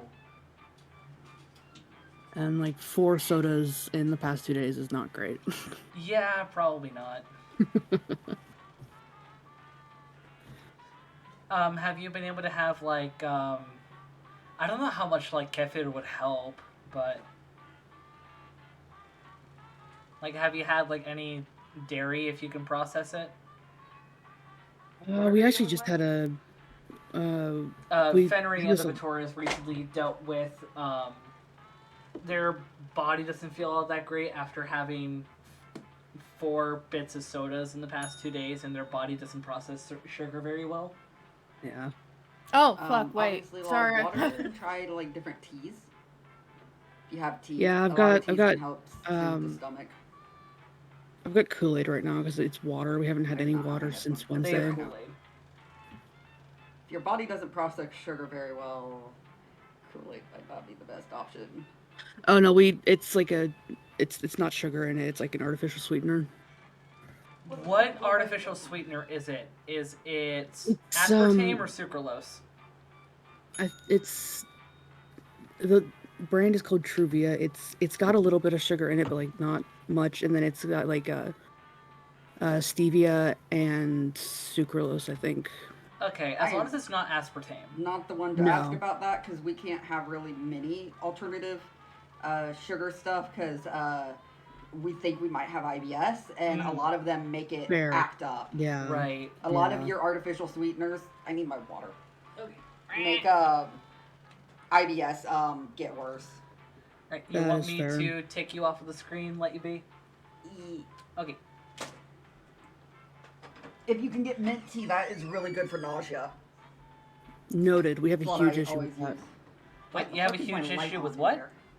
We have a huge issue with nausea after like getting our gallbladder removed. Oh, yeah. Yeah, mint would be really helpful with that. We'll keep that in mind. Yeah, or peppermints. If you can get them, doesn't use sugar. I would honestly also say I've had good experiences when I've dealt with indigestion and nausea. At least for me, mainly because I like it so much. Lavender Earl Grey. Or mint verbena, which I make for you all the time. Yeah. Which is what I tend to use. Or mint gum. Mint gum, mint verbena tea. Then the other one is I use Starlight mints a lot to help with nausea. Yeah. One of my meds has a really bad side effect of nausea and indigestion. So Oof, yeah. I have all the home remedies. I need to like find like a little kit of like different teas I could try because I don't want to buy like a whole box of something and then end up not liking it. Would you want the Nuclear Clan and us to give you some of our recommendations? Yeah, sure. Hell yeah. Because I will say that, like, the Nuclear Clan has literally filled an entire cabinet in our kitchen with nothing but teas. Oh my god. The only teas we've ever had is like Southern sweet tea, and then like we tried chamomile like once. Chamomile is alright. It's a lot better when you have like when you have organic honey. Yeah, that's usually what we put in it. Alrighty.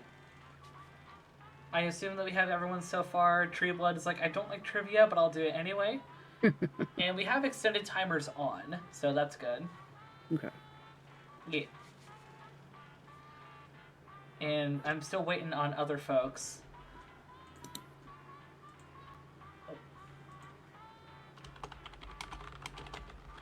Might just be a quiet night. Yeah, I mean, it is almost 1 a.m. on a Sunday. True. Probably a lot of people may have like early shifts. Yeah. We're thriving. We're thriving. You're making me make a penis. What was that? What? I'm learning to crochet. Ooh.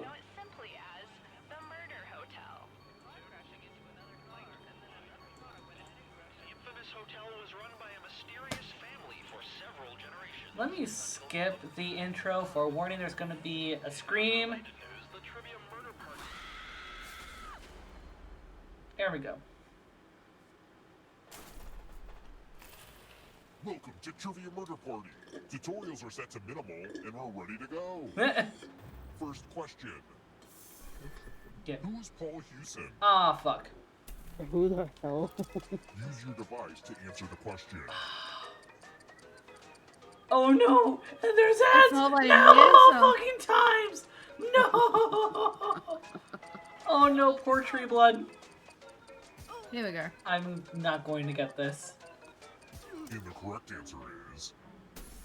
Who got the question right? Who the fuck is Bono? Everyone is wrong. Follow me.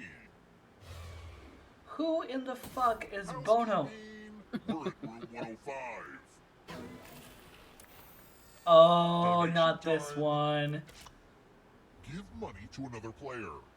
The person who ends up with the most money will die. But if you give to someone with $1,000 or more, I'll kill Tree you is instead. prepared. Begin.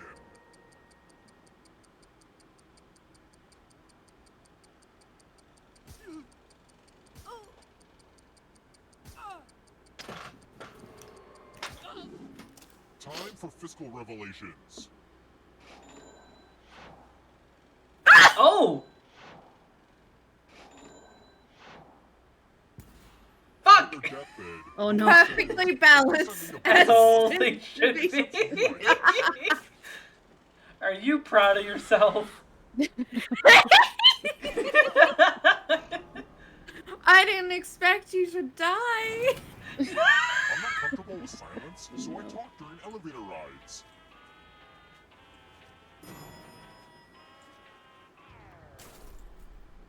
Let's try another one. I am proof that Also, I'm surprised that no one has redeemed the flippin' 2.0 sneak peek.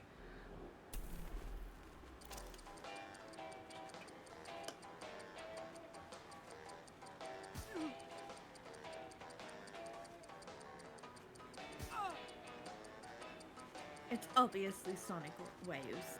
Who picked this? Ah! We're so small, baby! It's time. With sound! Oh, you're going to get a gift. Tree Blood gets a gift. Pick a box and keep what's inside. Ugh, this room smells weird.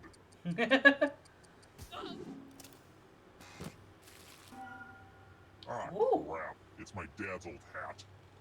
Oh, so you finally returned from the grocery store, huh, Father? I don't care who wins, as long as it's not you. Why is that me? God damn. I'm leaning. I'm a wiener. Nice. Let's keep moving. Oh no, Tree's daddy. Accidentally cut out of the painting The Last Supper due to damage.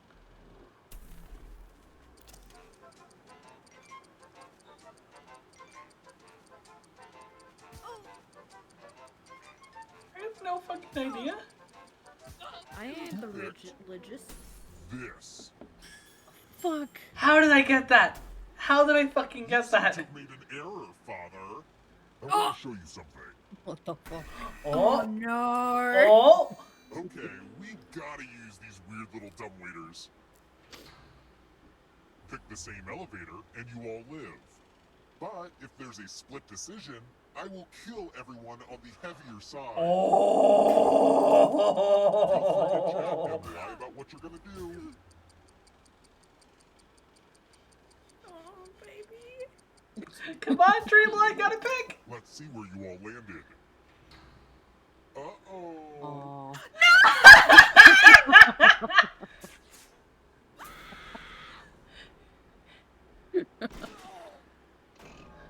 Oh, the lovers died together. Damn. As should. Normally it's me that would have done the killing, but okay. We're here. The final round is close. Ooh. Next question. What keeps Georgia on Ray Charles's mind? Who the fuck is that? Who the fuck?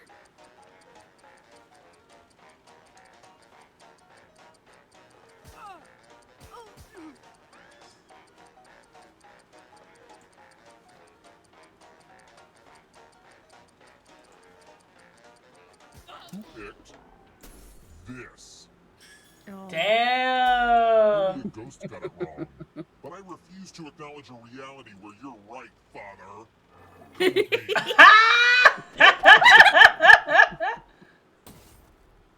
He is not having it. He is Let's see so if the same pissed. players are good at forgery. The ghost of my Aunt Mildred loves to write words on mirrors. Pay attention to her unique handwriting. Now, Aunt Mildred is going to write a different word. But so will everyone else. Draw a word on the mirror to camouflage Aunt Mildred's. This is so good. Oh Go my ahead and god. start writing. Pay attention to the words as they appear and try to spot my auntie.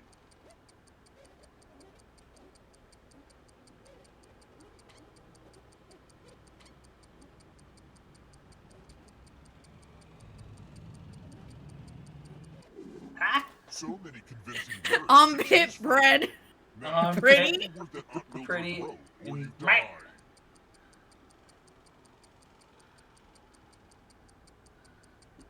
die. You gotta pick. You gotta pick. Would the real Aunt Mildred please stand up? And Aunt Mildred would never say that. Damn. It's time for you to join my Aunt fuck? Mildred. Oh, Mildred, a freak. I'll kill you yet, Father. Oh, he didn't just shoot. He nail gunned you. You all died too easy, but I still need someone alive. So, Oh shit! Oh, fuck off! Zelda got preoccupied Stream with of other things on benefits! my phone for a while. What have I missed? You missed all the interviews, but now we are doing some Jackbox. Glad to see you're the one to make it stream here of benefits. alive. But will you be the one to escape? Here's your first Let's see. category. Okay, Akira Kurokawa. Films. Tap each answer that fits the category and then press submit. Let's see the right answers. Fuck!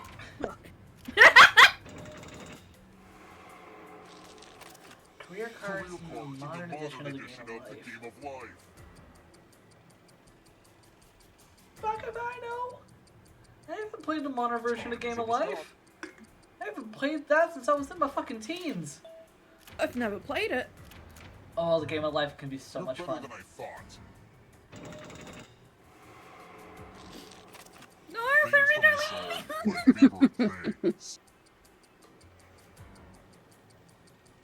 Gib. Wait, it didn't select one of my answers. Rude.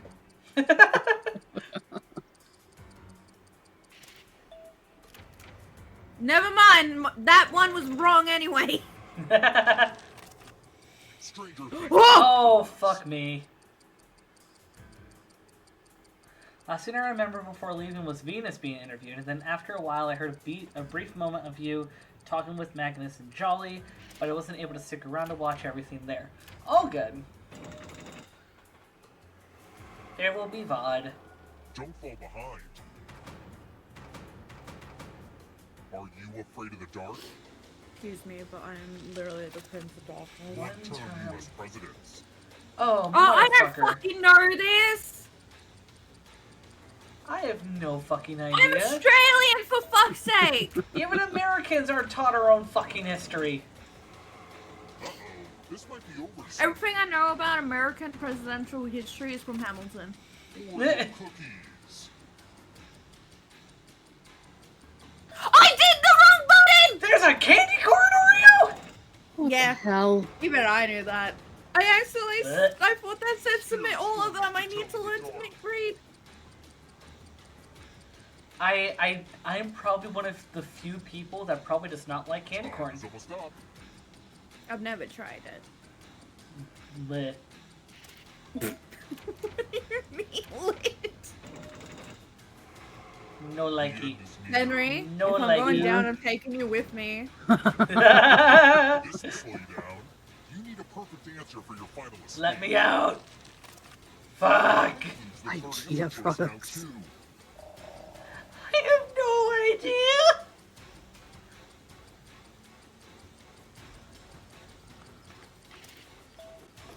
Fuck. I got all of those fucking wrong. Yeah. Candyland locations. What is Candyland?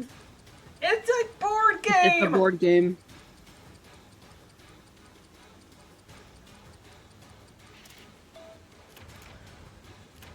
Oh, fuck!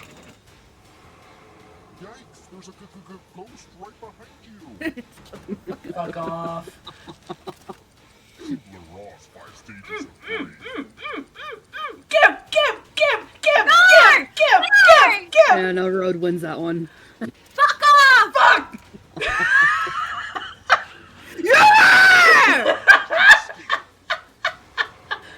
Tree blood, no! Fuck you! Give me my body back! I love monogamous animals. I was so happy! I was so excited! No Fuck! Yeah. Fuck! Damn. And all the systems get fucking destroyed. Damn it. Nah, I call bullshit. I call fucking bullshit. The potential token singlet is the one that gets out. Fucking. Imagine being singular in this economy. Do we want to do another round? Yeah, sure. Wait, why won't it let... I feel cheated.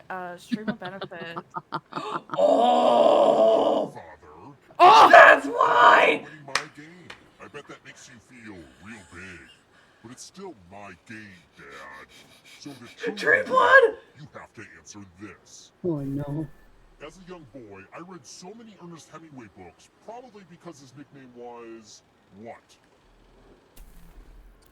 Pretty ironic that this final question is about the child you didn't pay enough attention to. Oh god. Tree blood, what the fuck? Were you paying attention, Dad? Papi! I honestly kind of wished you'd gotten that one right, Dad. But you didn't. So it all ends here. Jesus Christ! Damn.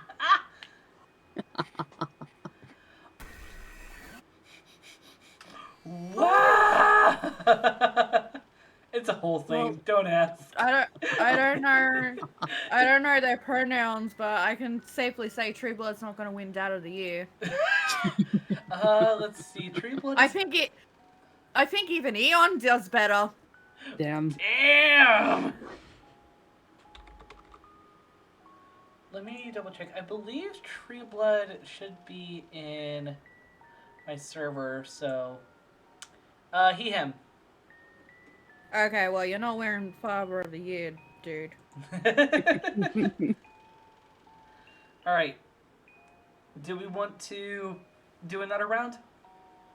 Yeah. Okay. What the fuck? I did this right! Why are you lying to me? Why the fuck you lying? Oh, okay, because I wasn't meant to pull it all the way out. I fucked up. That's my fault. Don't talk to me. Wait, Don't pull look it at out? me. Look, my pull-out game's a little too fucking good, apparently. Look, crocheting, it's easy once you, like, understand, like, how to do, like, the knots and stuff. But, like, when you're learning them, holy shit. Shut the fuck up!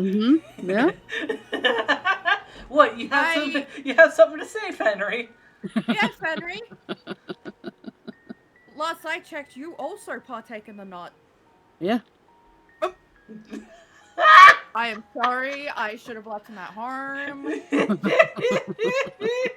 I am trying to not be lewd and be wholesome, and You can he's be just lewd being a and you fucking- can be wholesome at the same time. Like, this is an 18+ stream. I do not give a shit. I can be lewd and wholesome by saying I love you so much. I can't wait to spend the rest of our life together, so I can ride that fucking dick every day of my life. How romantic. I do have a way with words. I learned it from watching you. You two are adorable. Holy shit.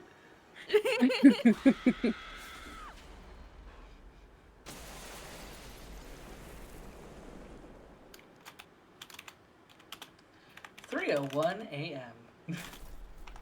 It is not 3:01. Welcome back to Trivia Murder Party. Oh, okay. Sorry, I thought doing this at 3 a.m. would be extra creepy, but I'm usually an early-to-bed person. First question. According to the nursery rhyme, how many whacks did Lizzie Borden give her mother? Ooh. Lizzie Borden was a serial killer! No, not necessarily a serial killer, but she murdered her family. And the correct answer is... Wait, Henry Jr.? What? Look at our names. Oh yeah, because we died previously, yeah. The rest of you, The more rounds we play, the more juniors they'll add. Yeah. Oh my god. It goes junior, like third, fourth, etc. Oh no, not This the is my tattoo parlor. consequences. Oh My body's the canvas of your nightmares. Or for Oh, you're gonna uniforms. beat me? Give me Oh, tattoos! I have tattoos! your device. Are you good? Yeah.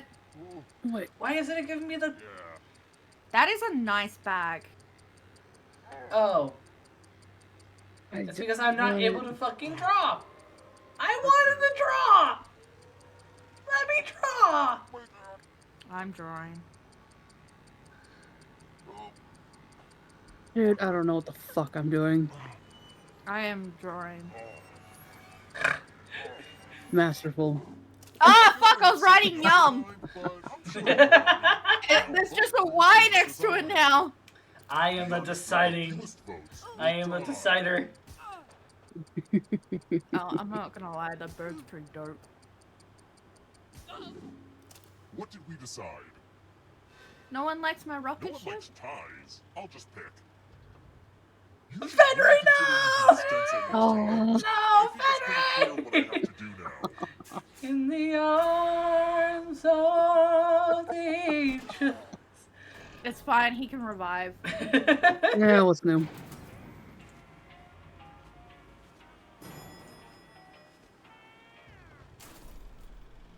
Let's try another one. Which of these is a Vincent van Gogh? Oh, motherfucker. Yeah, I was an art major. Oh, boy.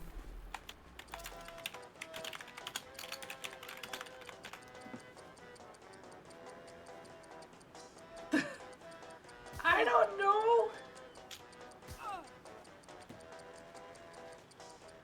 I just know that he was a very depressed man. Yes. Wait, really? He was super depressed. The rest of you who are still alive. Wait. It's time. Yeah! Bonjour! Get fucked! I'm the smart! I'm giving you all scratch tickets. I know my boy! Let's Just go! scratch and find $3 signs, and you get to live. Oh boy. How does it feel to be dead once again, Fenry? Die. Get It's to just scratching. the regular Tuesday. It is. Oh yeah, and if you keep scratching, I'll give you cash for extra dollar signs Nope. you find. Nope. Nope. Nope. Nope. Nope. Nope. Nope. Nope. It's kind of like Battleship. Not Battleship, sorry, Minesweeper.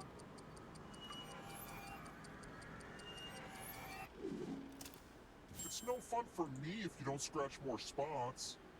If you have a losing ticket, come with me.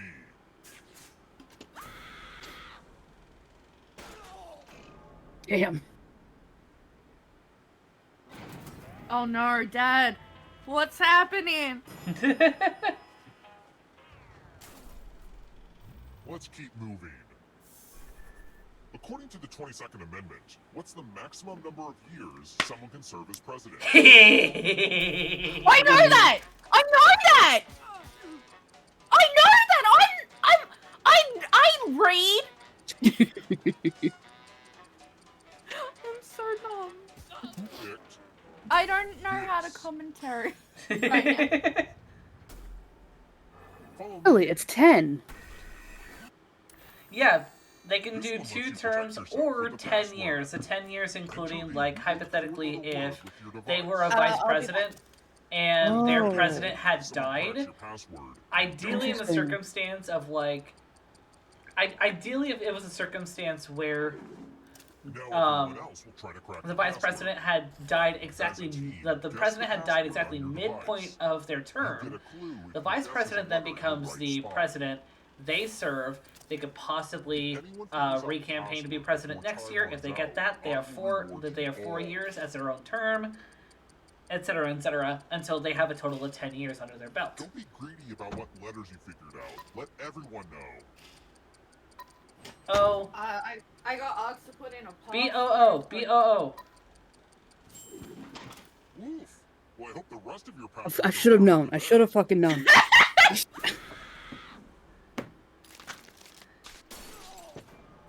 I didn't know what.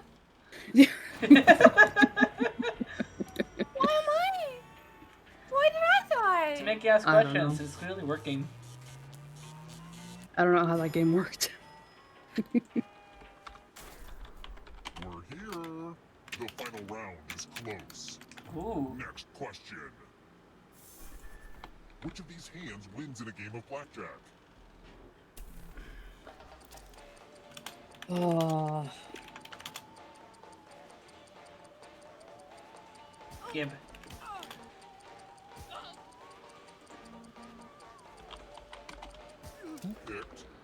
See, I like trivia, but it's never over a topic I know anything about. Yeah. 2 aces. 2 aces is blackjack.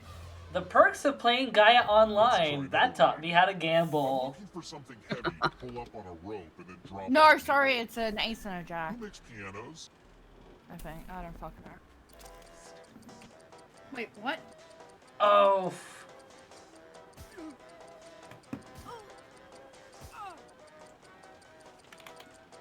Who picked this? Steinway? Motherfucker. Everyone is wrong.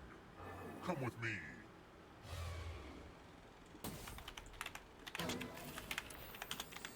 This one should be easy. Follow as many rules as you can before time runs out. Okay. Everyone else is playing too.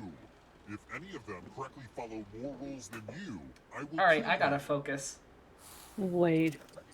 And it's already begun. The rules are on your device now.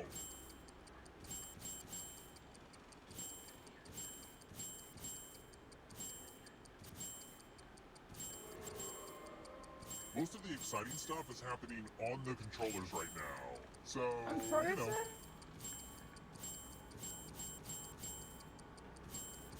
Almost out of rules time. Oh. Damn it! Damn it! No! At it, everybody. Only one of you is still alive. You know what that means. Still being Fenry, that's what my... Congrats on making it to This the might be my chance. But can you escape? Here's your first category. Stuff in Missouri. Fuck if I know! Tap each answer that fits the category and then press submit. Wait, I think I answered that wrong. Let's see the right answers. Alright.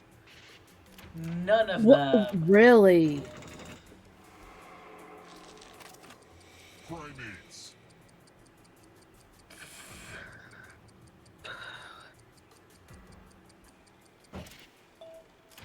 Woo! Kind of a game. Lego. Words that are not there.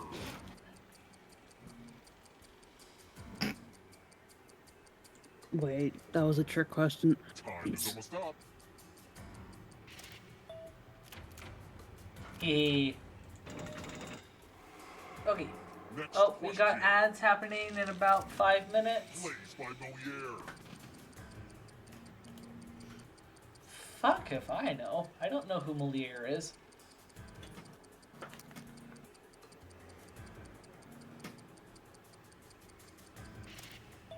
Oh, that was my bad.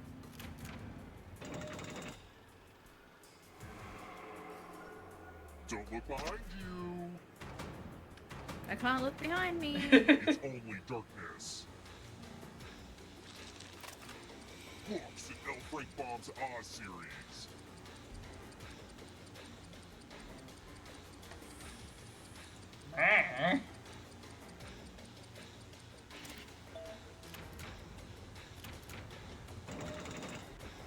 Oh, motherfucker. Fenry!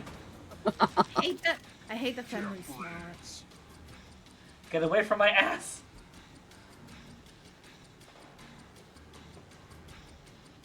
Time is almost up. Wait, what are you over here saying? What? My ass only! I gotta get some harder questions.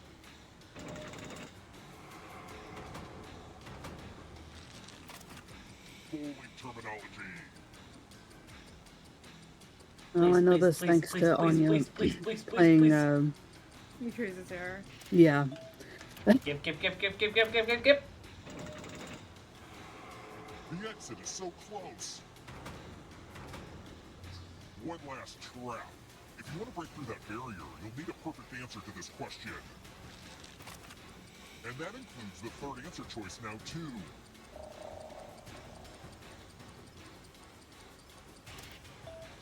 Motherfucker!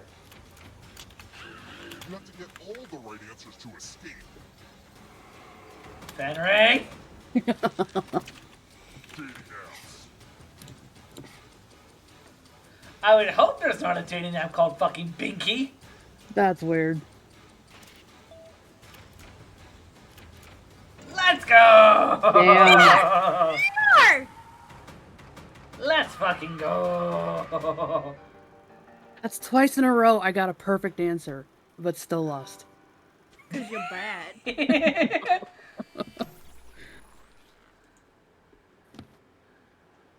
Sounds like there was a lot going on. Do we want to do another round of this, or do we want to do a different one? Yeah, I don't mind. I've never really played these. I don't mind. Yeah, I you don't good? mind. No, that sneeze. There is a game that we could do, like Fibbage Enough About You, where basically we're given a prompt, we write our own responses. Other people then try to, so like for a prompt, for example, What pack is this? this is party pack number 6. But I have all of them, so.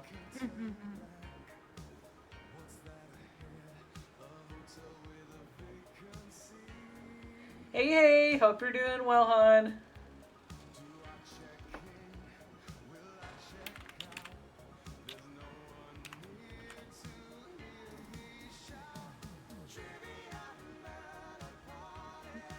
Oh, I forgot about Drawful, Idiot, Quiplash. Have you guys done Idiots before? Idiots? Not on stream, no. I'd be up for that or Monster Seeking Monster. Oh, Monster Seeking Monster is pretty fun. But that also requires a pretty decent amount of people for it to be like really funny. So I can set up idiots. Yeah.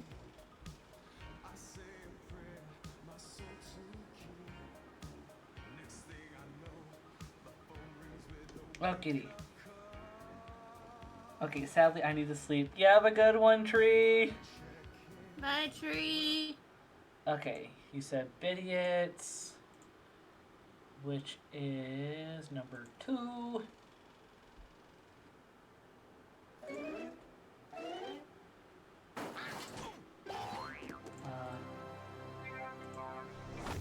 I have to buy my other boyfriend, a smoothie because I'm making him take the train to the shopping center because I'm not going to be ready in time to leave in 10 minutes. Oh, damn. Wait, what time is it for you at the moment? 3:20. Okay. I mean, we're probably gonna be ending at like at the start of this coming hour anyway. So. Oh yeah, that'd be where I'd get dressed and leave anyway. So we need idiots. Now, unfortunately, since this is an older pack, we don't really have extended timers. So we have to really concentrate on this one. Yeah, Fenry. I will try, but I'm an idiot. He is. Oh, and we got ads. Fuck.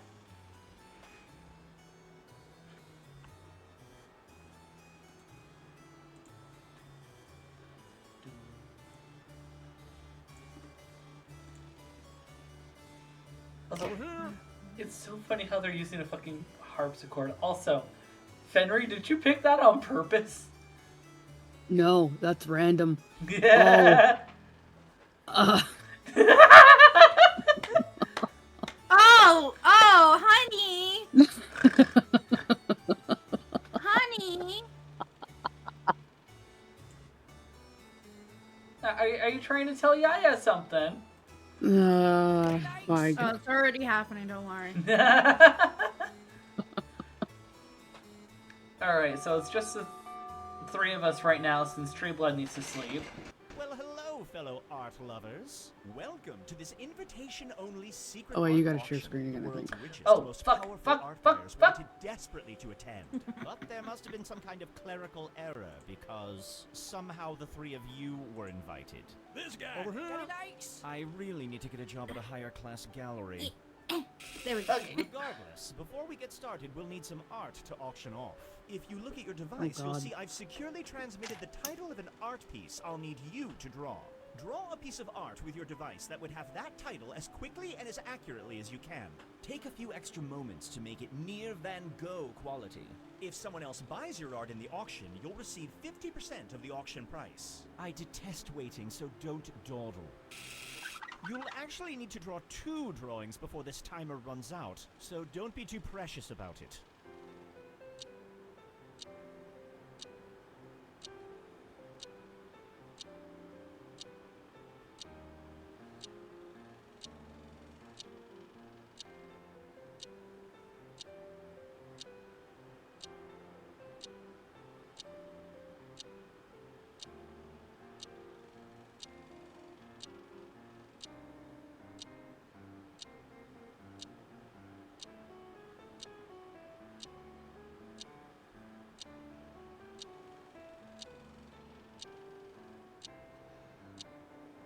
I suddenly don't know how to draw at all. I'm meant to be an artist. We're now approximately halfway through. Oh, the what am I, drawing pig? time. So if you haven't moved on to your second drawing yet, look deep within your soul and ask, what's going on here? I am insulted. Come on, Frennery. Why can't I be a rabbit? That makes more I've sense received to me. all of your art. A few quick words about how the auction is going to work. We are going to auction off 8 drawings. Some drawings are worth a great deal of money to the art buyers who couldn't attend the auction, and others are worth a great deal less. You'll each begin the auction with $3,000 to use to buy art, although you'll make more when another player buys one of your drawings. Our art buyers will send each of you different information about exactly what they're willing to pay for a few of the drawings. The buyers are lonely, so they'll send you a new text at the beginning of each auction. In fact, you should have your first message on your device now. Remember, you can and should try to buy any drawings you suspect might be worth something. Or if you just don't want someone else to have it. Whoever has made the most profit by the end of the game wins. The first item up for bid. The bidding will begin at $400. Do I... This guy!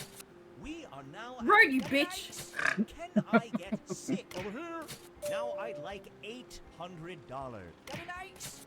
This guy! Now I'm looking for $1,000. Over here! Now I'd like to see 11... Next up, $1,500. I'm looking for mine. $1,300. Who here can show me $1,300? Do it a fucking Going day. once. Going twice. Sold. Well done, Purple. I'm a for winning the wiener! auction. Let's reveal the artist behind this inspiring piece of art. All right, Red. Half of this money goes to the house, and the other half goes to you. Good job, baby. That's a nice little sum, isn't it? But more importantly, let's see how much Purple can sell this piece of art for.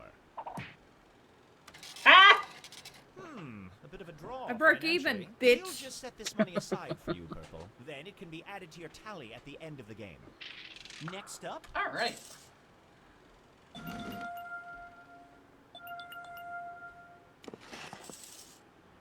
How about we start the bidding at $400? I'm looking at I would like $500.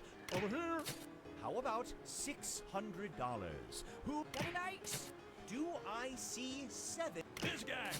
Next up is $800. Who here can give me $800? The next bid is $800. Going once. Well, we don't want to get it? Going twice. No. Sold.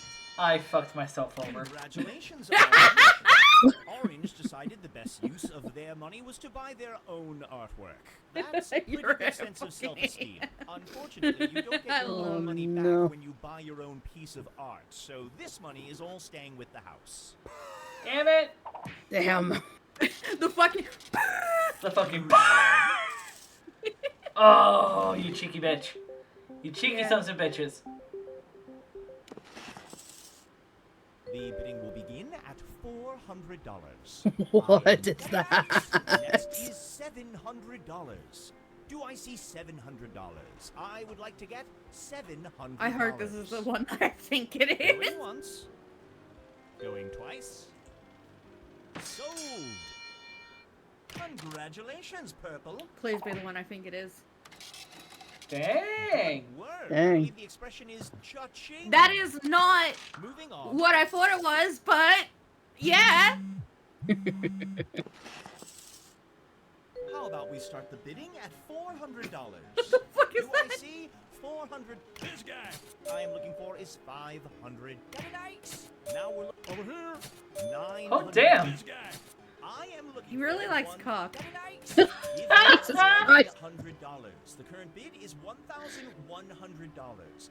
We've American gotten this cock? far. Is that what it What's a is? few pennies more. Find it within your. This guy. Who can show me $1,200? Next up is $1,200. I only have $1,200. $1,200. Oh, no. $1,200.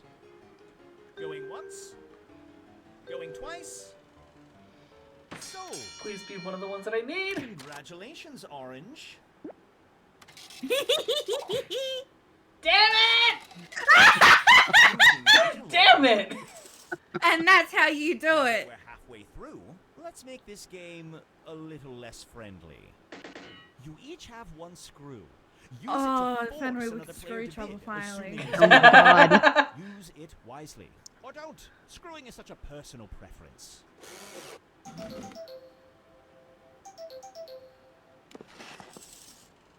The bidding.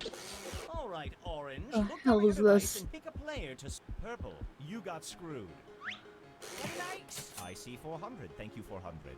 Damn. We are now at $500. Is there no person of consequence who will step I forward hate and you. offer $500 for this piece before us? What I am looking for is $500. Going once. Going twice. Sold. You fucking idiot! I needed that one! Fuck! God damn! Fucking hell! Oh! Oh! How's it taste? How's it fucking taste? Oh! If you gave me consent, I would pin you so fucking hard. 400, very good. My God. I would like $500. Over here.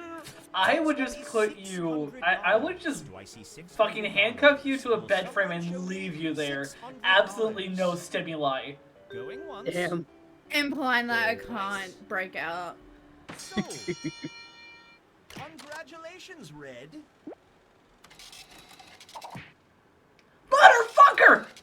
Ah, sublime. Jesus Christ! On we go. Can you tell what it was? What the fuck is that? $400. This guy. We are now at ice. The next bid will be $600. We are now looking for 600. This guy. Next is $700. Please. What is that? What is that? No idea, but I'm not bidding anymore. Henry, screw him. Screw him, baby. Screw him for me. Okay. You didn't even ask my consent! You just got consent from your wife! What? Thank you, baby. Going once. What the hell? Going twice. You just put me over, didn't you, Yaya? Congratulations, Yep. Orange. Oh! Maybe not, actually. Oh wow. Thank you! Moving on. Damn it.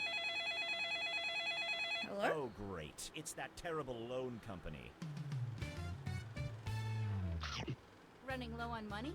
Predatory loans can help. Just press the loan button on your device now Jesus. and get $1,000 that you can use in auctions right away. Oh sure, at the end of the game you will owe back $1,500. But so what? It's fun! And remember, if you want to borrow money between auctions, just hit the Call Predatory Loans button on your device. Predatory loans. I love it. Something's probably gone wrong. Okay. How about we start bidding at this guy? I would like 5. Get it, Ice? Can I get this guy? The next bid, get it, Ice? Damn it! Now I'd like $800. I'm looking for $800. Yaya, you win. I'm pretty sure you just destroyed us. Going once. Going twice. Sold.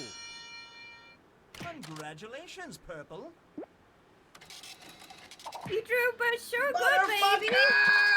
Well, You drew so good, baby. Let's I'm see so how proud those of work out. you. God. Yaya, you fucking monster. That just made me think of flipping Ginchi from Shrek. They're like, you monster. Baby, you only brought one. Yeah. Oh.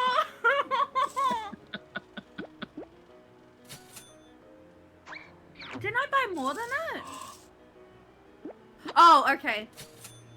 Oh my god! Hi, I might be good with money. I don't fuck around when it comes to money. And that's Holy why fuck. everyone loves working with me. Holy ever-loving fuck. Do you want to do that one again, or do you want to try a different one? I like that one. I like winning. Game people. Welcome to this top secret art auction. Fuck, I probably shouldn't have done Fenrir Discreet, or that would have... buyers You know in the what? world. Doesn't matter. You fucking lost. Oh my god. Because somehow the three of I mean, you were CNC. invited. This guy. Oh no. I'm sorry! Was that bad? We'll need some art Nah. to auction off. Oh, since you're regulars here, I'll spare you the introduction. Draw away.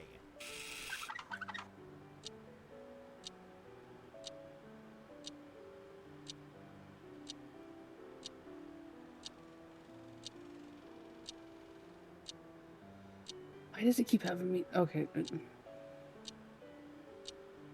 I feel slightly profiled by this game.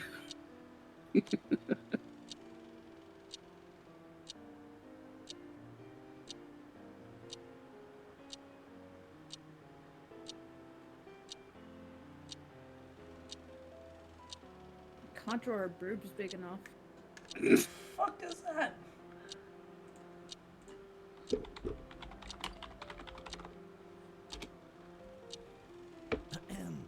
For what it's worth, we're approximately halfway through the allotted drawing time. So, if you haven't moved on to your second drawing yet, it's time to admit that you're stalling for time.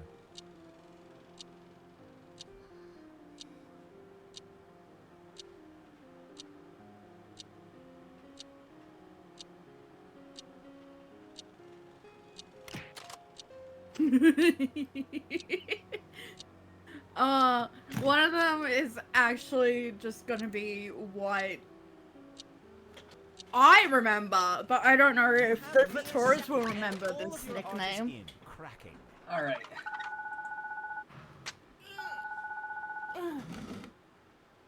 The first item up for bid. The Aww. Now I'm looking for $500. Do I see $500? Does anyone I see the elf ear there. $500. Going over here. Fender bender? $600. Do I see $600? Who here would like to offer $600? I'm pretty sure I just fucked myself over. Going once. Yeah, I didn't need it. Going twice. Sold. Congratulations to Red for winning that auction. Let's see which artist was responsible for this artistic masterpiece. All right then, Purple. Half of this money goes to the house, and the other half goes to you. Oh. Thank you. It's very small. But more importantly, let's see how much Red can sell this piece of art for. Dang! Good job, baby! Okay. Sensational. We'll just set this money aside for you, Red. We will add it to your Damn, tally at the Serenity end of the worth a game. lot. Moving along.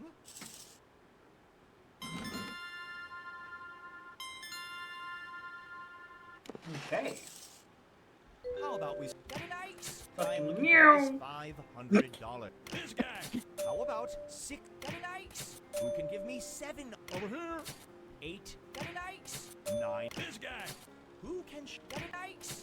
1,300. I'm looking. This guy. Who can show me $1,400? If you're like me, you'll spend. Please be what I think it is. Please be what I think it is. I can't tell what it fucking is. I'm looking at the list. I've got no fucking idea. Oh my god. On this slice of immortality. Oh, Fenry is cackling. Going once. Going twice. Is this Fender Bender or no? This is No. Awful Drivers. Congratulations, Orange. Please, please, please, please, please, please, please, please. Yes! Damn. Oh, it is Awful Drivers. I thought this was Fender Bender. You know who I don't like? Fenry. Come on, buddy. Get in there. Buy something. Is this Sparrow or Dove? Now I'm looking What for is this? $500. Do I see over here? Now we're looking at nice. Next over here. Can I see this guy? Get the fuck out of here. Over here. Now I would like a It's not letting me over here. Can I get 1,300? Nice. Show me over here. The next bid is $1,500. I am looking for 1,500. Do I see 1,500? Going once. Going twice. Sold. Congratulations, Red. Oh. Okay, I'll take that. Moving on. Wait, what was that then? I have no idea. How about we start the bid? Oh, I know this one. That's, yeah. I am looking for is 5 over here. Next up is $600. Why is it not registering me? Next is over here. Next up is 9 over here. Who can Who can show Baby, go away. No. Baby! 1,300 over here. Who's got $1,400? Do I see 1,400? I'm looking for 1,400. How badly do you want it? And I would get it nice. Now we're Not that badly. I am looking for $1,500. Who would like to show me How badly do you want it, Yaya? $1,500? Are you fucking dead? Going once. Going twice. Sold. Congratulations, Purple. I'm gonna break even. Next up. I just needed something. Being as we've reached the halfway point, let's make things a little less friendly. You each have one screw. Use it to force another player to bid, assuming they still have enough money. Use it whenever you want. Let go. The bidding will begin at $400. Who can give me 700 over here? I would like to see 900 over here. 1,000 is what I'm looking. Over here. Can I get $1,200? Over here. Oh. 1,400. All right, Purple. Look at your device and pick red. You're screwed. Really? $400. 1,500. Can I get 1,500? I would like 1,500. We are looking for $1,500. Going once. Going twice. Sold. Congratulations, Red. Successful art. That's not Paladin! What? Oh, look, it's the lone people. Oh, this is how much they're willing to pay, not how much it's worth. Just press the loan button on I'm your device dumb. now and get How the fuck did I win last round if I use didn't options work? right away. Oh, sure, at the end of the game you'll owe back $1,500, but the future is I'm so actually far away. And the R remember, word if right you now. want to borrow money but no options, just hit the Call Predatory Loans button on your device. Predatory loans! Don't worry your pretty head about the consequences. Jesus.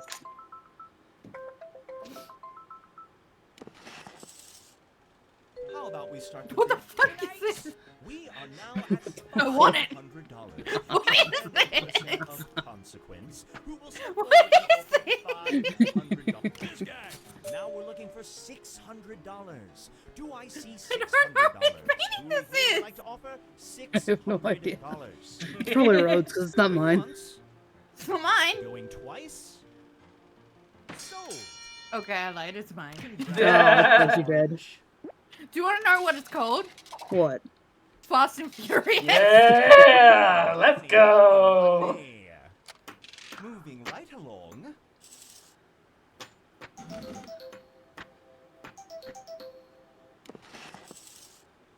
The bidding will begin at $400. Next is What? $700. Who here can The show hell me is this? $700? We are looking for $700. Going once. Going twice. Sold. Yeah. Congratulations, Purple. Look at all Damn. that fake money you earned. Moving on. Sorry.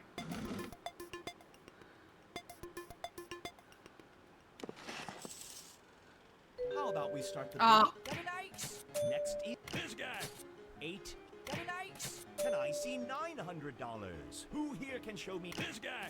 Who can show me one?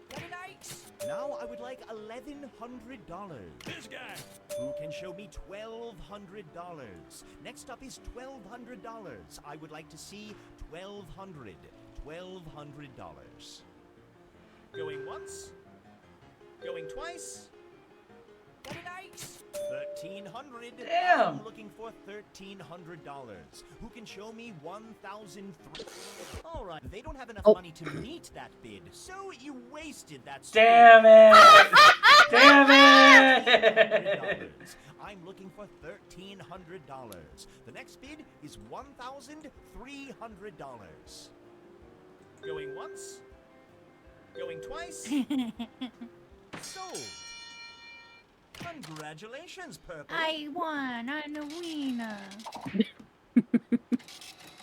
I made a little profit. Just a little profit. It's finally time to see the results of capitalism in I don't think I action. won this one. I think Fenrir won. I don't know.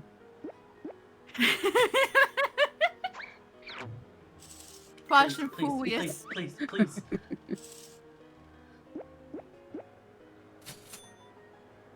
Serenity because Cerberus calls her dog. Yeah.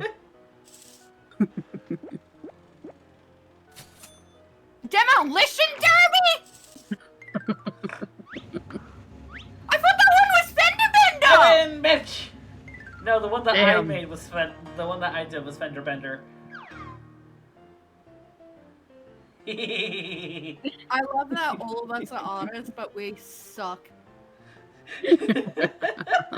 Again, I need to redeem myself. One more round? One more round. How about we do like TKO? I I'm don't down know for how long anything. that will go. Considering there's put, only like- 3 of us, it'll be really short. Alright. Okay, because I've only got like 13 minutes. Yeah.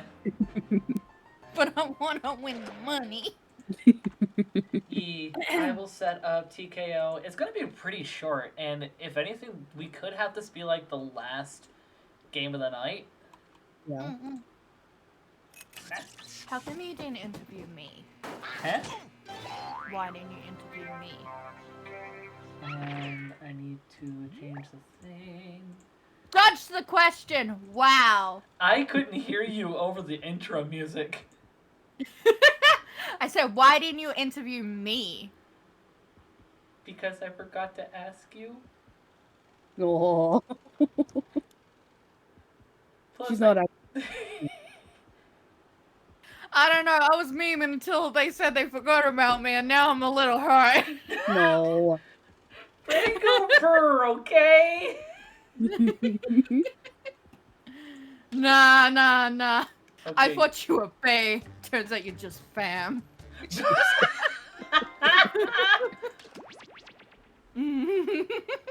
I'm funny. Oh, this is the new one? No, the new one is not Yeah. going to be out until the newest pack that's going to come out, Party Pack 10, which will come out this fall.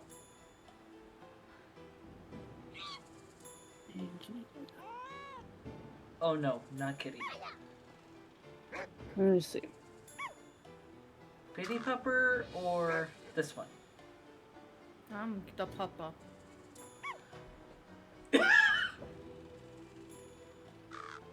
The bird, I'm bird.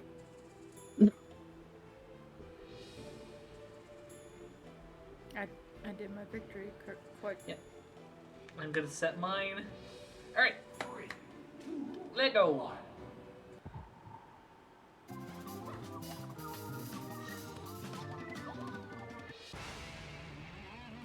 Welcome to TKO. I am the tournament master.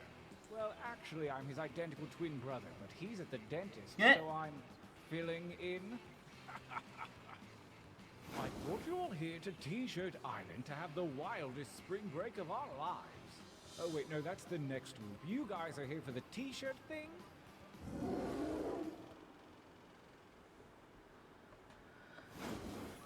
Your journey to victory begins here, at the training grounds. You will use your device to draw 3 drawings. But what should I draw, I hear you ask? Pretty much whatever, I reply. And if you Next can't time I think need of to use my something, hit iPad the for this. suggestion button. Yeah, I'm using my tablet. Drawing, Fuck you! I have literally no ideas.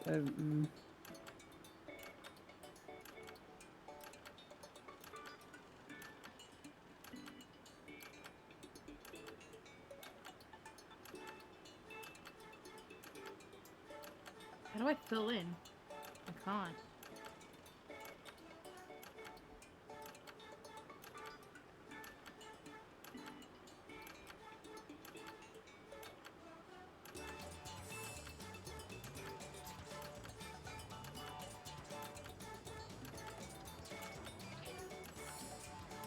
And we just got another rejection. Love that. This was one of the last 2 that had me on the list. Fuck. It's okay. Lucky is now applying with his dad instead of me now. Fingers crossed. I might live in a hotel for 2 weeks though. So that's Seriously, fine. fingers crossed.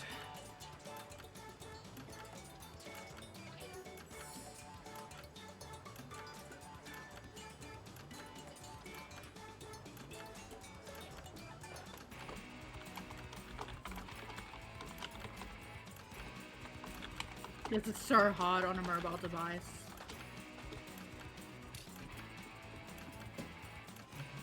This actually is making me so self-conscious because, like, I can't. Nah, don't worry about it. Like, Don't be. You're fine. it's everyone's I gonna can look draw, bad. I swear! You're gonna be fine. I promise. Everyone relishes in the fact that their drawings come out like absolute shit. You may want to finish up.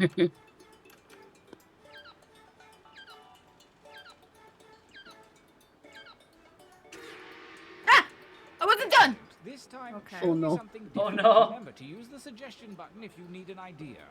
Begin your second drawings. You know what? I'm gonna make something pretty.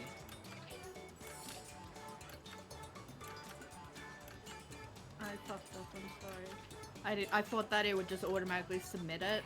No, you're Not- fine.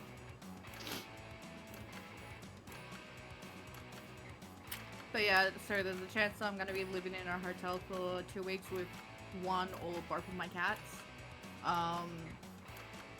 It's so hard to find a pet-friendly fucking hotel, my fucking god.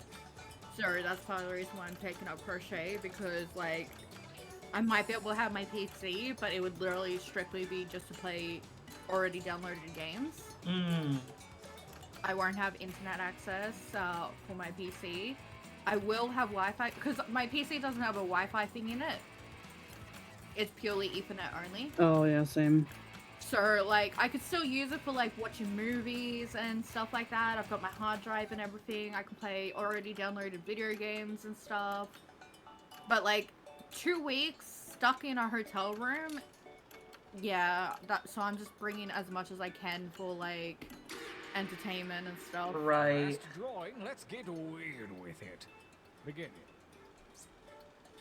Wait, 3? Damn, okay. Oh.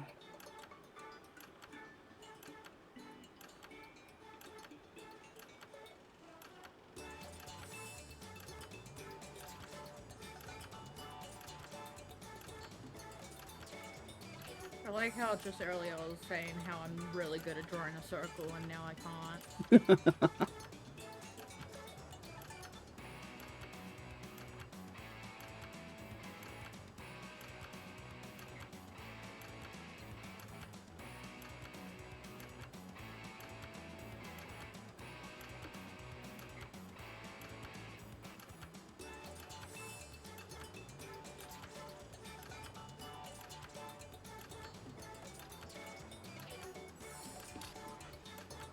I hope that one of you picks the really nice picture that I put effort in.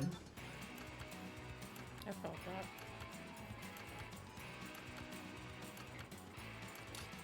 I've had to draw so many fucking American flags today. Oh no. What for? I love to watch two masters at work. What? You said this would be short! I've got 5 minutes, right? I thought it was gonna be.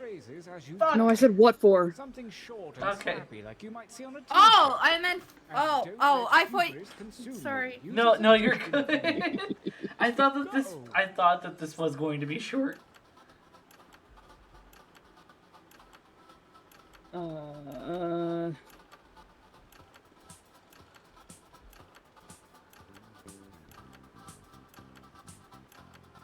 I'm looking for like 3 or 4 from each of you. Does that seem doable? Just give it a shot.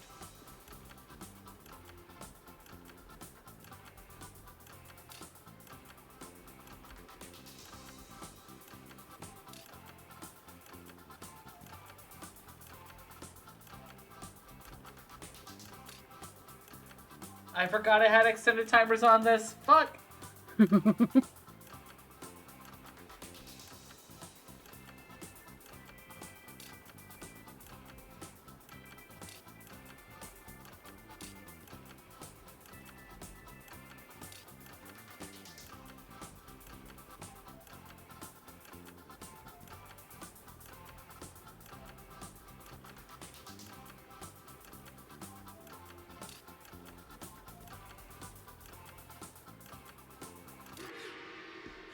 Yeah, you really dug Oh, deep fuck, that my bad, time. that was me! Training complete. Okay. Now take a look at your device. The fates have blessed you with a series of pictures and slogans. Forgive me, Select Yaya! one of each to create your t-shirt champion. I don't want to lie to you, a lot is riding on this.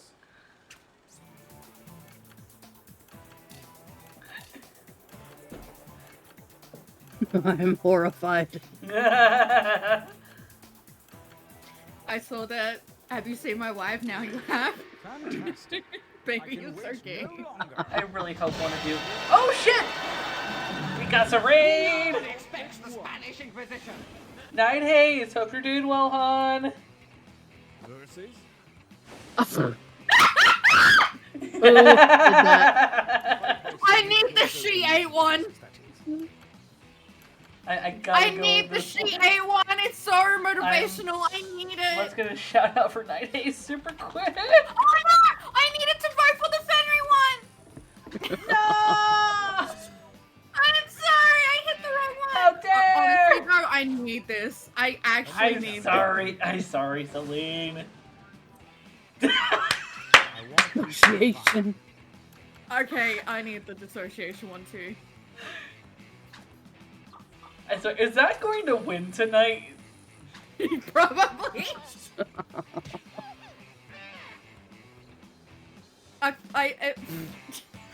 Look. Winner! Oh, don't do this! I need a breather. Oh. I need both of these! Oh shit, we gotta make more. Use your devices to enter one new drawing and as many new slogans as you wish. Quick, let's just make the simplest, most stupidest pictures. Go. I can be a little late. I'll just blame it on you guys.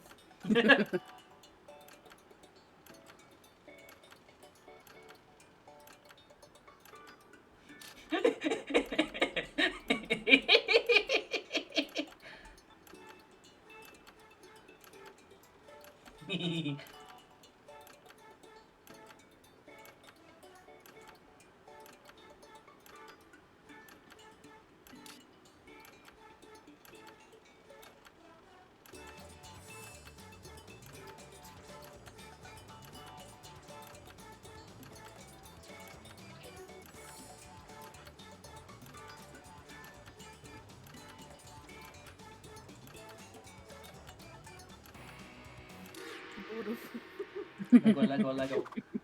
Begin writing. I hate that's so obvious which ones are mine.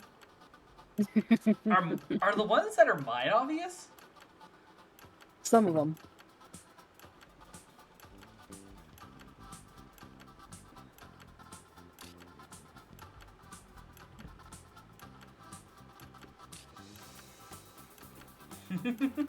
I am having a good stream. We are getting close to the end of it because we were originally thinking of ending at 2. Unless we get a second wind of a bunch of people that want to do Jackbox for a bit. We'll see what happens.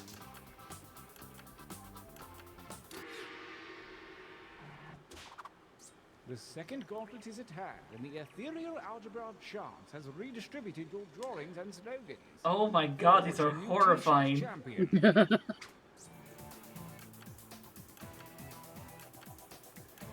This one just looks like a Christ. fucking amalgam from Undertale.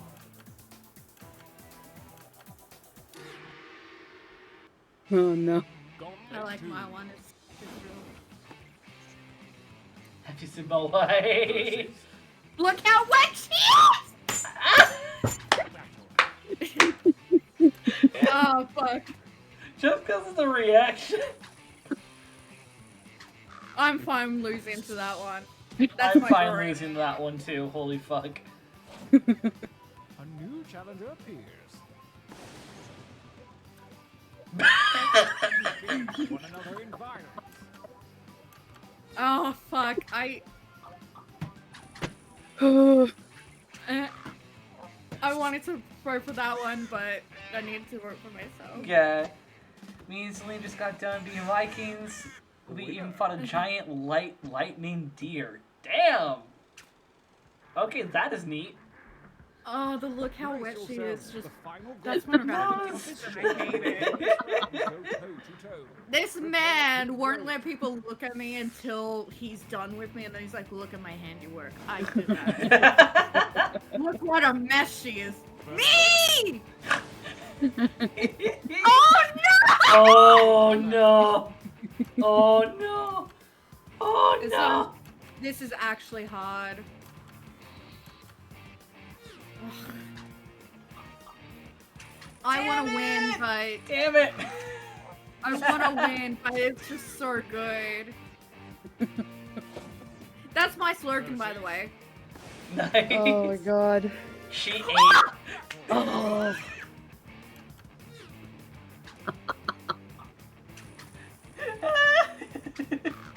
I want the She Ate shirt so much. We have a champion. I'm trying to see. There's something I'd be proud Oh to my cover god.